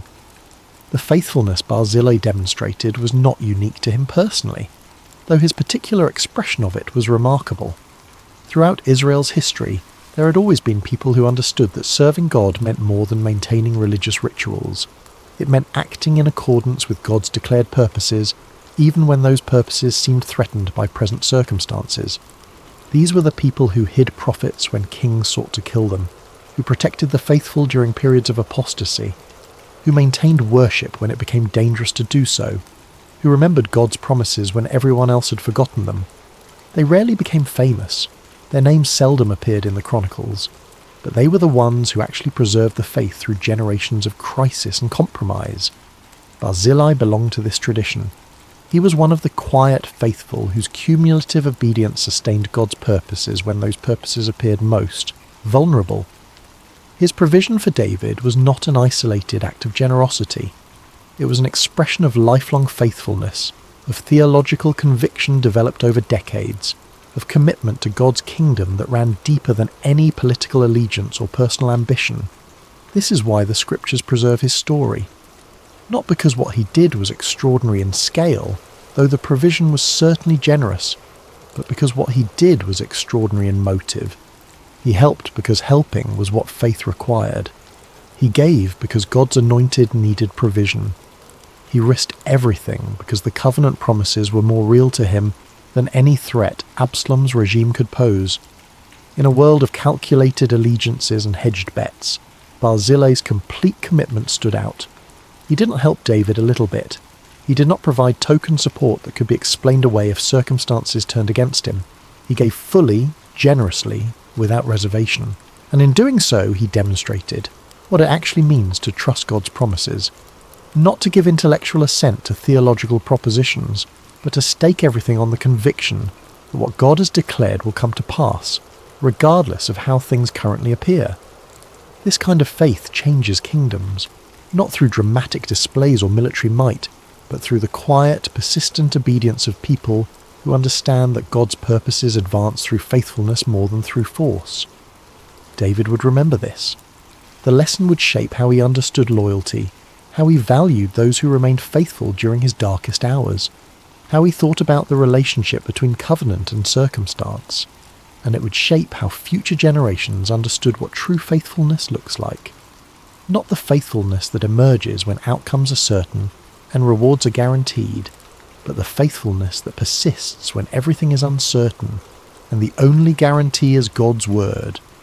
Barzillai had embodied that kind of faith, and in doing so, he had become far more than just an elderly landowner from Gilead. He had become an example that would endure for thousands of years, teaching each new generation what it means to trust God completely. Chapter 5. The rebellion ends. The civil war that had seemed inevitable did not last as long as many expected. Absalom's support, though initially widespread, proved shallow. His coalition was built on grievances and promises rather than genuine loyalty. When David's forces, now regrouped and reinforced, began moving against the rebellion, that coalition began to fracture. The decisive battle took place in the forest of Ephraim. David's commanders, despite the king's explicit orders to deal gently with Absalom, engaged the rebel forces in terrain that favoured experience over numbers. The dense forest broke up formations, made cavalry charges impossible, turned the battle into a grinding series of small engagements where David's veteran warriors had every advantage. 20,000 men died that day. The forest itself seemed to fight against Absalom's forces, with more soldiers killed by the terrain and confusion than by enemy weapons. And then Absalom himself died. Riding through the forest on a mule, his head caught in the thick branches of an oak tree. The mule continued forward, leaving him hanging, suspended, helpless. Joab, David's commander, found him there and, despite the king's orders, killed him with 3 spears to the heart. The rebellion collapsed immediately. Without Absalom there was no rallying point. His supporters fled or surrendered. The brief kingdom he had established evaporated like morning mist. Word reached David in Mahanaim. The messengers expected celebration. They brought news of victory, of the rebellion crushed, of the throne secured. Instead, David wept. He climbed to the chamber above the gate and cried out in grief that echoed through the camp. His words, raw and broken, revealed the terrible cost of victory. "O my son Absalom, my son Absalom, would that I had died instead of you, O Absalom, my son, my son." It was a king's lament, but also a father's. The throne was saved, but the price was unbearable. The grief was genuine and profound. David had lost many things over the course of his life. He had lost his best friend Jonathan. He had lost his infant son born to Bathsheba. He had lost warriors who had followed him since the days of fleeing from Saul. But this loss carried a unique weight. Absalom had not been killed by enemies. He had been killed while actively trying to take David's life, while leading a rebellion designed to destroy everything David had built. By every measure of justice and political necessity, Absalom's death should have been celebrated as the removal of a dangerous threat. But David was not celebrating. He was mourning, because underneath the rebel leader, underneath the usurper and traitor, Absalom was still his son, still the child he had held, still the boy who had needed his father's guidance and protection. The rebellion could not erase that fundamental relationship, could not change the fact that David loved him. This created a strange tension in the camp. The soldiers who had just won a decisive victory found themselves uncomfortable, almost ashamed. They had fought bravely, they had risked their lives, they had secured the throne and preserved the kingdom, and their king was weeping as though they had committed some terrible crime. Joab, practical and blunt as always, eventually confronted David about this. He pointed out that the king was humiliating those who had saved his life, that the grief was inappropriate given the circumstances, that David's mourning for a rebel son was overshadowing the loyalty of faithful followers. The confrontation was harsh but necessary. David eventually emerged from his grief enough to acknowledge his people, to thank them for their faithfulness, to begin the process of restoration. But something had changed. The victory felt hollow. The throne was secure, but the cost of securing it had left scars that would never fully heal. Eventually, after days of mourning, David was convinced to return to Jerusalem. The journey back was complicated by politics and reconciliation. Those who had supported Absalom now sought forgiveness. Those who had remained loyal expected reward. Everyone had a calculation, a positioning for the new reality. The tribes argued about who would have the honour of bringing the king back. Political factions manoeuvred for advantage. Old rivalries surfaced. The unity that had briefly existed during the crisis began fragmenting as soon as the immediate threat passed. David navigated these tensions with the wisdom that had made him a successful king, though the joy of return was tempered by everything he had lost along the way. But David remembered something more important than political manoeuvring. He remembered who had helped him when help was most needed. He remembered the beds and blankets in the wilderness, the food when his people were hungry, the quiet man from Rogelim who had risked everything to support God's anointed king. He remembered Barzillai. Among all the people positioning for reward, among all the political calculations and renewed allegiances, David remembered the one person who had helped without any expectation of return, who had provided support when the outcome was uncertain, who had demonstrated faith rather than opportunism. This memory would shape what happened next, because David understood that loyalty shown during crisis is worth more than loyalty offered after victory is assured, that faithfulness demonstrated when the cost is real matters more than faithfulness proclaimed when the danger has passed. Barzillai had been faithful when it cost him something, when it required risk, when the easy path would have been neutrality or even opposition, and David was not going to forget that. Chapter 6. An Offer from the King. When David crossed back over the Jordan, preparing to reclaim his throne in Jerusalem, Barzillai came to meet him. He accompanied the king part of the way, a gesture of respect and continued loyalty. They travelled together toward Gilgal, and David, aware that Barzillai had not sought any reward or recognition for his support, made an offer. "Come across with me, and I will provide for you in Jerusalem." It was an extraordinary invitation, to live in the king's city, to have a place at the royal table, to be honoured publicly for the loyalty he had shown privately. For a provincial landowner from Gilead, This was the kind of opportunity that could transform not just his life, but his family's future for generations. David was offering more than provision. He was offering status, proximity to power, a permanent place in the court of Israel's greatest king. It was the reward that any reasonable person would accept without hesitation. The offer carried enormous implications. To be provided for by the king meant economic security for life.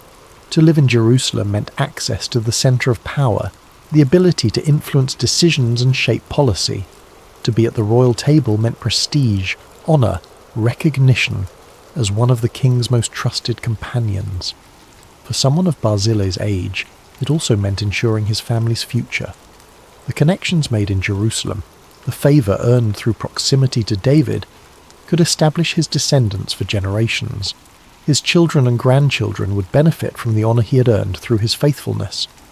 It was, by any standard, a generous and appropriate reward. David was offering to repay loyalty with loyalty, faithfulness with favour. He was demonstrating that serving God's anointed would not go unacknowledged, that those who helped during crisis would be remembered during restoration.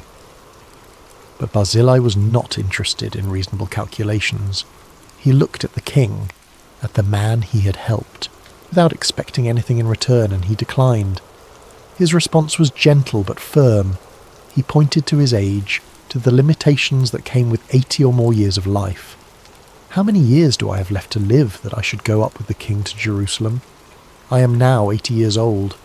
Can I discern what is pleasant and what is not? Can your servant taste what he eats or what he drinks? Can I still listen to the voice of singing men and singing women? Why then should your servant be an added burden to my lord the king? It was not false humility. Barzillai was being honest about his circumstances. At his age, the pleasures of court life held little appeal. The music and food and spectacle that others might crave meant nothing to him. His senses were dulled. His energy was limited. He would be, in his own estimation, more of a burden than a benefit. The response revealed something profound about Barzillai's character. He was not declining out of false modesty or theatrical self-deprecation. He was making a genuine assessment of his situation, and concluding that accepting David's offer would not actually improve his life in any meaningful way. What would he do in Jerusalem? Sit at banquets where he could barely taste the food? Attend performances where he could barely hear the music? Navigate court politics when he had no interest in power?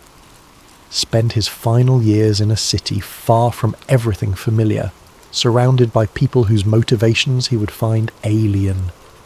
The honest answer was that Jerusalem had nothing to offer him, not because David's offer was insincere or insufficient, but because Barzillai had reached a stage of life where the things that motivate most people, recognition, status, comfort, security, had lost their appeal.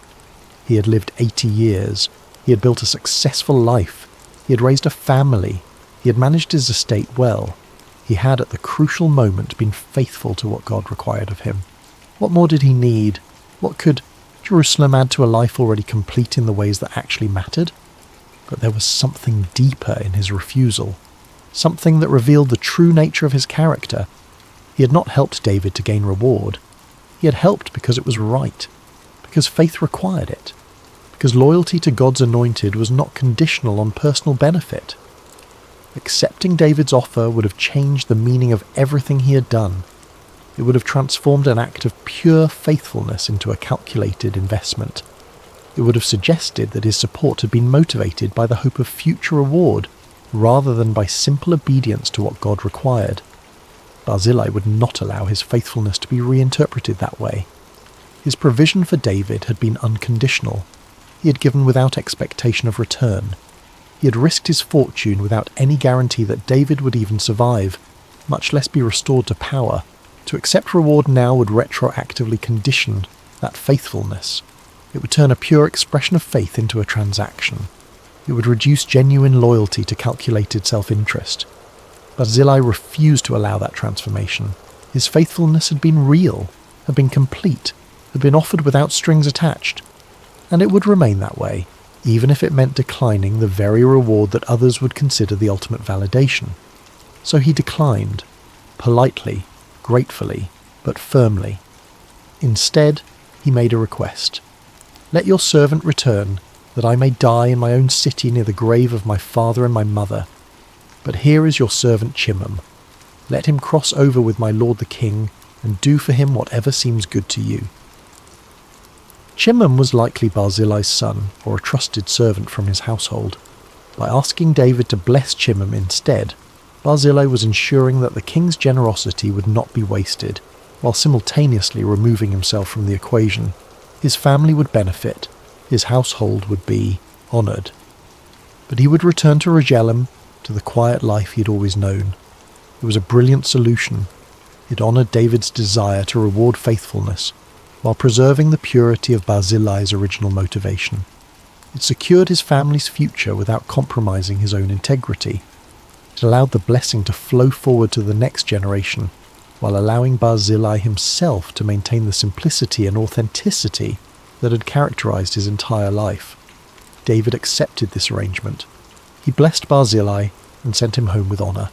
Chimham crossed the Jordan with the king and was given a place in David's court, representing the faithfulness of the man who had helped save the kingdom. And Barzillai walked back east toward Gilead, leaving behind the court and the capital and all the recognition he could have claimed. He returned to Rogelim, to his estate, to his flocks and fields, to the ordinary rhythms of life that had sustained him for 8 decades, to the place where his parents were buried and where he himself would eventually rest. He went home, and in going home, he completed one of the most remarkable demonstrations of faith recorded in Scripture. Chapter 7. A Humble Refusal. The journey back to Rogelim gave Barzillai time to reflect. He had watched history unfold. He had played a small but crucial role in preserving the Davidic line. He had met the king, been honoured by him, been offered a place in the story that would be told for generations, and he had walked away. Not because he was ungrateful, not because he doubted David's sincerity, but because his faith did not require external validation. It did not need monuments or positions or public recognition to be real. What he had done for God. The king's gratitude was appreciated but not necessary. The offer of reward was generous but not desired. The entire experience had confirmed what Barzillai had always believed, that faithfulness is its own justification. As he travelled the familiar roads back to his estate, passing the fields he had worked, the villages where he was known, he felt no regret about the choice he'd made. Jerusalem might have been exciting for a younger man, full of possibility and potential, but for him it would have been a distraction from what mattered. His life was in Rogelim, his family was there, his responsibilities, his daily routines, the simple rhythms of agricultural life that had sustained him for 8 decades. These were not lesser things. They were his calling, as real and valid as any royal appointment. God did not need him in Jerusalem.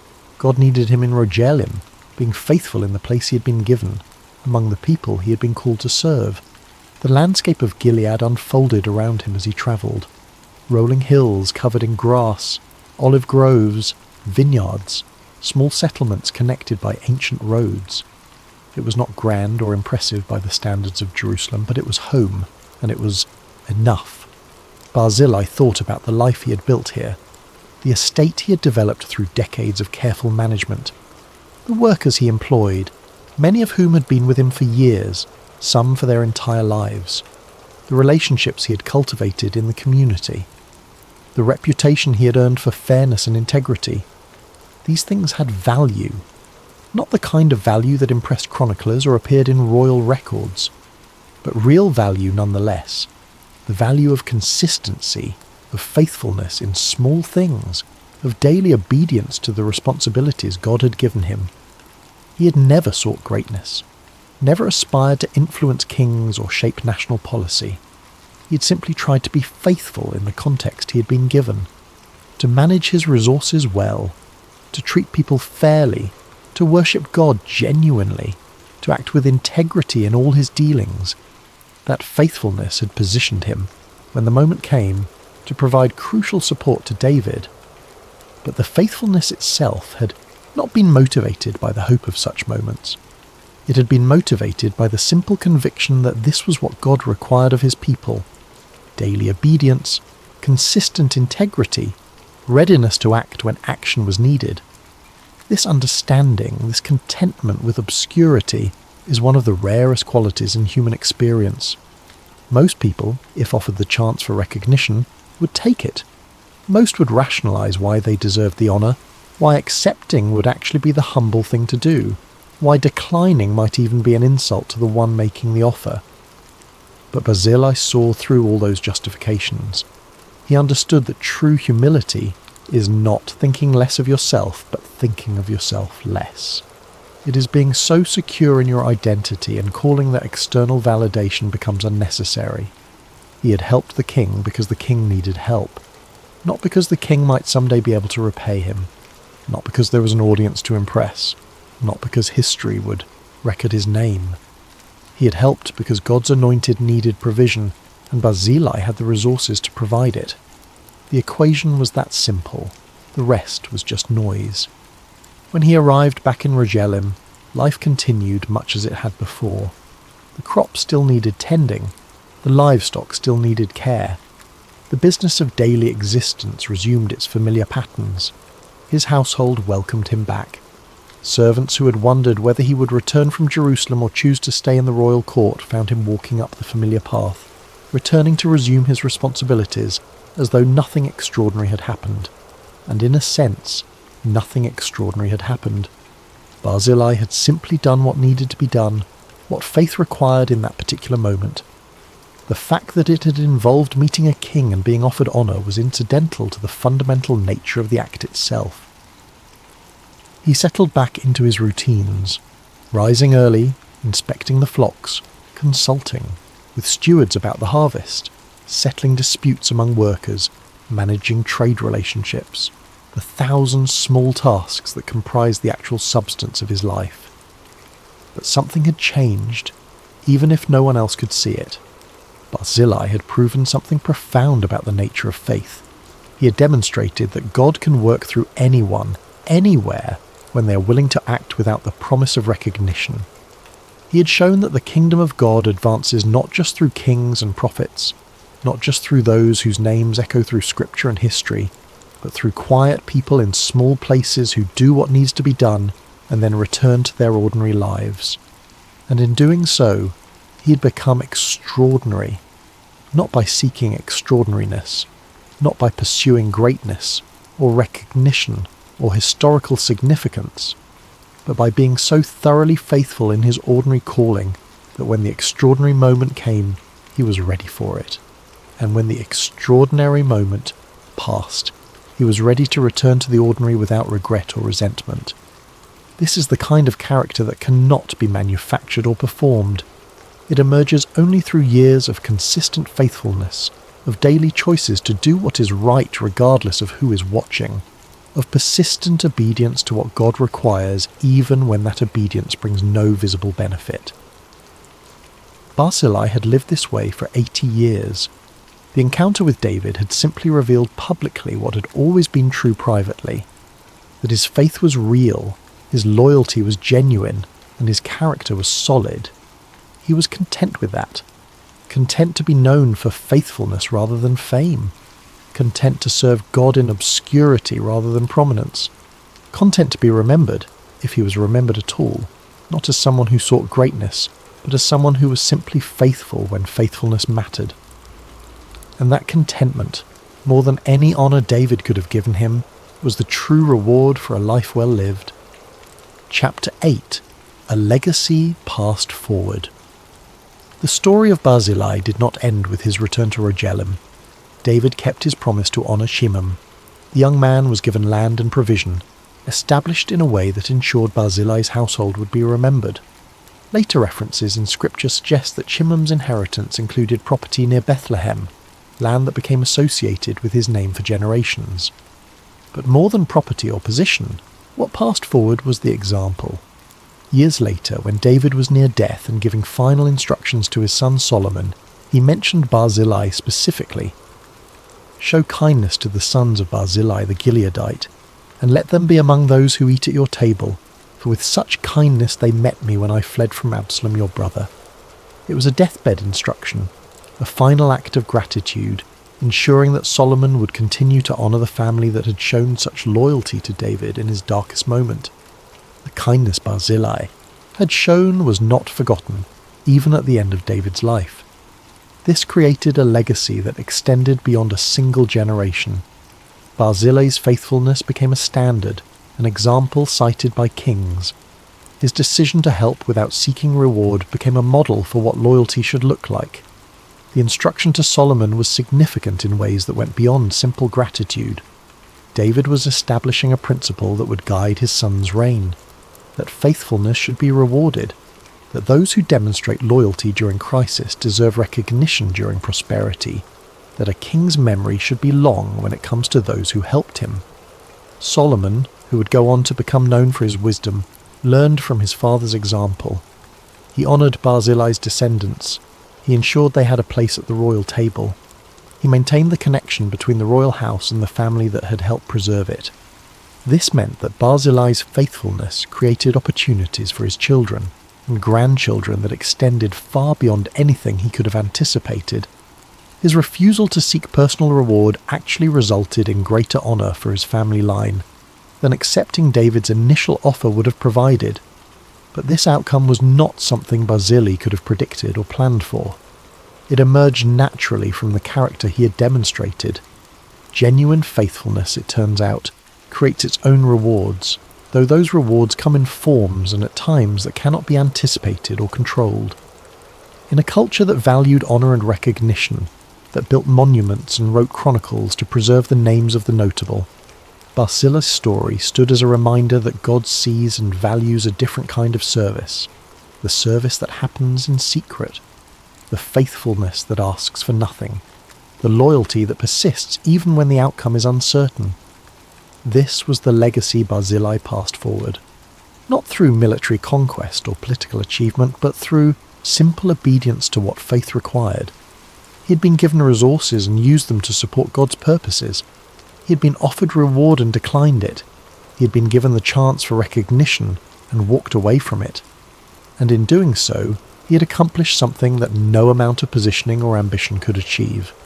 He had remained faithful to his calling without compromising his character. He had served God's anointed without seeking personal advantage. He had acted righteously without requiring public acknowledgement. The scriptures preserve his story precisely because it exemplifies a kind of faith that is often overlooked but deeply valued by God. A faith that works in obscurity. A faith that serves without expecting applause. A faith that understands that the approval that matters is not from crowds or chroniclers, but from the one who sees everything, even what is done in secret. Barzillai's descendants benefited from his faithfulness. His family was honoured. His name was remembered. But these outcomes were not the motivation for his actions. They were simply the natural result of a life lived in genuine devotion. And that distinction matters, because faith that serves in order to be rewarded is not really faith at all. It is just another form of transaction, another calculation of cost and benefit. True faith serves because service is what love requires, what loyalty demands, what obedience to God looks like in practical terms.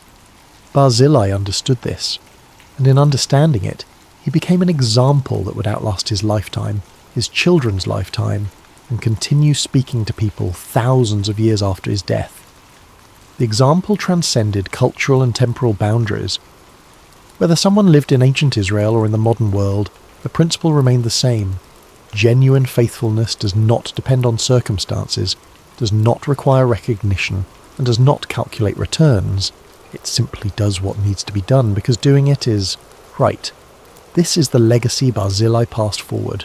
Not a legacy of monuments or military victories or political achievements, but a legacy of character, of integrity, of faithfulness that persisted regardless of cost or outcome, and that legacy proved more enduring than any monument ever built. Epilogue. Faith that asks for nothing. There is a type of faith that only emerges in crisis, not the faith that is expressed through religious rituals or theological discussions, but the faith that shows itself when everything is uncertain and the cost of obedience is real. the faith that acts without guarantees, the faith that serves without applause, the faith that remains loyal when loyalty is difficult and dangerous. Barzillai's story reveals this kind of faith. He was not a priest or prophet. He held no religious office. He had no special training in theology or scripture. He was simply a man who understood that God's promises were real, that God's anointed remained anointed regardless of circumstances, and that faithfulness meant helping when help was needed, not when it was convenient or likely to be rewarded. The world tends to remember the dramatic moments, the battles won, the kingdoms conquered, the speeches delivered.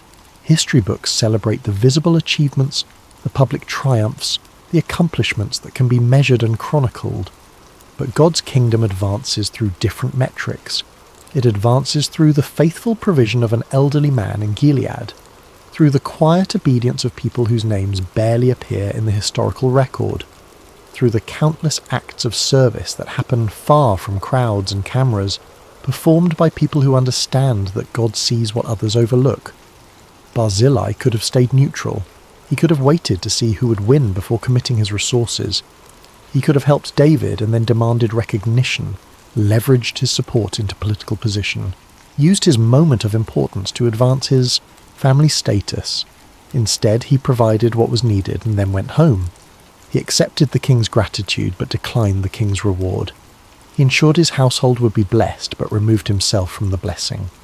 This is the kind of faith that changes kingdoms, not because it is loud or dramatic or visible, but precisely because it is none of those things, because it is pure, because it acts from conviction rather than calculation, because it serves God rather than serving itself. In a world obsessed with recognition and platform and influence, Barzillai's example is profoundly countercultural. It suggests that the most meaningful service often happens in obscurity, that the most important acts of faithfulness may never trend on social media, or make headlines or result in book deals and speaking tours, that God is not impressed by platform but by obedience, not by visibility but by faithfulness, not by recognition but by righteousness. Barzillai lived 80 years, most of them in complete obscurity. He managed his estate, raised his family, conducted his business, and left virtually no mark on the public record until the moment when David needed help, and Barzillai provided it. That moment defined his legacy, not because it was his only act of faithfulness, but because it was characteristic of how he had always lived. His response to David's crisis was not an aberration or a one-time heroic act. It was simply who he had always been, revealed in a moment when faithfulness was costly and public neutrality would have been safe. The faith Barzillai demonstrated is still needed. In every generation, in every place, there are moments when God's purposes require people who will act without certainty of outcome, who will provide without expectation of reward, who will serve without demanding recognition. These people rarely become famous. Their names do not echo through history. They return to their ordinary lives after extraordinary acts of obedience, content to be known only to God. But they are the ones who actually sustain God's work in the world. They are the foundation on which kingdoms are preserved and purposes are accomplished. They are the quiet faithful whose cumulative obedience makes everything else possible.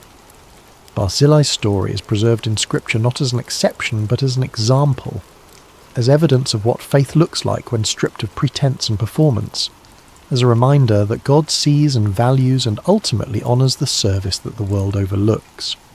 He was an old man from an unremarkable town who helped a king in exile. He provided beds and food and shelter when they were desperately needed. He did it without fanfare or negotiation, and when offered reward he walked away, returning to the quiet life from which he had briefly emerged. And in doing so he revealed something profound about the nature of faith itself, that it does not require a stage, that it does not demand recognition, that it serves because service is what love looks like in action, what loyalty means in practice, what faithfulness requires in the moment when all the theology and doctrine and religious discussion must become something real. Barzillai was faithful, not because anyone was watching, not because history would remember, but because God's anointed needed help, and Barzillai had the resources to provide it. That was enough. It was always enough. and it always will be. The story ends where it began, in the quiet regions east of the Jordan, in a place called Rogelim that most people had never heard of and would quickly forget, with an elderly man who had helped change the course of a kingdom and then gone home to live out his remaining days in the obscurity from which he'd briefly emerged. But the impact of what he did rippled forward through generations, through Chimham and his descendants, through David's memory and Solomon's honouring of that memory, through the preserved record in Scripture that ensured his example would speak to countless people across thousands of years, all because he understood something that many miss, that faithfulness does not need to be seen to be real, that obedience does not require an audience to be valid, that service to God is its own justification, regardless of whether anyone else ever knows about it. Barzillai demonstrated this truth in the most practical way possible. He helped when help was needed. He gave without expecting return. He served without seeking recognition. And then he went home, content with the simple knowledge that he had done what faith required. That contentment, that peace with obscurity, that willingness to be faithful without requiring validation may be the most remarkable aspect of his entire story, because it reveals a depth of character that cannot be manufactured or performed. It shows a security of identity that does not depend on external recognition. It demonstrates a relationship with God that is genuine rather than transactional. And it stands as a permanent reminder that the kingdom of God advances not primarily through those who seek greatness, but through those who simply seek to be faithful. Not through those who demand recognition, but through those who serve whether anyone is watching or not. Not through those who calculate rewards, but through those who understand that knowing you have been obedient to what God required is reward enough. Barzillai understood this. He lived it, and in living it, he became an enduring example of what real faith looks like. Faith that asks for nothing. Faith that expects nothing. Faith that simply does what needs to be done because doing it is right, because God requires it, because his anointed needs help and there are resources available to provide that help. That kind of faith changes the world, one quiet act at a time, one unpublicized provision at a time, one obscure person at a time, until the cumulative weight of all that faithfulness accomplishes what no army could, conquer and no king could decree, the preservation of God's purposes through the obedience of people whose names the world will never know, but whose actions God will never forget. Barzillai was one of those people, and his story remains, thousands of years later, as testimony to the power of faithfulness that asks for nothing except the opportunity to serve. Before we begin tonight's story, if you're enjoying this content, using hype points on this video helps the channel more than you could possibly know. It truly makes a difference in ways that go beyond what most people realise. If you're listening on Spotify, leaving a review helps out so much and we genuinely appreciate every single one. Also, if you want to, comment what time it is for you and where in the world you're listening from. We love seeing where everyone is tuning in from. It's amazing to know this community spans the globe. And of course, if you enjoy these stories, subscribing really helps us continue creating this content. Now, let's begin. There's a kind of courage that doesn't announce itself. It doesn't gather crowds or make speeches in the public square. It doesn't wear armour or carry banners. This courage appears in a moment, quiet, deliberate, and often unnoticed by history until much later, if at all. It's the courage of the person who sees something wrong and decides, against every instinct of self-preservation, to act. Tonight's story takes place in Jerusalem during one of the darkest periods in its history. The city is collapsing under the weight of its own corruption, divided leadership, and the looming threat of Babylon.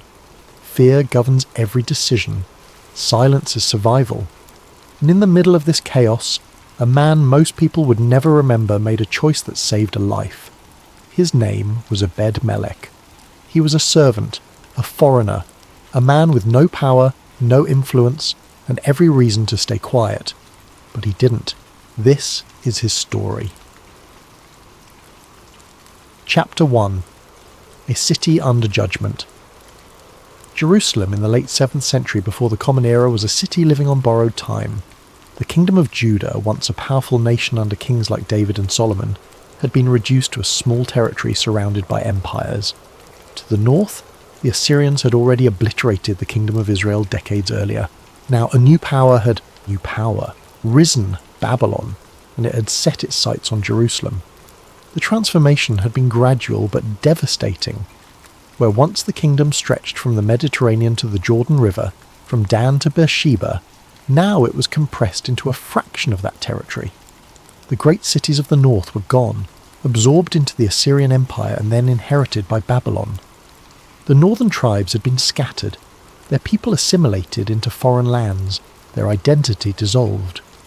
Only Judah remained, clinging to its capital, its temple, and its illusions of independence. King Nebuchadnezzar of Babylon had already besieged the city once, years earlier. That siege had ended not with destruction, but with submission. Jerusalem had opened its gates. The king at that time, Jehoiakim, had been taken captive along with thousands of the city's elite, craftsmen, warriors, nobles and priests. The temple treasury had been looted. Sacred vessels that had been used in worship for generations were carried off to Babylon as trophies. In Jehoiakim's place, Nebuchadnezzar installed his uncle, a man named Mattaniah, and renamed him Zedekiah. It was a symbolic gesture of ownership. The king of Judah no longer even controlled his own name. He ruled at Babylon's pleasure, a puppet whose strings could be cut at any moment. Zedekiah was weak. Not cruel, necessarily, but weak. He lacked the resolve to make hard decisions and the courage to stand by them once made. His court was full of advisors who each pulled him in different directions, and he lacked the strength to choose a path and commit to it. Some of his officials urged rebellion. They pointed to Egypt, the ancient rival of Babylon, and insisted that Pharaoh would come to their aid if they rose up. These were the hawks, the ones who saw submission as cowardice and believed that honour demanded resistance.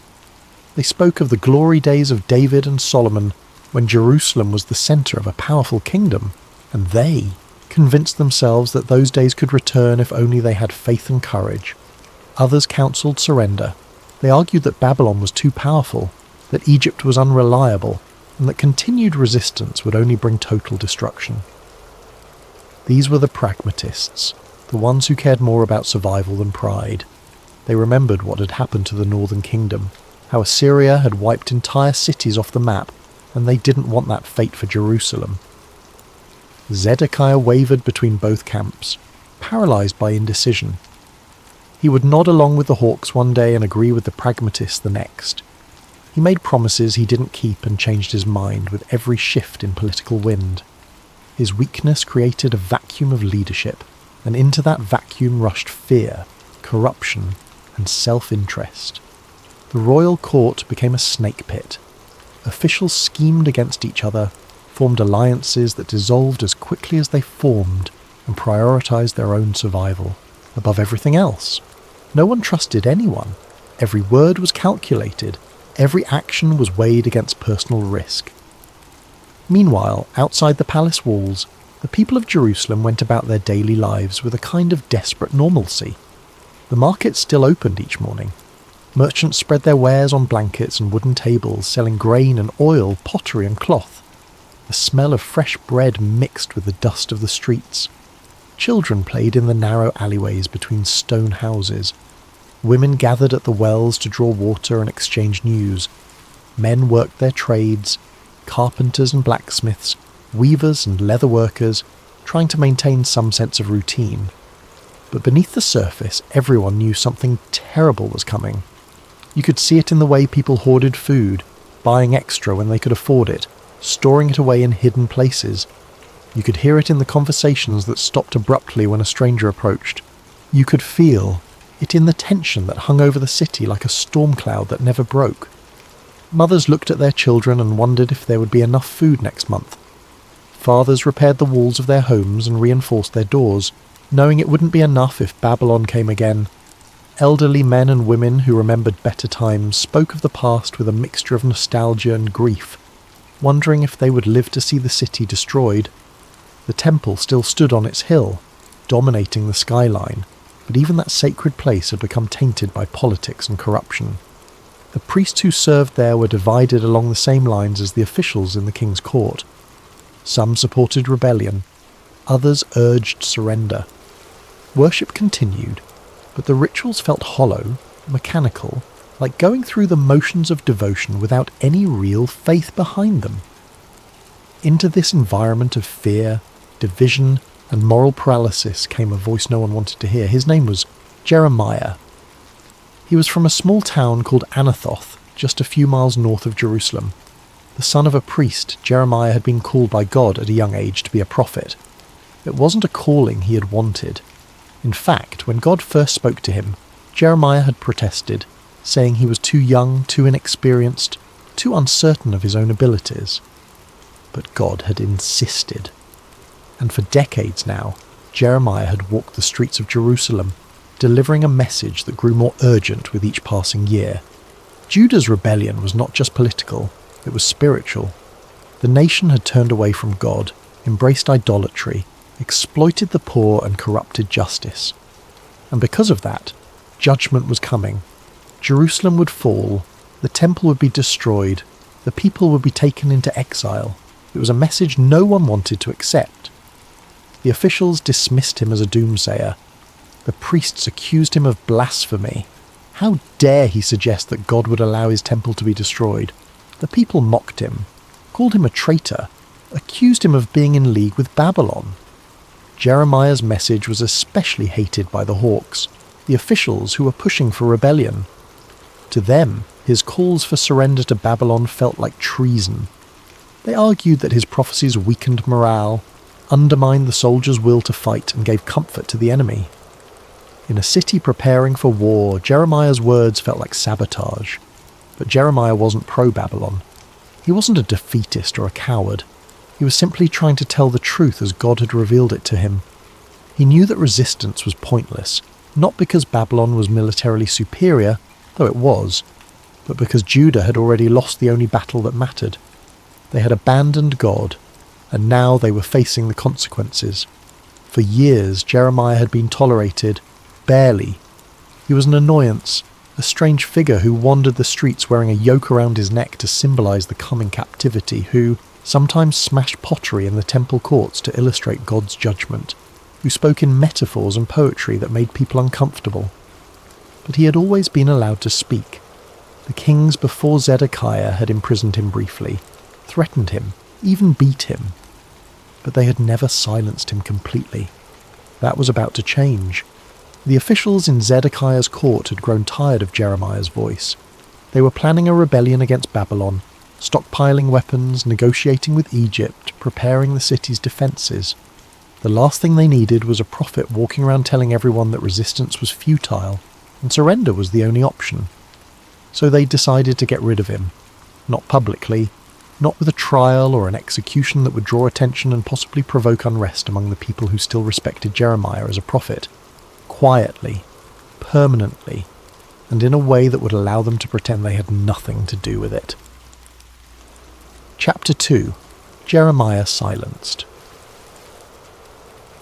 The decision to get rid of Jeremiah wasn't made in a public trial or through any formal process. It was quieter than that, more insidious. A group of officials had been meeting privately, away from the king's chambers, in spaces where their conversations couldn't be overheard. These men had names: Shephatiah son of Matan, Gedaliah son of Pasha, Jukal son of Shelemiah, and Pasha son of Malchijah. But their names mattered less than what they represented. They were the establishment, the ones who had convinced themselves that they knew what was best for the kingdom, even if it meant silencing dissenting voices. They came from families that had held power for generations. Their fathers and grandfathers had served in the royal court. They owned land, controlled trade routes, had influence with the temple priesthood. They were educated, wealthy, and certain of their own righteousness. And they saw Jeremiah as a threat that needed to be eliminated. The problem from their perspective was simple. Jeremiah's prophecies were undermining their plans. They had been working for months to prepare for a rebellion against Babylon. They had sent secret envoys to Egypt, negotiating promises of military support. They had been stockpiling weapons, fortifying the city walls, training soldiers. Everything was in place for one final attempt to break free from Babylonian control. But Jeremiah kept telling anyone who would listen that rebellion was doomed, that Babylon would crush them, that the only way to survive was to surrender. From a purely military standpoint, the officials might have dismissed him as an old fool, out of touch with reality. But the problem was that some people still listened to Jeremiah. Not the majority, perhaps, but enough. Soldiers heard his words and began to doubt whether the fight was worth it. Citizens who might have supported the rebellion started to waver. In the minds of these officials, Jeremiah wasn't just wrong. He was dangerous.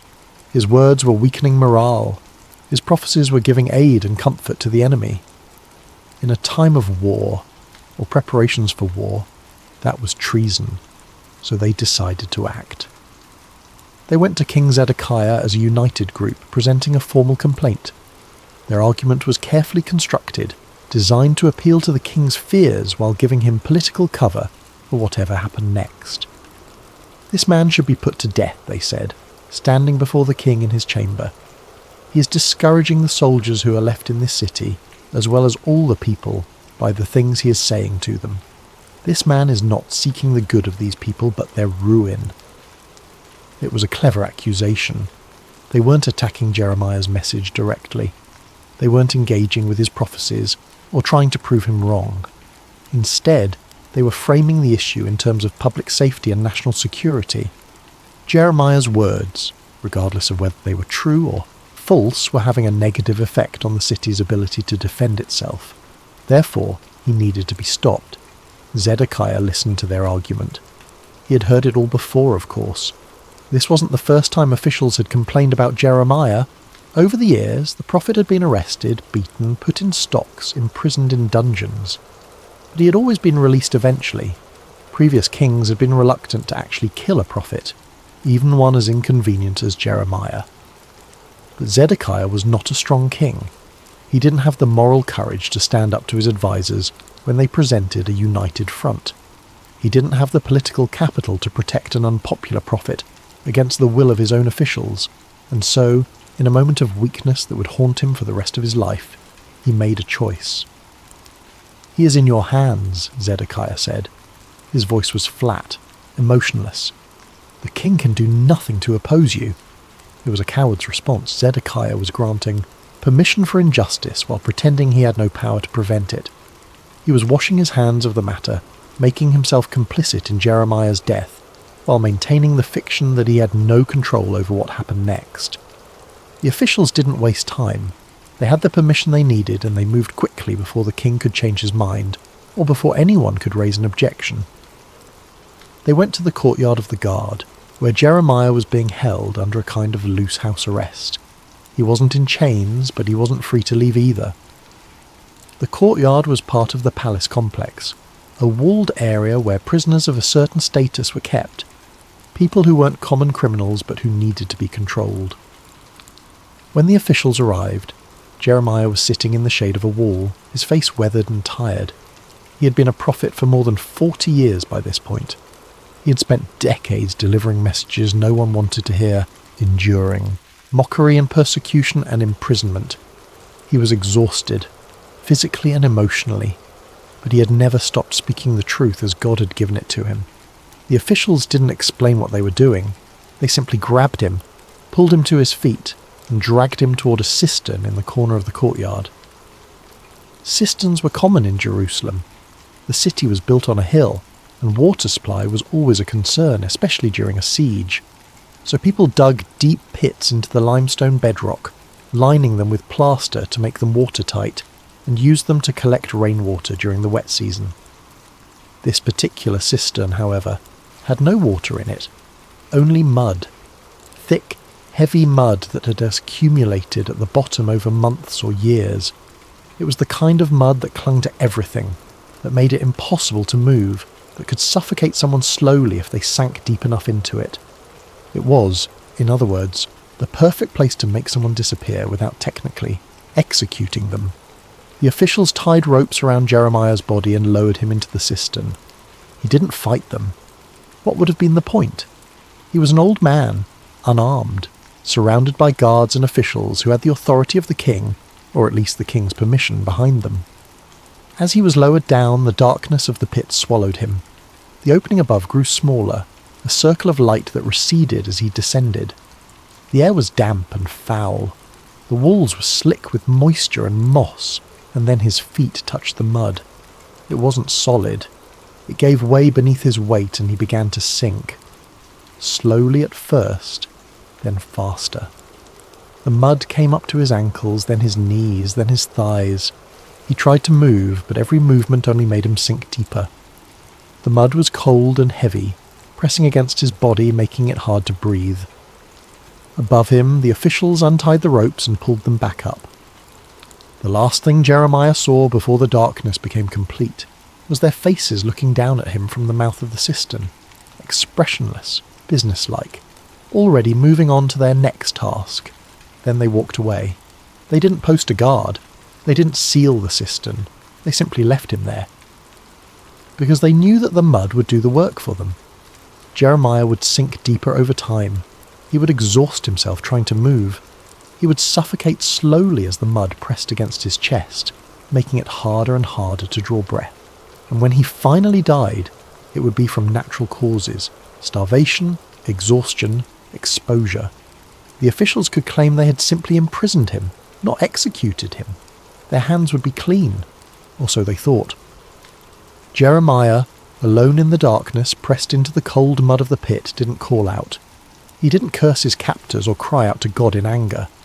He had been in situations like this before, though never quite this desperate. He had survived beatings, stocks, dungeons.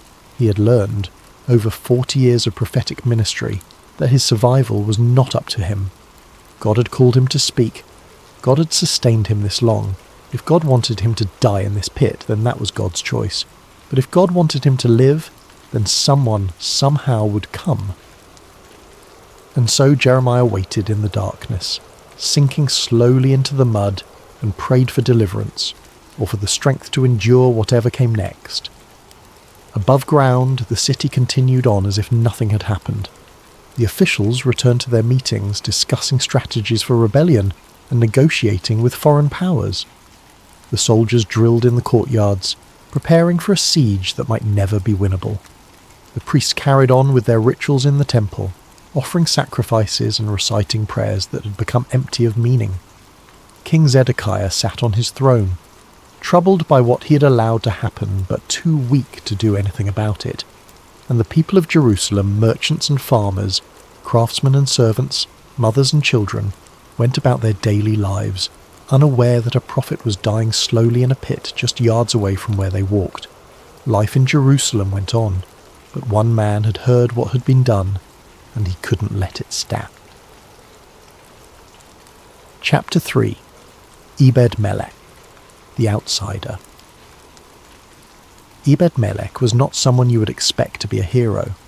His name in Hebrew literally means servant of the king, a title more than a personal name, which tells you something about his status. He was a eunuch, a court official who served in the royal household. More importantly, he was a Cushite, a foreigner from the region south of Egypt, in what is now Sudan or Ethiopia. In other words, Ebed-Melech was an outsider in every sense that mattered. He wasn't Jewish. He didn't worship in the temple. He wasn't part of the priestly class or the noble families that had run Jerusalem for generations. He had no inheritance in the land, no family connections to leverage, no tribal affiliation to protect him. He was, by birth and by position, someone who existed on the margins of society. Eunuchs in the ancient world occupied a strange social space. They served in royal courts precisely because their condition made them no threat to the king's dynasty. They could have no sons to compete for the throne, no family ambitions to pursue. This made them trustworthy in the eyes of rulers, valuable as administrators and confidants. But it also meant they were fundamentally alone. They had no lineage behind them and none ahead. No brothers to stand with them in conflict, no sons to carry on their name. They existed in service to others, their entire identity bound up in their role rather than their personhood. And as a Cushite, Ebed-Melech carried the additional burden of being racially and culturally distinct from everyone around him. His skin was darker, his accent was different. The way he dressed, the food he ate, the languages he spoke, all marked him as foreign. In a city where identity was tied to covenant, to ancestry, to belonging to the people of Israel, Ebed-Melech was always and forever an outsider. He had likely come to Jerusalem years earlier, possibly as part of a diplomatic exchange, or as a gift from a Cushite kingdom to the court of Judah. How he had ended up as a servant in the royal household we don't know. But somehow he had carved out a place for himself in a world that had no obligation to accept him. He would have learned to be careful, to watch and listen, to understand the shifting dynamics of court politics without getting caught up in them, to serve faithfully without drawing too much attention to himself. Survival for someone in his position meant staying invisible most of the time. But there was something in Ebed-Melech that couldn't stay silent when he heard what had been done to Jeremiah. Maybe it was because he had heard the prophet speak before. Jeremiah's messages were public, delivered in the temple courts and the city gates, places where anyone could listen. And Ebed-Melech, working in the palace, would have had reason to be in those areas regularly. He would have heard Jeremiah's warnings about corruption, about exploiting the vulnerable, about turning away from justice and truth. Perhaps those words had resonated with him in a way they hadn't resonated with the officials and priests who considered themselves the rightful inheritors of God's promises. Perhaps, as someone who had experienced marginalization himself, Ebed-Melech recognized the truth in Jeremiah's accusations, that power corrupts, that privilege blinds, that those who should be protecting the weak often become their oppressors instead. Or maybe it was simpler than that. Maybe Ebed-Melech had just lived long enough as an outsider to have developed a sharper moral compass than those who had always held power. When you've spent your life on the margins, when you've seen how systems protect the powerful and abandon the vulnerable, you develop an instinct for injustice. You recognize it when you see it, even when everyone else is pretending it's justified. Whatever the reason, when Ebed-Melech heard that Jeremiah had been thrown into a cistern and left to die, he knew it was wrong. Not just politically unwise, not just strategically foolish. Wrong. An evil act wrapped in the language of necessity. Murder disguised as imprisonment, and he couldn't let it stand. Now think about what that decision meant for him. Ebed-Melech had no power. He wasn't one of the king's advisors. He wasn't a military commander or a wealthy landowner or a respected priest. He was a servant. His job was to do what he was told, to serve the royal household without question, to stay out of the way when important matters were being decided. Challenging the officials who had imprisoned Jeremiah would be dangerous. These were men who had just demonstrated their willingness to eliminate someone they saw as a threat. If they could do that to a prophet, someone who theoretically had God's protection, what would stop them from doing it to a foreign servant who had no one to defend him? Ebed-Melech could have told himself that it wasn't his place to get involved, that he was just a servant, with no authority to question the decisions of his superiors, that speaking up would only put his own life at risk without actually changing anything. He could have convinced himself that Jeremiah's fate was God's problem to solve, not his. That if God wanted the prophet saved, God would save him without needing help from a Cushite eunuch who barely belonged in Jerusalem in the first place. He could have stayed silent, kept his head down, focused on his own survival. No one would have blamed him. No one would have even known he had a choice. But Ebed-Melech chose differently. He chose to act. Chapter 4. A dangerous decision. Going to the king was not a simple matter. In the hierarchical structure of ancient royal courts, access to the king was carefully controlled. You didn't just walk up to the monarch and start talking.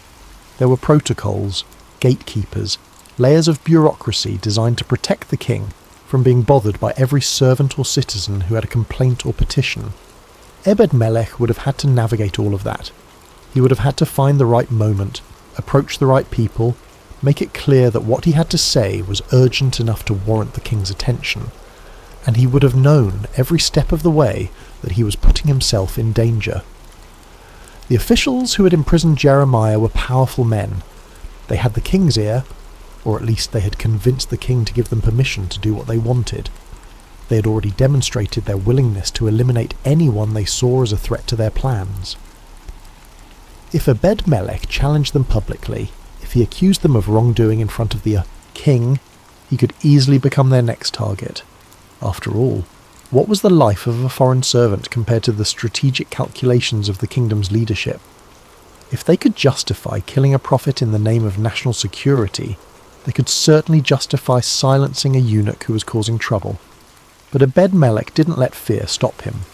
He learned that King Zedekiah was sitting at the Benjamin Gate, one of the main entrances to the city, a place where the king would sometimes hold court and hear petitions from the people. It was a public space, which meant that whatever Ebed-Melech said would be heard by others. There would be witnesses. There would be no taking it back, no pretending the conversation never happened. This was both good and bad. Good because it meant the king couldn't simply ignore him or have him quietly arrested without anyone knowing. Bad because it meant that the officials who had imprisoned Jeremiah would hear about this confrontation almost immediately, and they would not be pleased. Ebed-Melech approached the gate.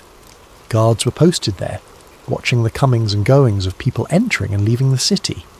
Officials and petitioners milled about, waiting for their chance to speak to the king or conducting their own business. Zedekiah sat in a chair under a canopy that provided shade from the sun. He looked tired.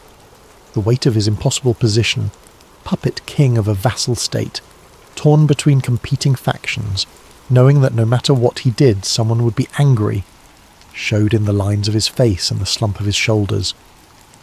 Ebed-Melech waited for the right moment.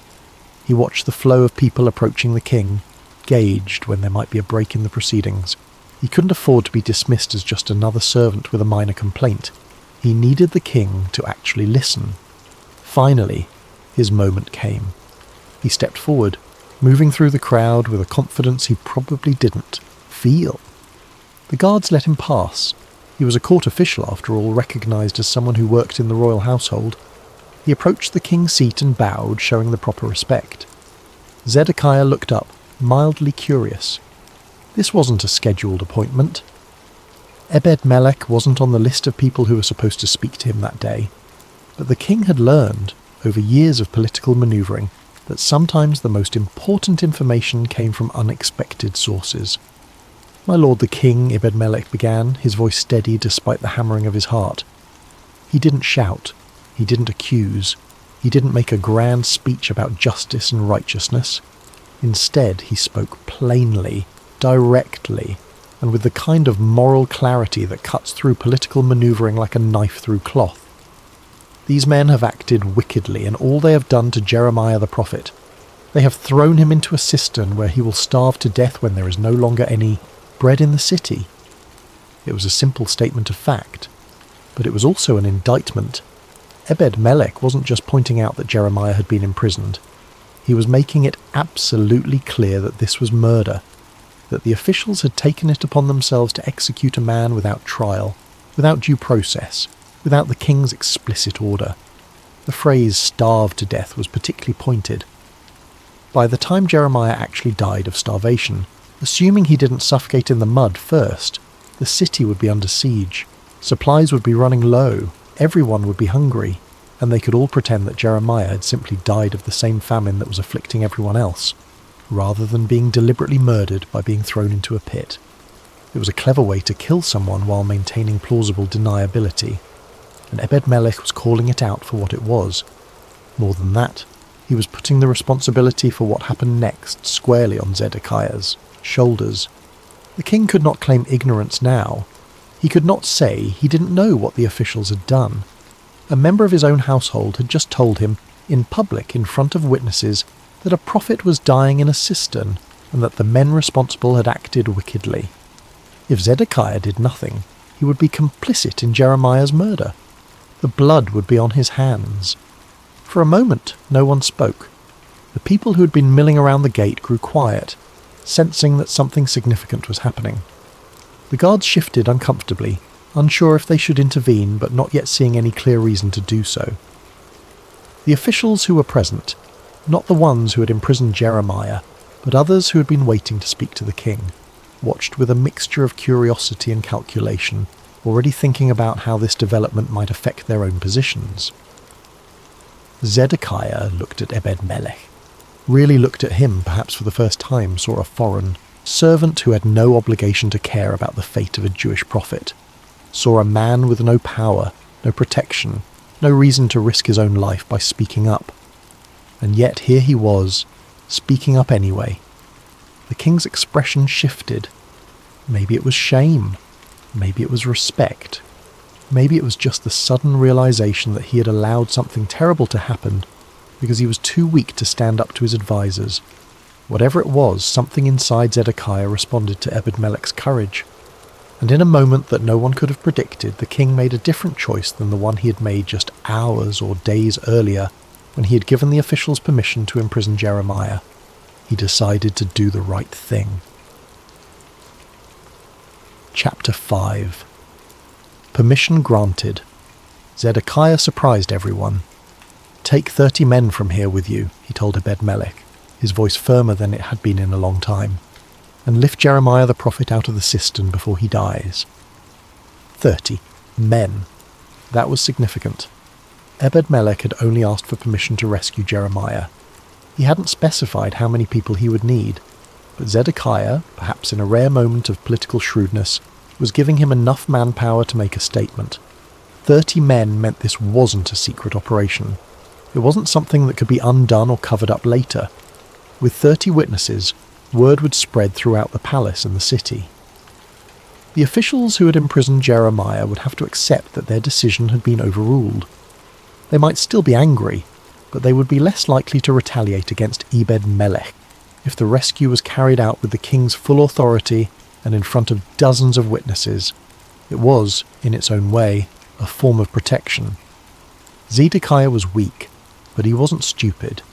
He knew that by giving Ebed-Melech 30 men, he was making it harder for the officials to punish the servant for doing what the king had authorized. Ebed-Melech bowed and accepted the order. He didn't waste time celebrating or thanking the king profusely. Every moment that passed was another moment that Jeremiah was sinking deeper into the mud, losing strength, possibly dying. He gathered the men quickly. Some were guards, others were servants like himself. A few were workers from the palace grounds. The important thing was that they were there, ready to help and operating under the direct authority of the king. But here's where something remarkable happens, something that reveals the kind of person Ebed-Melech truly was. He didn't just rush to the cistern and start pulling Jeremiah out. He didn't let urgency override thoughtfulness. Instead, he took the time to prepare properly. He went to the palace storeroom first. This was a space where old materials were kept, things that were no longer useful for their original purpose, but hadn't been thrown away yet. Worn-out clothing, torn fabric, rags that had been used for cleaning and then set aside. Ebed-Melech gathered armfuls of these materials, old rags, worn-out clothes, anything that was soft and could provide padding. Then he took ropes, strong ones, the kind used for hauling water or lifting heavy loads, and brought everything to the cistern. By this time, word had spread. People were starting to gather. Servants and guards who had heard about the confrontation at the Benjamin Gate. Citizens who had seen the group of 30 men moving through the palace complex with purpose. Even some of the officials who had been in Zedekiah's court, curious about what was happening. The cistern was in the courtyard of the guard, a space that had suddenly become very public. Ebed-Melech ignored the onlookers. He focused on the task at hand. When he reached the edge of the cistern and looked down, he could barely see Jeremiah in the darkness below. The prophet was still alive, but barely. He had sunk deep into the mud, which was now up to his chest. His face was pale, covered in grime. His breathing was laboured. "Jeremiah," Ebed-Melech called down, "we're going to get you out, but I need you to do exactly as I say." His voice was calm, authoritative. This was a rescue operation, and it needed to be done carefully. If they just threw a rope down and tried to pull Jeremiah up by his arms or around his torso, they could injure him. The rope could cut into his skin. His joints could be wrenched. He was already weakened by exposure and lack of food. A careless rescue could cause as much harm as the imprisonment itself. So Ebed-Melech explained what he wanted Jeremiah to do. "I'm going to lower rags and old clothes down to you," he said. "Put them under your arms, around your torso, anywhere the rope will touch your body. Pad yourself as much as you can. Then I'll lower the ropes and we'll pull you up slowly." It was a brilliant solution.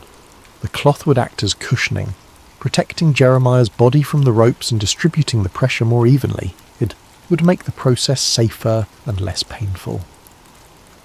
Ebed-Melech lowered the bundle of cloth first. Jeremiah, exhausted and barely able to move in the thick mud, did his best to follow the instructions.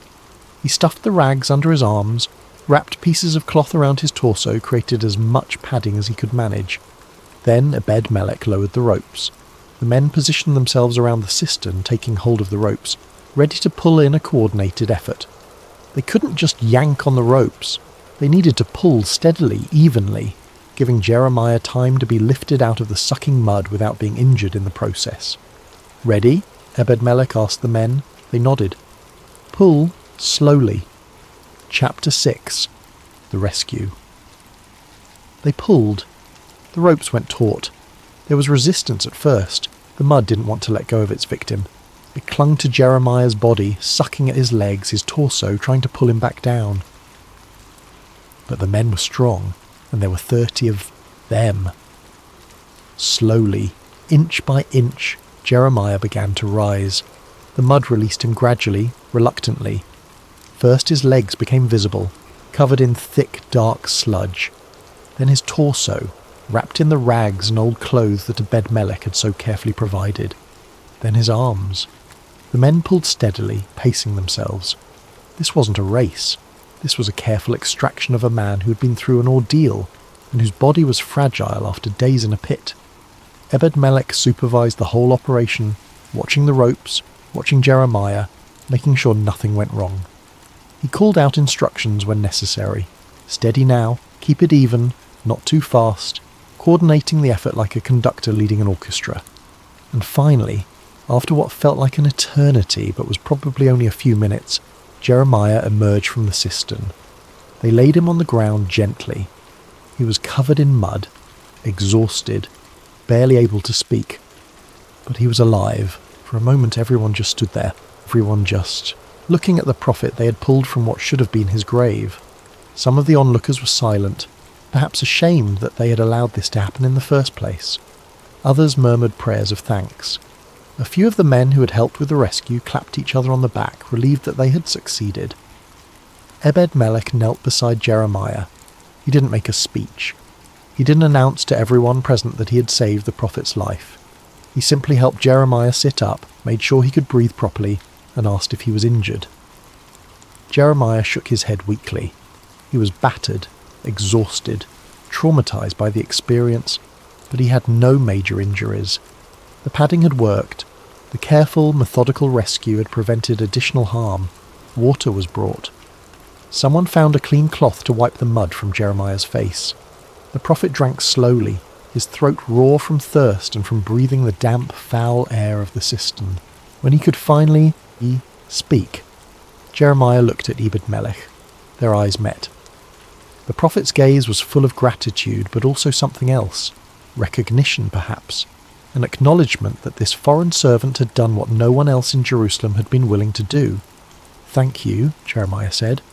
His voice was barely a whisper, but it carried more weight than any of the speeches he had delivered in the temple courts. Ebed-Melech just nodded. He didn't need thanks. He had done what needed to be done.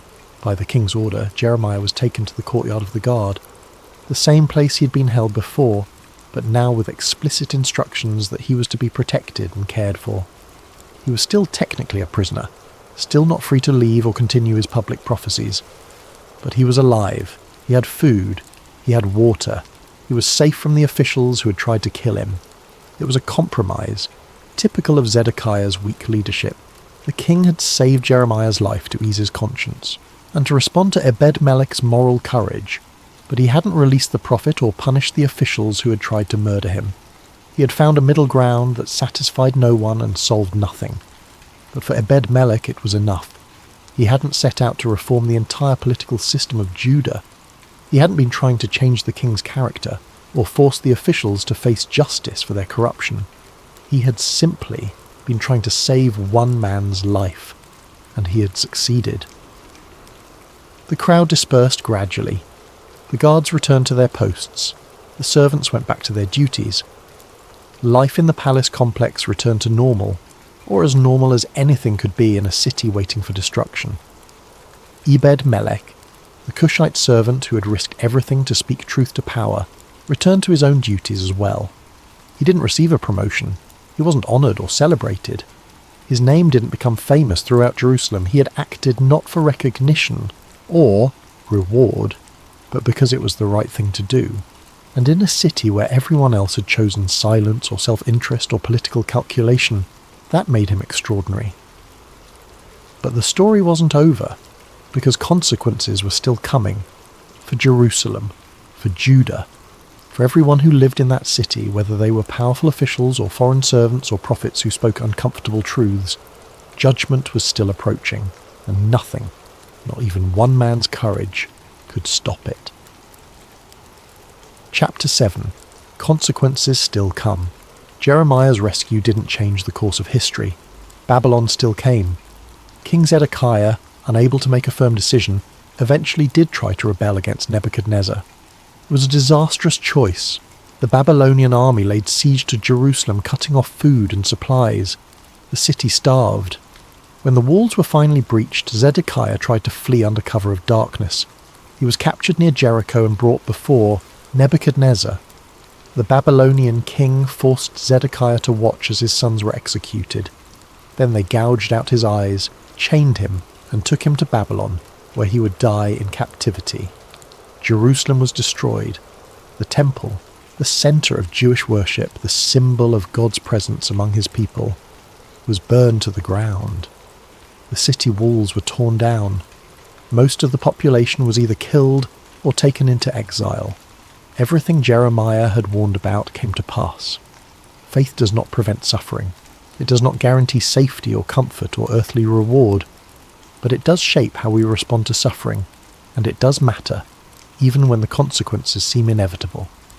Ebed-Melech had saved one life in a city that was about to lose thousands. In the scope of history, it might seem like a small thing. But it wasn't small to Jeremiah, and it wasn't small to God. Chapter 8. A Promise Remembered. Before the fall of Jerusalem, God spoke to Ebed-Melech through Jeremiah. It's recorded in the book of Jeremiah, chapter 39. After the city had fallen and chaos reigned, Jeremiah was given a message specifically for the Cushite servant who had saved his life. "Go and tell Ebed-Melech the Cushite," God said. "This is what the Lord Almighty, the God of Israel, says. I am about to fulfill my words against this city, words concerning disaster, not prosperity. At that time they will be fulfilled before your eyes. But I will rescue you on that day, declares the Lord. You will not be given into the hands of those you fear. I will save you. You will not fall by the sword, but will escape with your life, because you trust in me, declares the Lord." Read that again. God didn't promise Ebed-Melech wealth. He didn't promise him power or recognition or a place in history. He promised him survival, safety, life.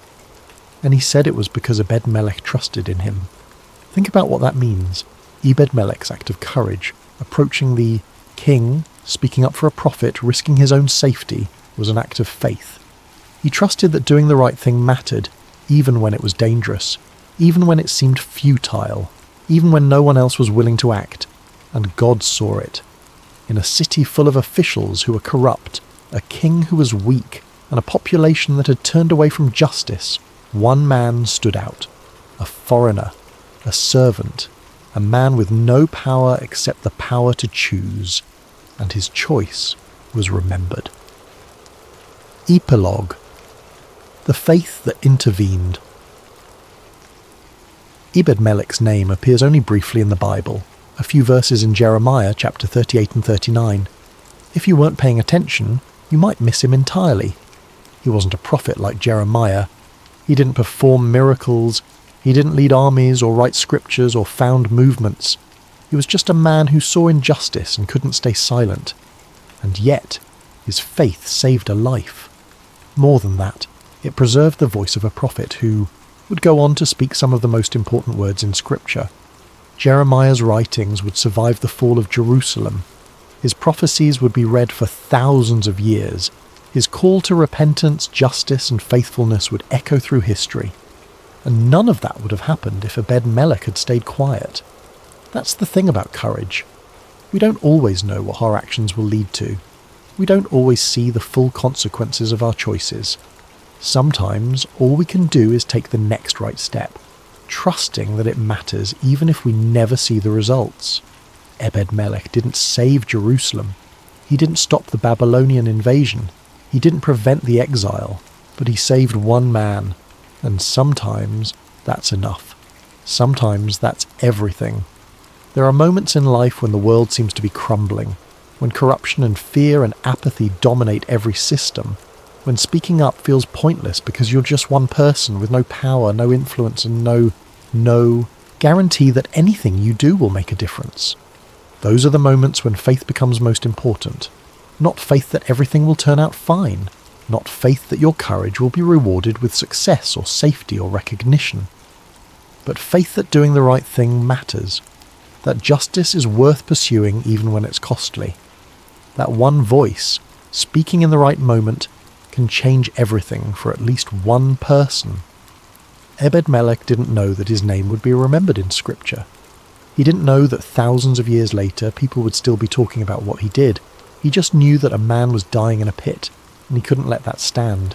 And so he spoke, and God saw, and a life was saved. That's the kind of faith that intervenes, the kind that doesn't wait for perfect conditions or guaranteed outcomes, the kind that acts because silence is not an option, the kind that trusts, even in the darkest moments, that courage matters, because sometimes the most important thing we can do is simply refuse to be silent when everyone else has chosen fear. Ebed-Melech was a servant, a foreigner, a man with no power. But when it mattered most, he was the one person in all of Jerusalem who had the courage to speak.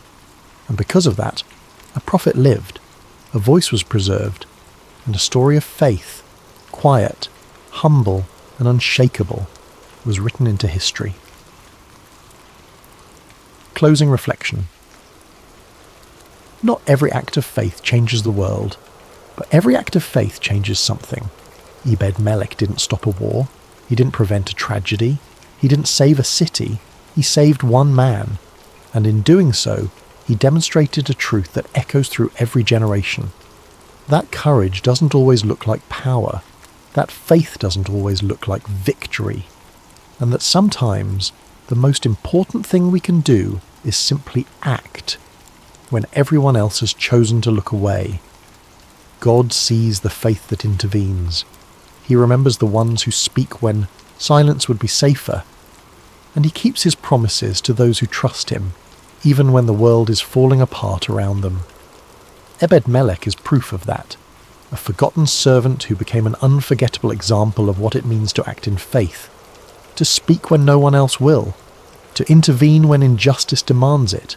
To trust that doing the right thing matters, even when the outcome is uncertain. Because in the end, that's what courage is, not the absence of fear. But the refusal to let fear have the final word. Ebed-Melech refused to be silent, and because of that, the voice of a prophet survived. The faith that intervenes doesn't need to be loud. It just needs to be willing to act. That's the lesson of Ebed-Melech. That's the story worth remembering. And perhaps if we're paying attention, it's the kind of faith we're all called to embody. One act of courage at a time. There are stories in the ancient texts that shake the foundations of kingdoms. Tales of warriors who conquered nations, prophets who called down fire from heaven, kings who built empires that stretched across continents. These are the stories we remember, the ones carved into monuments and sung in hymns that echo through centuries. But tonight, we're going to talk about a different kind of story, a quieter one, the kind that happens in the margins of history, performed by someone whose name most people would never recognize. This is the story of a man who did something extraordinary by doing something utterly simple. He helped when helping mattered most, and then he walked away when anyone else would have stayed for the glory. His name was Barzillai the Gileadite, and his story is one of the most beautiful examples of faith you've probably never heard. Chapter 1. A Kingdom in Crisis. The year doesn't matter as much as the moment. What you need to understand is this. King David, the giant slayer, the psalmist, the man after God's own heart, was running for his life. Not from an enemy army, not from a foreign invader, from his own son. Think about that for a moment. Let it sink in. The shepherd boy who had faced down a giant with nothing but a sling and 5 smooth stones. The warrior who had slain his tens of thousands, while Saul had only slain his thousands. The king who had united the fractured tribes of Israel into a single nation. That man was now fleeing in the night, driven from his own palace by his own flesh and blood. Absalom was everything a king might want in an heir. The scriptures describe him in terms that seem almost mythological. From the sole of his foot to the crown of his head, there was no blemish in him. His hair alone weighed hundreds of shekels when he cut it once a year. He was handsome beyond description, the kind of magnetic presence that drew every eye in a room. People couldn't help but notice him, couldn't help but be drawn to him. But Absalom had grown tired of waiting for his father's throne. You have to understand the context. David was old now, yes, but still very much alive and very much in control. Absalom saw the throne, saw the power, saw the legacy, and he wanted it. Not someday. Now. So he began a campaign that was as brilliant as it was insidious. For years, Absalom would rise early and stand beside the way of the gate. When anyone came with a dispute to bring before the king for judgment, Absalom would call out to him and ask where he was from. And when the person identified their tribe, Absalom would say, "Look, your claims are good and right, but there is no one from the king to hear you." Then he would add, almost casually, "Oh, that I were made judge in the land, that everyone who has a dispute or cause might come to me, and I would give him justice." It was insidious because it was subtle. He wasn't openly criticizing David. He was just suggesting that justice could be more accessible, more immediate, more personal. And whenever anyone approached to bow down to him, showing him the respect due to a prince, Absalom would reach out his hand and take hold of him and kiss him. He would treat them like equals, like friends, like he truly cared about their problems.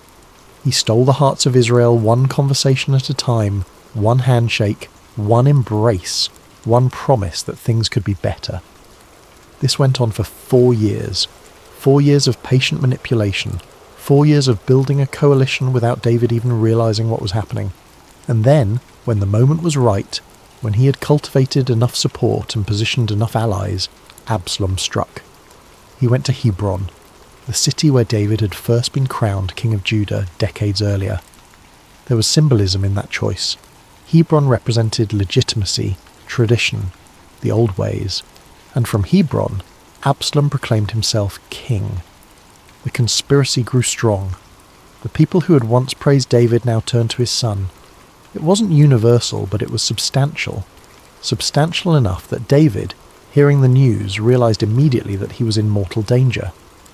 The rebellion came swift and brutal. Word reached Jerusalem that Absalom had declared himself king, that he was gathering an army, that he was marching on the capital. David had to make a choice, and he had to make it quickly.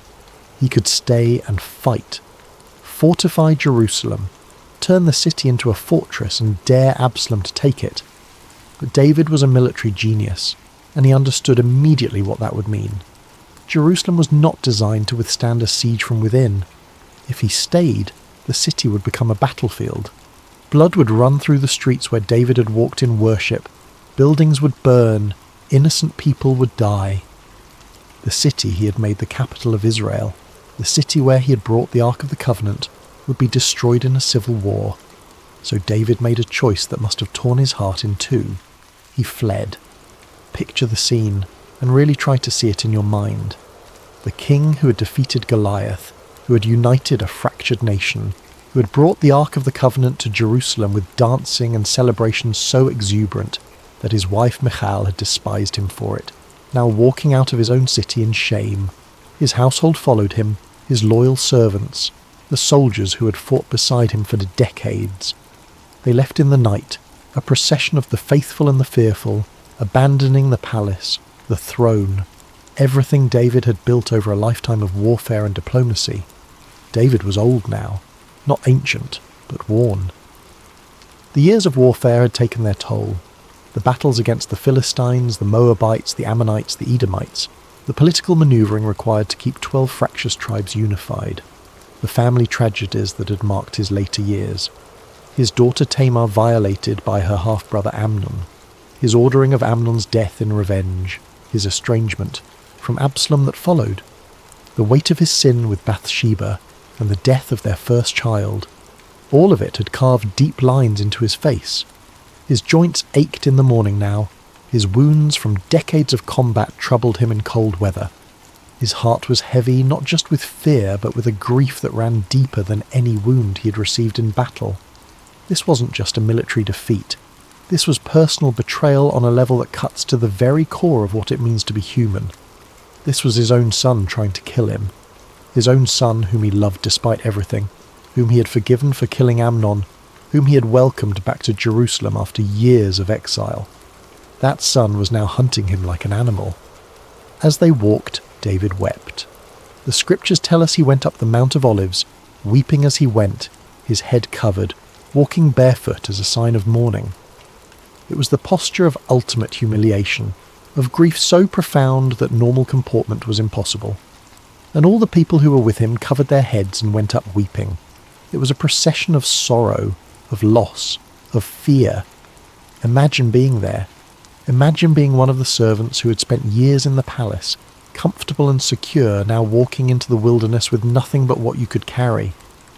Imagine being one of the soldiers who had fought for David through countless battles, now facing the prospect of fighting against other Israelites, maybe even friends and relatives who had sided with Absalom. There's something about that image that cuts through time, that speaks to something universal in the human experience. The most powerful man in the kingdom reduced to a refugee. The king who had everything, now with almost nothing. It's the kind of reversal that makes you question everything you thought you understood about power and security and success. The uncertainty must have been suffocating. Questions with no good answers swirled through every mind. Would Absalom pursue them immediately? How many of David's supporters had secretly switched sides? Who could be trusted? Where would they go? How long could they survive in the wilderness? How would they feed this many people? What if Absalom's forces caught them before they could establish a defensive position? These weren't abstract philosophical questions. These were matters of life and death, being considered by exhausted people with empty stomachs and uncertain futures. Every mile they travelled away from Jerusalem was a mile deeper into vulnerability, a mile farther from the resources and defences of the capital city. Chapter 2. The Journey into Exile. They crossed the Jordan River on a day that must have seemed to mark the end of everything David had built. That boundary between the heartland of Israel and the territories beyond represented more than just geography. It was the line between civilization and wilderness, between kingdom and exile, between everything and nothing. The Jordan wasn't always an easy crossing. Depending on the season and recent rainfall, it could be treacherous. But even when the waters were calm, crossing it with hundreds of people, carrying what possessions they could manage, herding what animals they had brought, was a logistical challenge that must have taken hours. Hours during which David and his commanders would have been acutely aware that they were vulnerable, exposed, strung out along the riverbank with no defensive position. Think about what it means to cross a river like that. You can't take wagons heavy with supplies across easily. You can't bring the comforts of palace life. You have to prioritise, make hard choices about what matters enough to carry and what has to be left behind. Food and water, weapons and armour, basic bedding. Everything else becomes negotiable. David's company was substantial. The scriptures don't give us exact numbers, but we're talking about his household, which included multiple wives and concubines, their children, their servants, his personal guard, the mighty men who had been with him since his outlaw days in the wilderness fleeing from Saul, additional soldiers loyal to him, administrators and advisors. We're probably talking about hundreds of people, possibly more than 1,000 when you count everyone. and they were unprepared. You don't flee a palace with supply wagons and months of provisions carefully packed and organised. You leave with what you can grab in the chaos of evacuation. You hope that what you're carrying will be enough to reach somewhere that you can resupply. You pray that you'll find allies willing to help. The Jordan crossing marked a psychological boundary as much as a physical one. On one side was the kingdom David had built over decades of conquest and consolidation, the 12 tribes united under one crown. Jerusalem with its growing temple complex and palace, the structures of government and commerce that made Israel a real nation, rather than just a collection of tribal territories. On the other side was wilderness, uncertainty, exile, territory that was technically part of the broader kingdom, but far from the centres of power and wealth. He had been here before, decades earlier, running from King Saul. Back then he'd been young, in his 20s or early 30s, strong and fit and fast. He'd been able to live on the run for years, hiding in caves, gathering a band of warriors, surviving through his wits and his sword arm and God's protection. But then he'd been young, with everything ahead of him, with the promise of the throne waiting in his future. Samuel had anointed him as a boy. He knew somehow that if he could just survive, he would be king. Now he was old, probably in his 60s or 70s. The future was far less certain. Yes, he had been anointed by God. Yes, he was the legitimate king. But Absalom was young and charismatic, and had the momentum of rebellion behind him. History is full of legitimate kings who died in exile, their thrones taken by usurpers who managed to hold on to power long enough to become the new legitimate authority. The nights in the wilderness were cold, not the bitter, killing cold of the mountains in winter, but the sharp, penetrating cold of the desert at night that seeps into your bones and reminds you how vulnerable you are, how thin the line is between civilization and survival, how quickly comfort can turn to suffering. They made camp where they could, probably without proper tents for most people, sleeping on the ground with inadequate blankets, huddled together for warmth, rationing what little food they had, trying to make it last, knowing that every day without resupply made the situation more desperate, trying to maintain some semblance of order and morale when everything felt like it was falling apart. But morale was a fragile thing, as delicate as morning mist. These were people who had lost everything in a single day. Servants who had worked in the palace, eating regular meals, sleeping in comfortable quarters, living lives of relative security and predictability. Now they were sleeping on the ground in the wilderness, not knowing where their next meal would come from. Soldiers who had been stationed in a fortified city, with walls and watchtowers and arsenals. Now they were exposed, vulnerable, depending on their own readiness and the hope that they would see an attack coming in time to mount a defence. Every person in that camp had family back in Jerusalem. Brothers, sisters, parents, children. Some of them would have sided with Absalom, either because they truly believed in his cause or because they were hedging their bets, trying to end up on the winning side. Others might be in danger themselves if they were known to be associated with people who fled with David. The personal anguish must have been acute. The sense of relationships fractured, of social fabric torn, of everything familiar suddenly uncertain and dangerous. The supplies were scarce, critically so. Bread was running low. They hadn't been able to bring enough grain to bake fresh loaves indefinitely. The bedding was insufficient for the number of people, meaning that people had to take turns sleeping with adequate covering or simply sleep cold. Every day that passed without resupply made the situation more desperate. Hunger gnaws at morale, cold saps strength, uncertainty breeds fear. And hanging over everything was the question that nobody wanted to voice, but everyone was thinking, what happens if Absalom's forces catch up to us? If Absalom had moved quickly, if he had sent fast-moving cavalry units ahead of his main army, they could have struck David's company while they were exhausted, disorganized, demoralized. It would have been a slaughter. David's mighty men would have fought, certainly, but they couldn't protect everyone. Hundreds of civilians would have died. David himself might have been captured or killed. David couldn't show his fear. Couldn't let his people see the despair that must have gripped him in the quiet moments. He had to project strength, confidence, faith that God would deliver them. He had to be the king, the commander, the man who made decisions and gave orders and kept everyone moving forward. But late at night, lying on the hard ground, staring up at the stars that had once seemed like promises of God's covenant, did he wonder if this was how his story would end? Not in glory, but in exile, defeated by his own son, remembered as the king who lost everything because of his own sins and failures as a father. The stillness of those nights must have been profound, the kind of silence that amplifies every doubt, every regret, every what if. No city sounds, no palace guards changing shifts, just the wind in the grass, the occasional call of a night bird, the rustling of people unable to sleep, lying awake and wondering what tomorrow would bring. This was a king who had everything: the palace, the throne, the kingdom, the wealth, the power, the legacy. And in the span of a few days he found himself with almost nothing. Just the people who chose to follow him, and the clothes on his back, and the faith that somehow, some way, God would not abandon him completely. It's in moments like these that the human soul is tested most severely.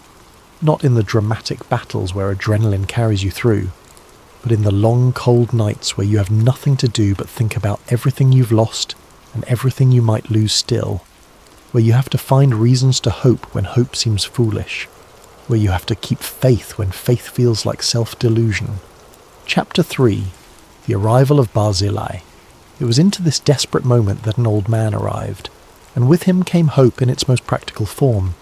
His name was Barzillai, and he came from Rogelim, a town in Gilead, east of the Jordan.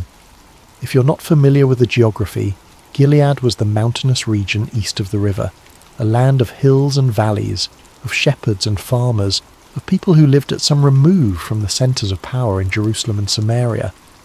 It wasn't the frontier exactly, but it wasn't the cosmopolitan heart of the kingdom either. It was provincial, traditional, the kind of place where families lived in the same towns for generations, where everyone knew everyone else's business, where life moved at a slower pace than in the cities. Barzillai was not a soldier, not a prophet, not a political figure of any significance in the broader story of Israel. He hadn't fought in David's wars, he hadn't served in the palace. His name appears nowhere in the military rosters or administrative records. He was simply a wealthy man, someone who had prospered through decades of hard work and wise management. A landowner probably, someone with flocks and herds, with servants and workers, with the kind of wealth that comes from consistent, unglamorous success in agriculture and trade. He was advanced in years. The scriptures describe him as a very aged man, and when he later speaks to David, he identifies himself as 80 years old. 80. In a time when life expectancy was much shorter than today, when disease and war and accident claimed so many before their time, reaching 80 was remarkable. It meant you had survived wars and famines and plagues. It meant you had outlived most of your generation. It meant you carried within you decades of accumulated wisdom and experience. But it also meant your body was failing in all the ways that age brings failure. Your joints ached, your hearing diminished, your vision clouded. Food lost its taste, music lost its appeal. The pleasures that delight the young become muted and distant. You lived increasingly in memory, in the world as it had been rather than the world as it was becoming. Barzillai would have heard about David's flight. News travelled through the region, carried by travellers and traders, by refugees fleeing the coming civil war, by messengers spreading word of the rebellion. The story would have been told and retold, embellished and analysed. In the markets and meeting places of Rogelim, people would have discussed what it meant. Was Absalom the future? Should the towns of Gilead prepare to send tribute to the new king? Was David finished, his glory days behind him, destined to die in exile like so many fallen monarchs? For most people, this would have been interesting gossip, perhaps fodder for speculation about who would ultimately win the civil war. It might have been discussed over evening meals, debated in marketplaces, used as an excuse to talk politics and predict outcomes. But it would have remained abstract, something happening to someone else, far away, not requiring any personal response beyond having an opinion. But for Barzillai, it was a call to action. Why? The scriptures don't tell us his inner reasoning. We don't get a speech where he explains his motivations. We don't have a prophet's vision or a divine command. We just have the action itself. But we can infer some things. Barzillai would have remembered David's early reign, the unification of the tribes, the defeat of the Philistines, the bringing of the ark to Jerusalem, the stability and prosperity that David's rule had brought to Israel. For 80 years, Barzillai had lived through various kings and rulers, some good, some bad, some indifferent. He would have known the difference between a king who served his people and one who served only himself. More than that, Barzillai would have understood something fundamental about God's will. David had been anointed by Samuel. He was God's chosen king. Yes, he had sinned grievously with Bathsheba. Yes, he had failed as a father. Yes, his family was a mess of violence and betrayal. But none of that changed the fundamental reality that God had called David to be king over Israel. Absalom might be handsome and charismatic, but he had no divine mandate. He was a usurper, a rebel, someone trying to take by force what God had not given him. And Barzillai, with the clarity that sometimes comes with age, recognized this. So he gathered provisions, not a token gift, not a symbolic gesture, a serious supply operation that must have required substantial planning and resources. Beds for sleeping. Think about what that means. Not bedrolls, but actual beds, frames and mattresses, or at least thick pallets of straw and fabric that could provide real comfort. For a company of hundreds sleeping on the hard ground, this wasn't luxury. This was basic human dignity. This was the difference between waking up exhausted and in pain versus waking up with enough rest to face another day. Basins for washing. Again, not luxury but necessity. When you're travelling in the wilderness, when you're sweating and dusty and grimy, the ability to wash becomes essential not just for comfort but for health. Cleanliness prevents disease. It maintains morale. It reminds people that they're still human beings deserving of basic care. Earthen vessels for cooking and storage, pots and jars and containers. Without these, you can't prepare food properly. You can't store water. You can't maintain the basic infrastructure of feeding hundreds of people day after day. Wheat and barley, the staples of survival. The grains that could be ground into flour and baked into bread. Bread is life in that culture. It's not a side dish. It's the main meal, the thing that fills the stomach and provides energy. Without grain, people starve. With grain, they can survive for months. Flour and roasted grain, ready to eat. This is important. Flour needs to be baked, which requires time and fuel and some degree of stability. But roasted grain can be eaten immediately. For people who are exhausted and hungry, who might not have the resources or time to bake bread, roasted grain is instant nourishment. Beans and lentils, protein, essential nutrients, the food that sticks to your ribs and keeps you strong. In a culture without refrigeration, dried beans and lentils could last for months, providing reliable nutrition when fresh meat wasn't available. Honey, natural sugar, energy, sweetness in a situation that was bitter in every other way. Honey doesn't spoil, it lasts indefinitely. It could be mixed into other foods or eaten straight for a quick boost of energy. Curds, fermented dairy products that provided protein and fat and could survive for days without refrigeration. Essential nutrition for people who needed to maintain their strength. Sheep, fresh meat. But more than that, living animals that could provide ongoing sustenance. Sheep could be butchered as needed, providing fresh meat for days. They could be milked. Their wool could be used. They were wealth on the hoof, resources that kept giving, and cheese from the herd. More dairy, more protein, more fat. Cheese was portable, durable, nutritious. It was perfect travel food, something that could sustain people over long distances and extended periods. This wasn't just food. This was dignity. This was comfort. This was the difference between barely surviving and having the strength to face what came next. This was someone saying, through the language of practical provision, you matter. Your suffering matters.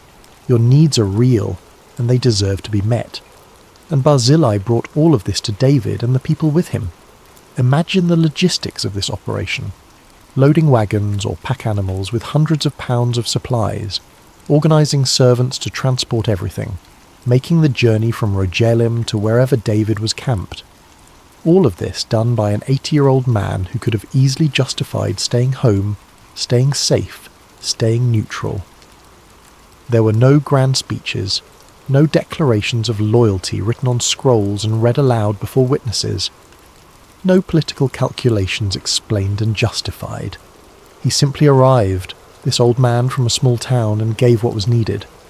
Imagine being David in that moment, exhausted from days of travel, uncertain about the future, wondering if God had abandoned him, trying to maintain confidence and strength for the people following him, while inside feeling the weight of failure and fear.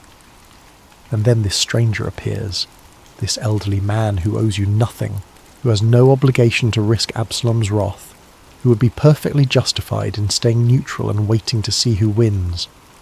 And he brings not just food, but restoration, not just supplies, but hope, not just material goods, but a reminder that you're not alone, that someone sees your need and cares enough to meet it. It must have felt like a miracle, like manna in the desert that fed the Israelites during the Exodus, like water from the rock that Moses struck, like God saying, through the hands of an old man from Gilead, I have not forgotten you, I have not abandoned you, even now in your lowest moment, I am providing for you. Chapter 4. Faith shown through action. What's remarkable about Barzilay's act is what he didn't do. He didn't ask questions.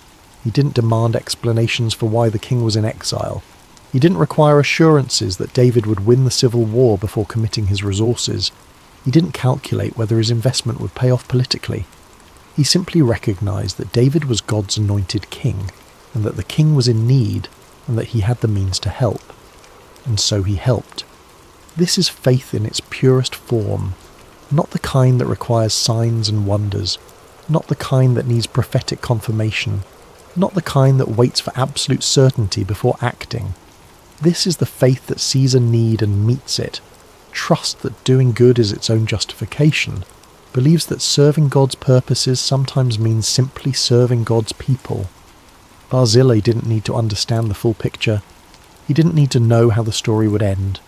He just needed to know what was right in that moment and then do it. There's a Christian principle here that's easy to miss in our modern context. We often think of faith as being about belief, about intellectual assent to certain propositions about God and the universe, and belief matters. But biblical faith is always about action. It's about what you do when belief encounters reality. James, the brother of Jesus, would later write that faith without works is dead, that you can't claim to have faith in God while ignoring the practical needs of the people around you. Barzillai embodied this truth centuries before James wrote those words. He saw the king in exile, hungry and exposed, and he brought food and shelter. That was his sermon. That was his testimony. That was his worship. Sometimes the most profound spiritual acts are the most practical. A cup of cold water given in Jesus' name, a meal provided to the hungry, shelter offered to the homeless, comfort extended to the grieving. These aren't lesser forms of ministry. They're often the most important kind. Barzillai understood something that many people of faith forget. God doesn't just care about our souls. He cares about our bodies too. He cares whether we have food to eat and places to sleep. He cares about our physical well-being as much as our spiritual condition. And sometimes the most spiritual thing you can do is meet a physical need. David would remember this.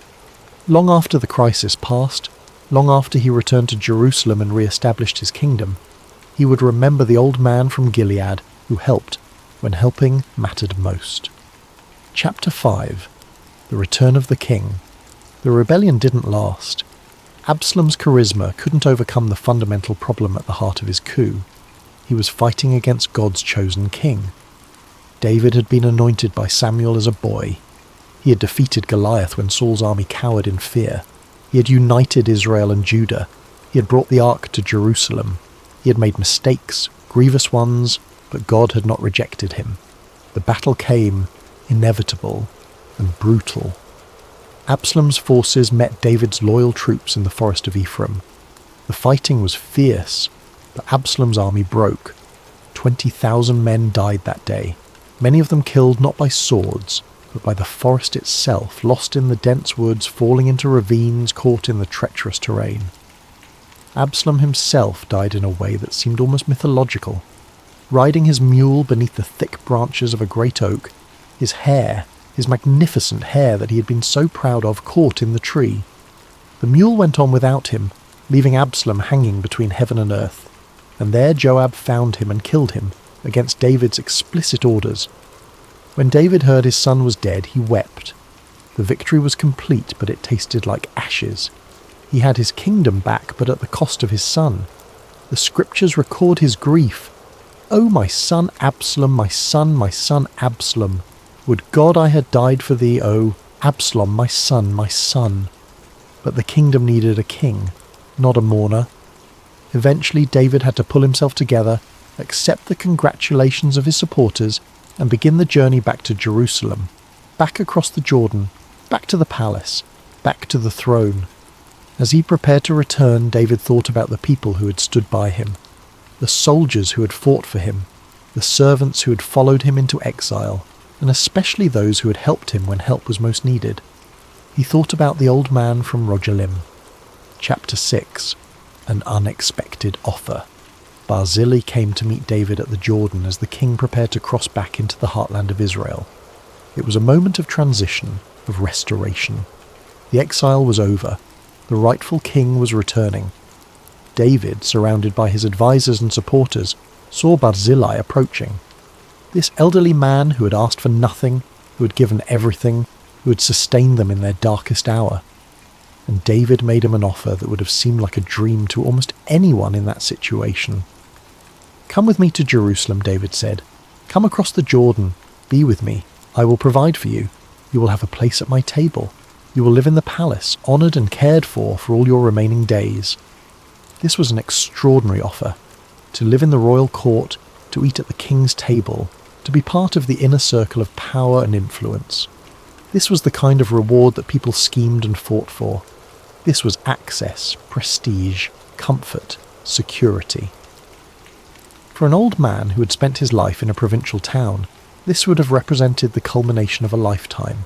To end your days in the royal palace, honoured by the king, remembered in the annals of the kingdom. This was immortality, in a sense. This was the kind of legacy that would echo through generations. Anyone else would have said yes immediately. Anyone else would have seen this as God's blessing, the reward for faithfulness, the open door that should never be closed. But Barzillai was not anyone else. Chapter 7. Barzillai's gentle refusal. Barzillai's response is one of the most beautiful moments in Scripture, though it's often overlooked in favour of more dramatic stories. He said to the king, "How long do I have left to live that I should go up with the king to Jerusalem? I am now 80 years old. Can I tell the difference between what is enjoyable and what is not? Can your servant taste what he eats and drinks? Can I still hear the voices of male and female singers? Why should your servant be an added burden to my lord the king?" There's no bitterness in these words, no false humility, no manipulation, just honest, gentle clarity about where he was in life. Barzillai knew himself. He knew his limitations. He knew that at 80 years old the pleasures of the royal court would be lost on him. The fine foods would taste like nothing. The music would be difficult to hear. The social dynamics would be exhausting. What seemed like a blessing to a younger person would be for him a burden. But more than that, and this is the crucial point, Barzillai knew what he wanted, and what he wanted was to go home. Not because he was rejecting David's gift, not because he thought less of the honour being offered, but because he had lived long enough to know the difference between glory and peace, between recognition and contentment, between what looks impressive and what actually brings joy. He wanted to die in his own town, near the grave of his father and mother. He wanted to end his days in familiar surroundings, among people he had known his whole life. He wanted the simple pleasures of home, not the complex pleasures of the palace. This is wisdom that can only come with age. The young chase glory. The old seek peace. The young want to be remembered. The old want to rest. But Barzillai didn't leave David without an answer to his generosity. He said, Here is your servant Chimham. Let him cross over with my lord the king. Do for him whatever you wish." Chimham was likely Barzillai's son or servant, someone younger who could actually benefit from the king's offer. Someone who had years ahead of him, who could taste the food and hear the music and build a life in Jerusalem. Barzillai was passing the blessing forward, taking nothing for himself but ensuring that his household would be connected to the king's favour. It was perfect, selfless, wise, peaceful. David could have been offended. Some kings would have been. But David understood. He blessed Barzillai, agreed to take Chimham, and let the old man go home. Chapter 8. Contentment over glory. Let's pause here and consider what Barzillai chose, because it goes against almost everything our culture tells us to value. He chose home over honour. He chose rest over recognition. He chose peace over reward. He chose the familiar over the prestigious. He chose dying well over living gloriously. In our modern world, this seems almost incomprehensible. We're taught to always say yes to opportunity, to maximise every advantage, to never turn down a promotion, an upgrade, an access pass to a better life. We're taught that contentment is just another word for settling, that peace is what you accept when you can't achieve glory. But Barzillai knew something that we've forgotten. Not every blessing must be accepted to be appreciated. Not every door that opens needs to be walked through. Not every gift needs to be unwrapped to be valued. He appreciated David's offer deeply. He recognised it as the genuine honour it was. But he also recognised that it wasn't right for him, and he had the wisdom and self-knowledge to say so. This is spiritual maturity of the highest order. It's easy to want what you can't have. It's much harder to not want what you can have. It's easy to chase opportunities. It's much harder to discern which opportunities are actually meant for you. Barzillai had spent his life building something meaningful in Rogelim. He had relationships there, history there, roots that went deep into that soil. Jerusalem was glorious, but it wasn't home. The palace was magnificent, but it wasn't where he belonged. There's a Christian principle here that runs counter to much of what passes for Christian teaching today. We often act as if God's blessings always look like advancement, promotion, increase, expansion, more money, more influence, more recognition, more everything. But sometimes God's greatest blessings look like permission to stay put, permission to be content with enough, permission to choose peace over prestige, permission to walk away from opportunity without guilt or regret. Barzillai embodied this truth. He had helped the king, and the king wanted to reward him, and he said, essentially, "Thank you, but I have everything I need. I did what I did because it was right, not because I wanted something in return, and now I want to go home." This is faith that has moved beyond transaction, beyond the expectation that good deeds earn rewards, beyond the need for recognition or validation. This is faith that serves because serving is its own reward, that gives because giving is its own joy, that helps because helping is its own purpose. Chapter 9. A quiet farewell. The goodbye happened at the Jordan River, that same boundary Barzillai had crossed to bring provisions to David in exile. David now crossed to return to his kingdom, and Barzillai went back the other way, back to Rogelim, back to his normal life. David kissed him, the gesture of respect and affection between men who understood each other, the blessing of a king upon a servant who had served perfectly without ever claiming to be anything more than what he was. There was no crowd, no public ceremony, no monument erected in Barzillai's honour. Just two men parting ways at a river, one returning to power and glory, the other returning to obscurity and peace. And yet, there's something profoundly beautiful about this moment, something that captures the essence of true faithfulness. Barzillai had done what needed doing. He had helped when helping mattered. He had expected nothing. And now he was walking away, not in bitterness or disappointment, but in contentment. The scriptures tell us that David did provide for Chimham, though the details are sparse. Barzillai's household was cared for. His kindness was remembered and rewarded, even if he himself didn't stay to experience that reward personally. But Barzillai went home, back to Rogelim, back to his own bed, his own table, his own town, back to the graves of his parents and the land he knew, back to the life he'd built over 80 years. and when he died, which could not have been many years later given his age, he died at home, surrounded by family and friends, remembered in his own community as the man who had helped a king. But more than that, remembered as a good man, a faithful man, a man who knew who he was and what mattered. Epilogue. The faith that leaves no monument. Most people have never heard of Barzillai the Gileadite. His name doesn't echo through history like David's or Solomon's. There are no churches named after him, no famous paintings depicting his deeds, no theological traditions built on his words, but his story is recorded in Scripture, preserved for thousands of years, passed down through generations. Why? Because God values faithfulness even when it goes unnoticed by the world. Because the kingdom of heaven operates on different principles than earthly kingdoms. Because sometimes the most important thing you can do is simply help when someone needs help, without calculating what you'll get in return. Barzillai teaches us several profound truths about faith and faithfulness. First, that the right action at the right moment can change everything. David might not have survived his exile without provisions. The entire history of Israel might have been different. One man's generosity rippled through centuries. Second, that faithfulness doesn't require recognition. Barzillai helped because it was right, not because he wanted to be remembered. And yet he is remembered, recorded in the eternal word of God, precisely because he didn't seek that recognition. Third, that wisdom sometimes means walking away from reward. Not every blessing needs to be claimed. Not every honour needs to be accepted. Sometimes the greatest blessing is permission to go home, to rest, to be content with enough. Fourth, that passing blessings forward is as important as receiving them. Barzillai didn't need David's patronage, but Shimon did. So Barzillai made sure the blessing went to someone who could use it. Generosity doesn't end with receiving, it continues with giving. Fifth, and perhaps most importantly, that a life lived in quiet obedience is never forgotten by God.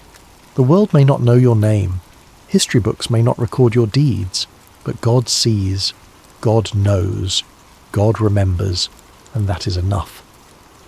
As you drift off to sleep tonight, consider Barzillai's example. Not the dramatic moments of your life, but the quiet ones. Not the recognition you've received, but the good you've done that nobody noticed. Not the opportunities you've seized, but the ones you've wisely let pass by. There's something deeply peaceful about living the way Barzillai lived, doing good without expecting return, helping without demanding recognition, knowing when enough is enough, choosing home over honour, choosing peace over prestige, choosing contentment over glory. The world will tell you this is weakness. The world will tell you to always want more, achieve more, become more. But Barzillai knew better. He knew that sometimes the greatest strength is the ability to walk away.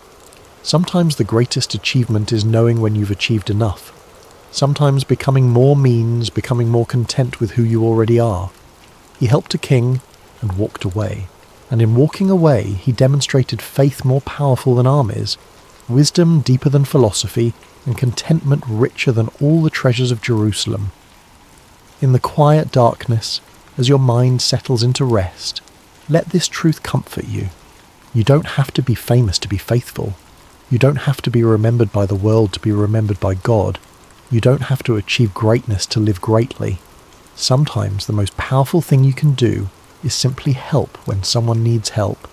And then, when the moment passes, go home in peace. Sleep well, knowing that quiet faithfulness is never wasted, that simple kindness is never forgotten, and that a life lived in contentment is a life well lived. The story of Barzillai the Gileadite is finished, but its truth continues, echoing through the centuries, whispering to all who have ears to hear, do good, expect nothing, and rest in peace. Good night.